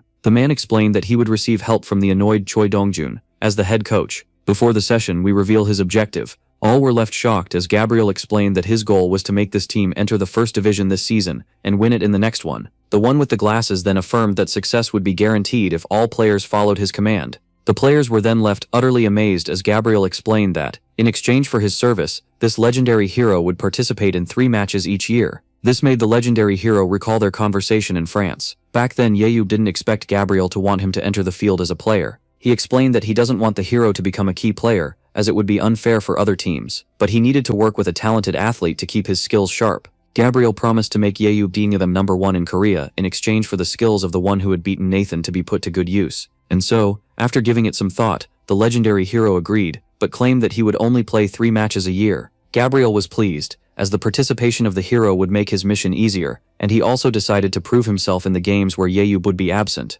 With that being said, the club owner agreed to the terms and conditions of his new coach. Back in the present, he urged his team to play so well that he wouldn't be forced to enter the battlefield. Shortly after, Gabriel began his first training, which was the group hunt. All players were doing their best in order to take down as many monsters as possible. Yeyu found the EAS to be rather impressive. He claimed that it was almost as accurate as his scanner eyes. As Gabriel pointed out that Lee Nayeon, Namgung Ji-hoon, and No Jung-won were perfectly using their abilities, Yeyu found that natural, as they had received his help. The coach focused the attention of the club owner toward Jo Sung-ho and his pathetic stats. Yeyu claimed that the young man had already come a long way, yet Gabriel stated that this might be the end of his progress. The hero stated that the boy wouldn't improve much, even if taught new moves, as Gabriel stated that despite his skills, he was the weakest player on the team. Yeyu knew that the man was speaking facts, yet he could see something else in the young man. According to his scanner eyes, Jo Sung-ho had rather high tactics and leadership limits, making him a valuable asset. For this reason, Yeyu proposed making the smart and calm athlete a sub-leader, as his ability to locate enemies makes him perfect for the job.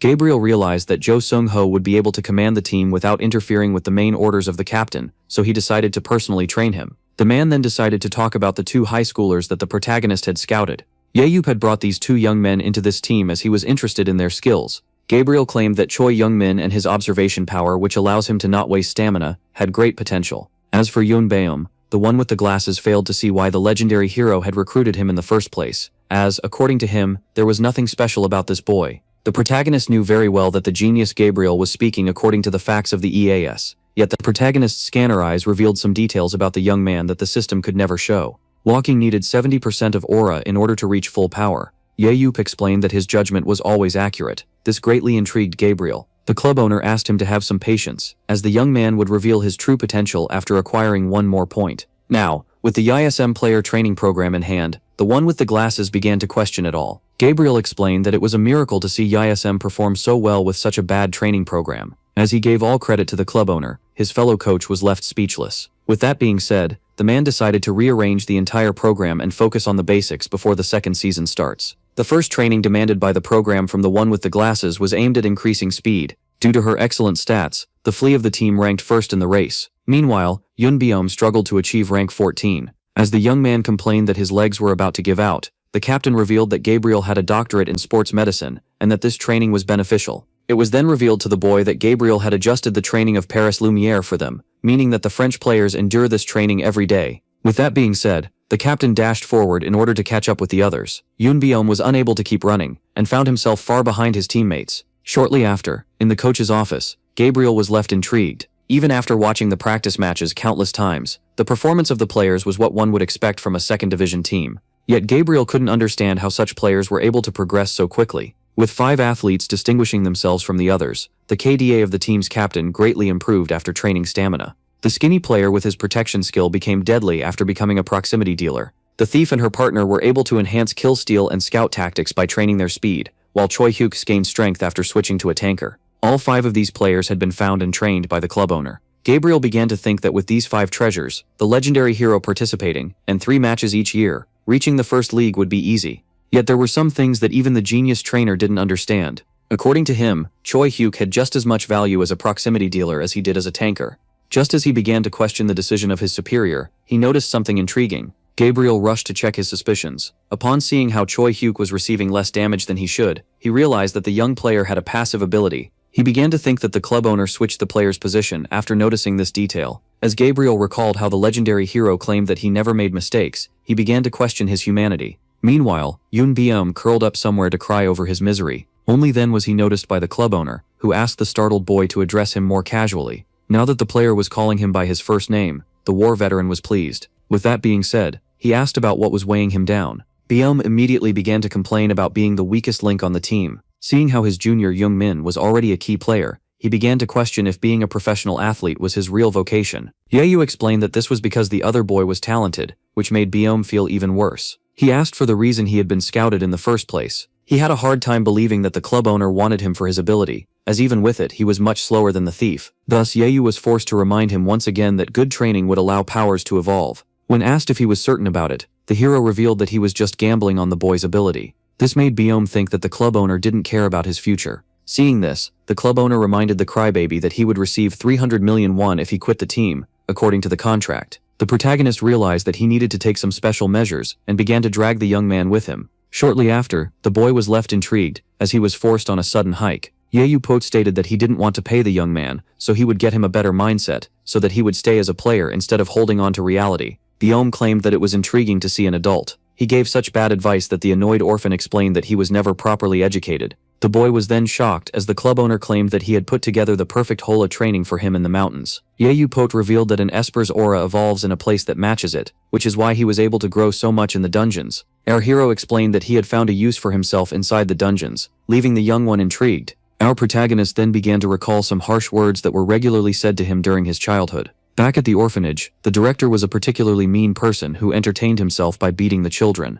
The man greatly despised the protagonist, and as he beat him regularly, some of the kids who followed the director began to harass our hero. The director particularly despised Salmon Yebop's gaze, as well as his arrogance. Upon hearing this, the player was left quite shocked. After noticing this, Yebop began to pat his head while claiming that everyone had their personal traumas. The legendary hero stated that he was certain that Yun Beom was strong enough to vanquish his. Upon hearing this, the young man was moved by those words, only for the hero to snap back to his arrogant self, and explain that a loser like the young man would need a dark place to hide from the world to complete his training. As the boy demanded to know where they were going, Yebop explained that his ability would be the one to determine the training spot. Upon arriving, the boy assumed that he had to break the giant boulder, yet the protagonist affirmed that this was nonsense. He then proceeded to push Beom into the hole in order to start his training. As the boy was left speechless, Yebop explained that this dark hole was perfect for someone as negative as Beom to train in. Upon learning that he had to stay in the hole for 10 days, the boy asked about basic human needs. Yebop told him to keep silent and follow his orders, as this training was more important than food or even going to the bathroom. Baim realized that he was dealing with a madman, as the club owner decided to confiscate his phone.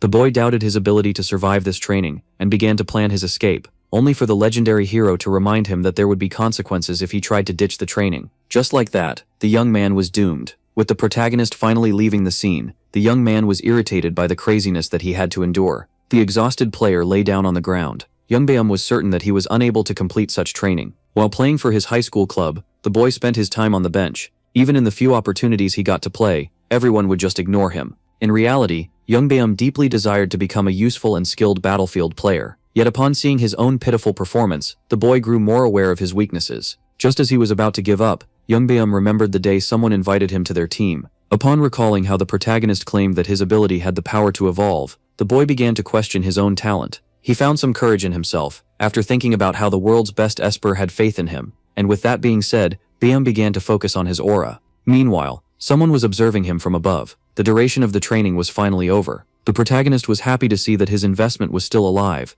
as he urged him to climb back up. Our hero then resorted to his scanner eyes. He was particularly happy to see that his gamble had succeeded. Yahello pointed out to the boy that he had been right about him. Baim was shocked to see that the club owner had been watching him for the last 10 days. It was then explained to the young man, who was shocked to see a surveillance camera, that he needed to master his power before the start of the second season. Yahello stated that Baim would debut as a key player in the first match of the next season. The second season was now 1 month away. The protagonist then asked the head coach about the whereabouts of the director, and learned that he was in his office. When asked why the boy was with him, the legendary hero explained that he was going to introduce him to Gabriel as the new key player. As they passed next to the office, they quickly noticed that the staff was declining calls regarding Lee Naeun's transfer. Yope asked the director about this, so Gabriel revealed that many Korean and foreign teams were trying to buy their archer, the genius. The trainer explained that there was a team in the Middle East that offered them $5 million for the thief and her partner, which baffled the protagonist. When asked if he was willing to proceed with the transfer, Yope stated that this sum was far too little. The protagonist explained that he was ready to sell Lee Naeun,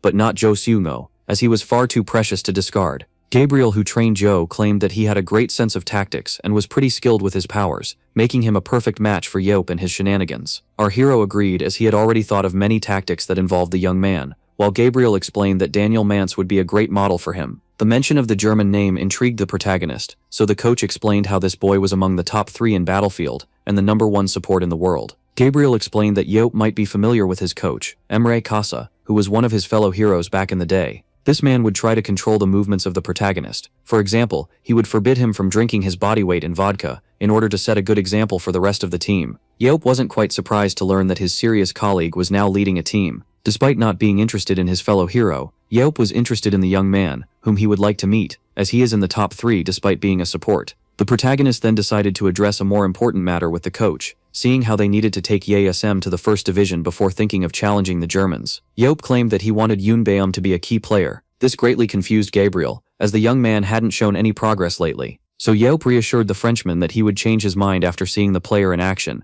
as their investment would turn out to be quite fruitful. 1 month quickly passed, and the second season of the league had already started. The first season was marked with many interesting events, with one of them being the rise of a team through the second division league. The team in question would now partake in the first match of the season against the GT Knights, whom they had been competing with even before the arrival of Yope. The commentators pointed out how USM had once again changed its key players by adding Yoon Baeum to the formation. All eyes would now be on this young man, as he was personally selected by the legendary hero. 10 minutes before the start of the match, Jo Seung-har and Yoon Baeum learned that this game was their chance to prove themselves. According to Gabriel, USM had 5 vital players with imperfect harmony: the thief, her partner, Four Eyes, the author, and the one normal tanker. The coach revealed that unless a particular incident unfolded, these 5 would be the main squad of the team. When he was asked to be the leader of this new squad, Jo Seung-har affirmed that he was honored. Yahello Baeum then turned to Yoon Baeum and explained that he wouldn't pressure him, seeing how this was his first game. His only command to the young player was to scramble the enemy as much as possible. Back to the present, the match finally began. The game's dungeon would be the backwards forest.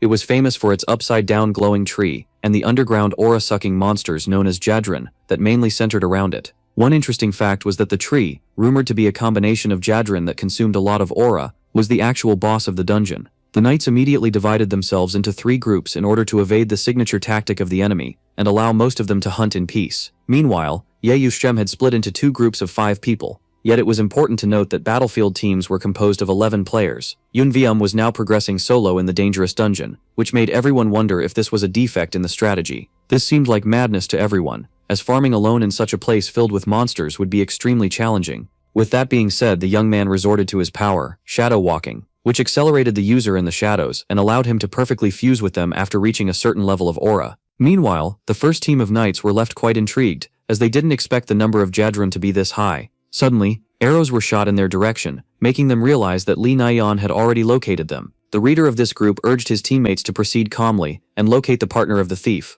The one with the red hair found himself quite pleased that they were being targeted by the enemy. The thief and her accomplice, as he had a special weapon to counter them. And so, as the four knights began to move quickly, one of the knights resorted to his perception power, which allows him to detect any nearby life form. Now, under a rain of arrows, the knights decided to proceed cautiously, despite their low damage. Only then did the perception skill work its magic. The player was able to locate the archer, as well as 3 enemies fighting the monsters, and labeled the 5th one that was hiding as Jo Songgo. With that being said, they rushed to take out the partner of the thief, in order to counter the signature tactic of YoSM. Li Naiyan was pleased to see that the first step of the plan was a success. She then warned the one with the cloak that the enemy was coming for him. And just like that, the one with the backpack on his back found himself in front of 4 enemies, while his team was monster hunting. As the knights claimed that trying to escape was pointless, the young man was left intrigued. Choi Hyuk then unveiled himself and affirmed that running would truly be pointless. This greatly shocked the knights, as they were certain that all tankers were farming monsters. Only then did the hunting team come back.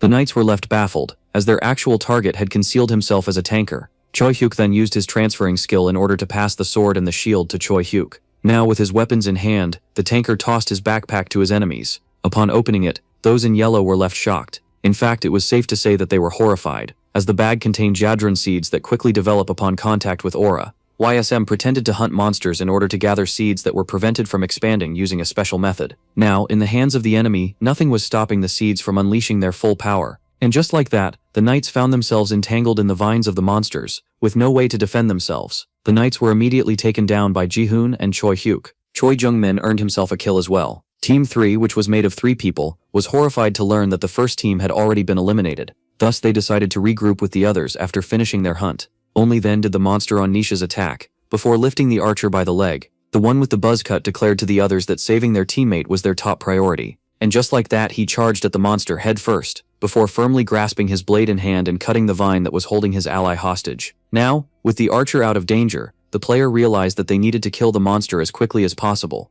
only to suddenly find his second ally swinging his blade at the void. The knight was infuriated by the one that seemed to be wasting time, yet he couldn't afford to pay him any attention, as taking down the Jadron was his top priority. And so, after many efforts, the knights were finally able to slay the monster. As he tried to catch his breath, the one with the shield was annoyed by the fact that they had wasted their precious time on a single monster. He immediately turned to his teammate and began to scream at him for getting distracted in the middle of the match. And just as he touched his shoulder in order to confront him about his pointless sword swings from earlier, the head of this one began to disintegrate, as Yoon Byom scored his first kill. The player, who couldn't hear the commentators, was left horrified. He quickly realized that they were under attack but failed to locate the enemy. Only then did the shadows begin to move. The hunter slowly approached his prey, and before the clueless prey could even realize the danger, its head was suddenly sliced off. Now with the archer having been decapitated, Yoon Byom earned himself his second kill, leaving the third knight horrified. The boy found himself in a pickle, as he had been spotted, and so as he disappeared into the shadow, the knight was left particularly baffled. He began to panic while searching for the opponent, as this was his first time facing such a unique ability.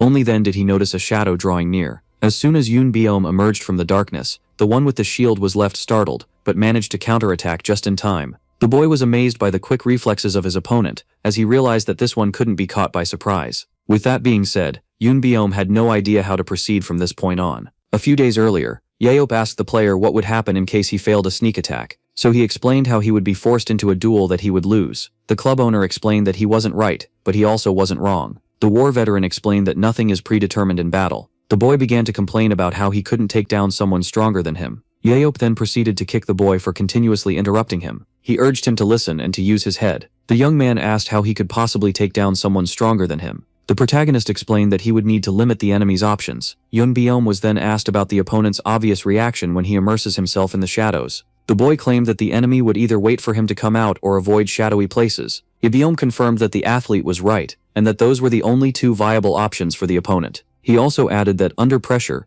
the thought process of human beings would be greatly limited. The club owner explained that the athlete would use this obvious surprise attack to his advantage. He then presented him with his new weapons, which were a short sword and a crossbow. But as the boy tried to argue that he was a longsword user, Yabiom told him to shut up while explaining that he doesn't have Juhoon's swordsmanship, which is why he needed to adopt a different approach. Back in the present, the young man emerged from the shadow with his crossbow. Yabiom knew that this weapon, despite its short range, was easy to use and aim, while also being a perfect match for the short sword in Biom's hands. With that being said, the arrows were fired, yet the knight quickly blocked them with his shield. But as the athlete quickly snuck up behind his opponent, Yabiom knew that he would face hardships, as this was his first match. Biom decided to switch to his short sword. Seeing how his arrows were blocked, Yaeum knew that the young man, attacking relentlessly, might think that his efforts were futile, but he was certain that he would be alright by having faith in himself. By doing so, the boy who was trying to suppress his opponent was sure to succeed. At that moment, the enemy tried to attack with his weapon. When the young man tripped over a rock, this made him flip several times before falling face first to the ground. The opponent was left speechless, and just like that, Baeum sank into the shadows. Yoon Baeum was left utterly embarrassed, and just as the young man decided to retreat, his opponent criticized him for revealing his power too soon. The boy was particularly intrigued when the opponent claimed that he was caught off guard by Baeum's ability to enter his own shadow. Baeum realized that the knight had falsely interpreted his skill, and decided to use this error to his advantage. On the other side of the map, the second team of GT Knights had already been dealt with, and thus only the player fighting Yoon Baeum remained. Yet the victory of ASM didn't seem so certain, as the remaining members found themselves surrounded by countless Jadran's monsters. The 5 remaining UASM members had to defeat the creatures in order to join their teammate, yet could lose their lives in the process. Thus, if the squad of 5 falls to the monsters and Yoon Baeum gets slain by the remaining knight, UASM would have lost the match. Meanwhile, the confrontation between the crossbow user and the shield wielder was growing fiercer by the second. Both sides, who were still uninjured, seemed evenly matched. As the young man resorted to his ability for defense and offense, the shield wielder knew very well that he could have killed this opponent if it wasn't for the power he uses to evade all of his attacks.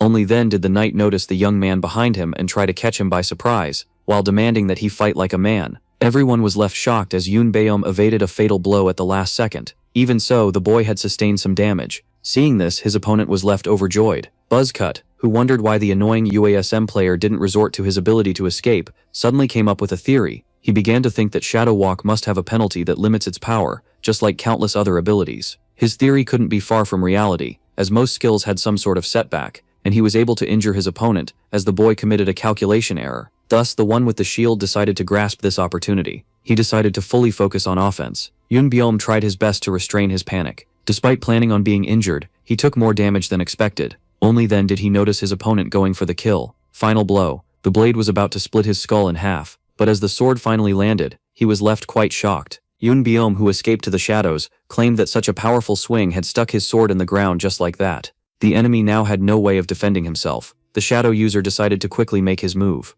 Yoon Baeum then thanked the opponent for falsely interpreting his powers. Just like that, the young man went for the final blow. He revealed that his power doesn't allow him to hide in his shadow, but to roam freely in the darkness of the dungeon. With that being said, Yoon Baeum slashed the enemy player. Just like that, the young man was able to score his 3rd kill. Yoon Baeum was unable to believe it, as he had actually achieved victory. The words of our protagonist turned out to be right once again. Yoon Baeum couldn't help but cry tears of pure joy. The victory of USM marked the end of the 2nd Division's first game. Its MVP was the Shadow Wielder, and the comments all began to praise the performance of the new rising star, as well as the man that scouted him. After seeing this match, the club owner came to a realization. By including the Shadow Wielder as a damage dealer, and Jo Soo-hungo as a secondary leader, Team USM would easily enter the 1st Division. Our hero realized that the task of making his team the #1 nationally was surprisingly too easy. Thus, he began to wonder if he could expand his dream to a global scale in order to make the challenge more thrilling. A few days later, at the Bach residence, the 3 leaders found themselves worried.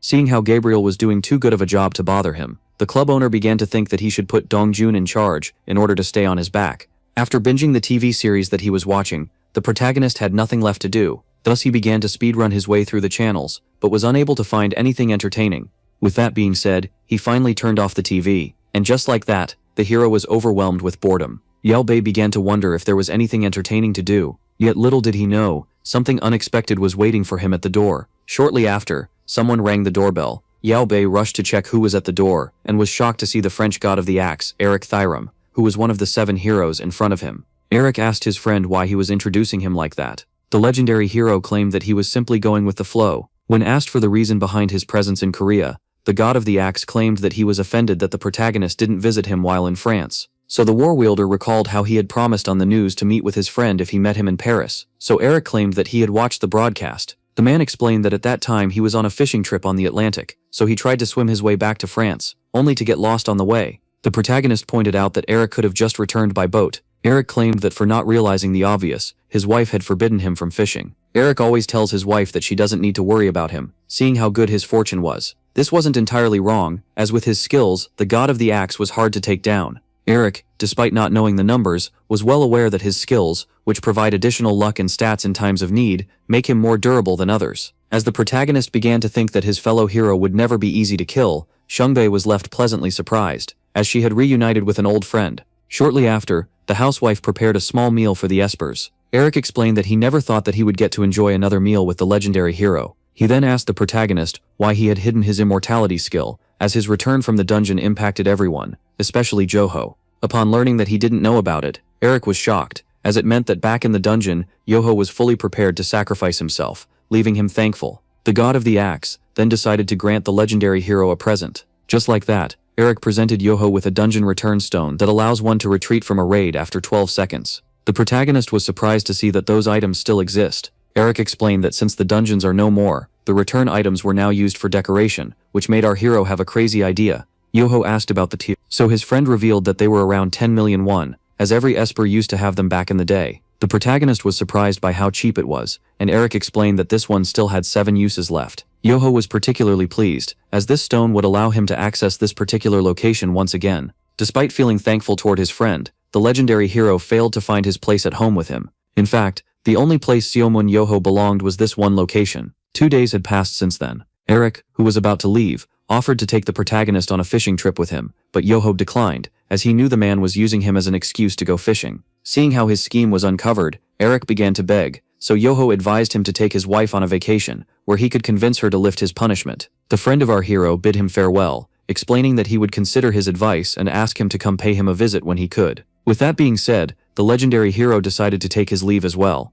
Yoho quickly prepared his backpack. Xiaobei asked him about his destination, so the hero revealed that he was going on a vacation. The coach correctly predicted that his friend would be absent for 4 days. Xiaobei then pointed out how, in the past, Yoho used to take such short and secret vacations regularly. The legendary hero revealed that he had a secret location he liked to go to, and the coach was surprised to see that he didn't know about it. The protagonist claimed that he still had a private life, and with that being said, Yoho promised to return in 4 days. Now on his motorcycle, the legendary hero put on his helmet, in order not to be recognized by anyone. With that, the war veteran went on his way. After some time riding, he finally arrived in Gangwon-do. Now in the middle of nowhere, Yeyu finally arrived at the right coordinates. The unexpected turning stone granted to him by Eric would allow the protagonist to exit the dungeon without destroying it. Yeyu had stored many dungeon drops in his secret place, such as bones, magic stones, and monster fur. He began to think that these items would be ideal to prepare for the upcoming winter trade market. With that being said, the Esper gathered his aura in his feet, before executing an extremely high jump.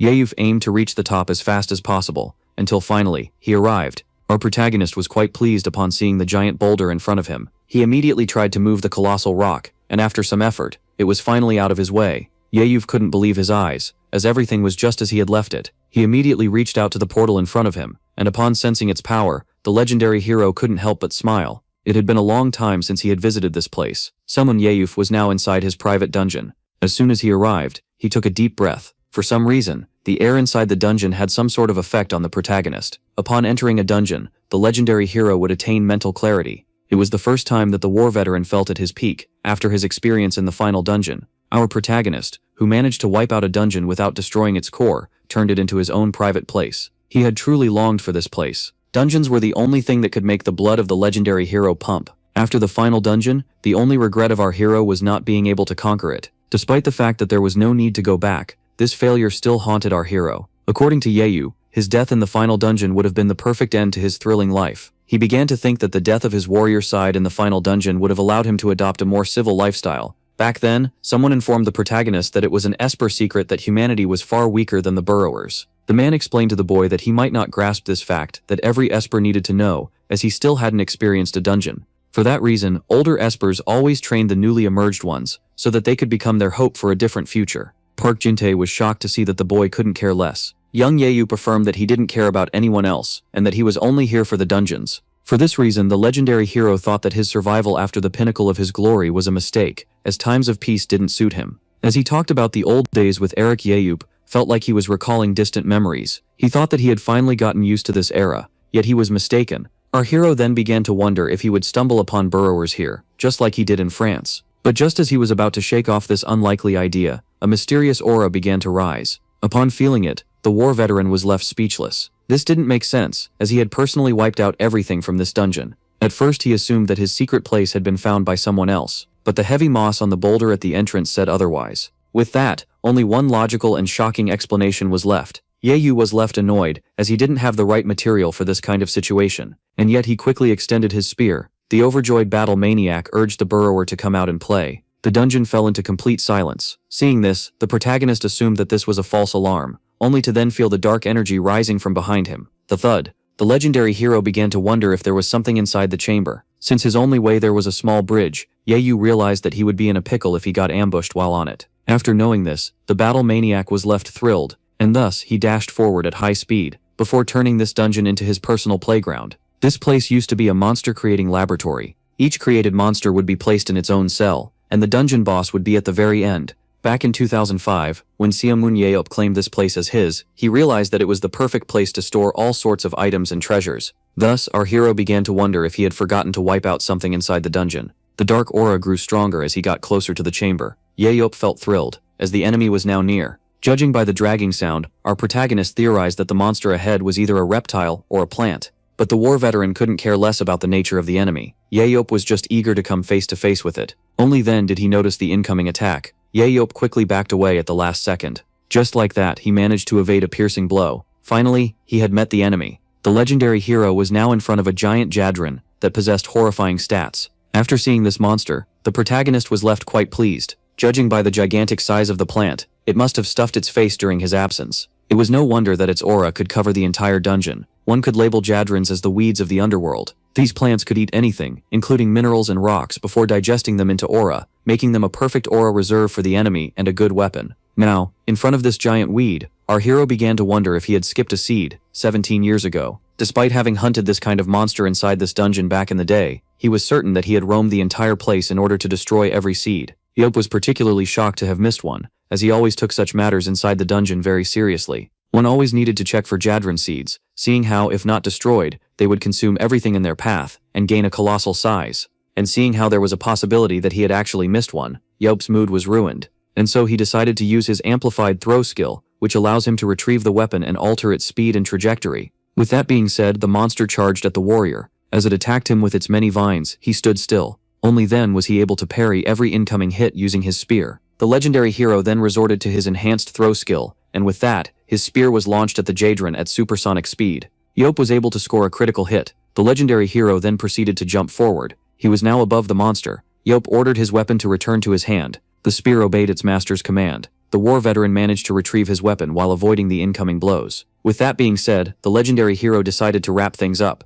Yahello proceeded to cut off all the vines of the underworld weed. Now that the Jadron was at his mercy, our protagonist decided to go for the final blow. With that being said, he stabbed the monster with all of his might, and just like that, the giant Jadron was taken down. Yahello took a small moment to catch his breath after this victory. Upon taking out the giant weed, the battle maniac began to pray that it was a burrower. I planted it here. The final dungeon had been beaten in 2005. Yet even if the burrower's civilization had collapsed, it didn't necessarily mean that their race had reached absolute extinction, meaning that there must be some underground warriors left, planning to invade the surface. Yahello began to believe, from the bottom of his heart, that the enemy ahead would be one of those burrowers. After 60 minutes of botany, the protagonist found himself crushing seeds. He had taken out all the seeds left by the giant tree, but decided to keep one for himself, as he might need it. The legendary hero then addressed the monster seed, and strictly forbade it from blooming while he carried it. The baby was left horrified by the monster that had captured it. Even so, Yahello couldn't understand how a Jadron had bloomed here, as he was too perfect to miss a single seed. Even so, he decided to brush the matter off, and check the inside of the dungeon. After finding dust in the first corner and nothing in the second, Yahello was left utterly annoyed, as all the treasures he had stored in this chamber had been eaten by the Jadron. Only then did he remember that there was a room that the giant plant could never access. The room in question was the one that contained the core of the dungeon. Seeing how it would be too dangerous to let the core get destroyed, Yahello had taken special measures in order to protect it, yet had forgotten what was inside this room. Despite the door being well sealed, our hero put his hands on it and was able to easily open the chamber of the dungeon core. Yet, what he saw inside left him quite shocked. Now in front of the dungeon core, he quickly realized that it was the only thing left in this room. Despite the fact that the giant tree couldn't have possibly entered this place, all the precious magic stones that the legendary hero had hidden here had disappeared. The human race considered this mineral to be quite precious, yet for those of the underworld, it was quite a common material. Only then did our protagonist notice something intriguing. For some reason, he had found one of his spears inside his dungeon room. This simply didn't make sense to Yabe, as he had acquired this weapon not long ago. Only then did the legendary hero come to a realization. Yabe remembered how he had detected the energy of a burrower back in Paris, and how he had thrown a spear towards it. Understanding that this was the spear from back then, left the protagonist overjoyed, as it meant that he had located this burrower. Samwon Yabe was now certain that the enemy was using this place to harvest Jadron plants. It was the underworld who must have altered the security measures in order to keep the plants from destroying the core. Suddenly Yabe felt an ominous aura approaching. He could recognize this dark energy anywhere. In fact, our hero couldn't mistake it. The dark aura was getting stronger by the second, and began to approach our protagonist. The legendary hero was left amazed, as he couldn't believe his eyes. This time, the two of them were now face to face. Seeing how the burrowers weren't fully extinct, the legendary hero was reunited with his reason to live once again. Our video ends here. If you liked it, leave your like. See you next time.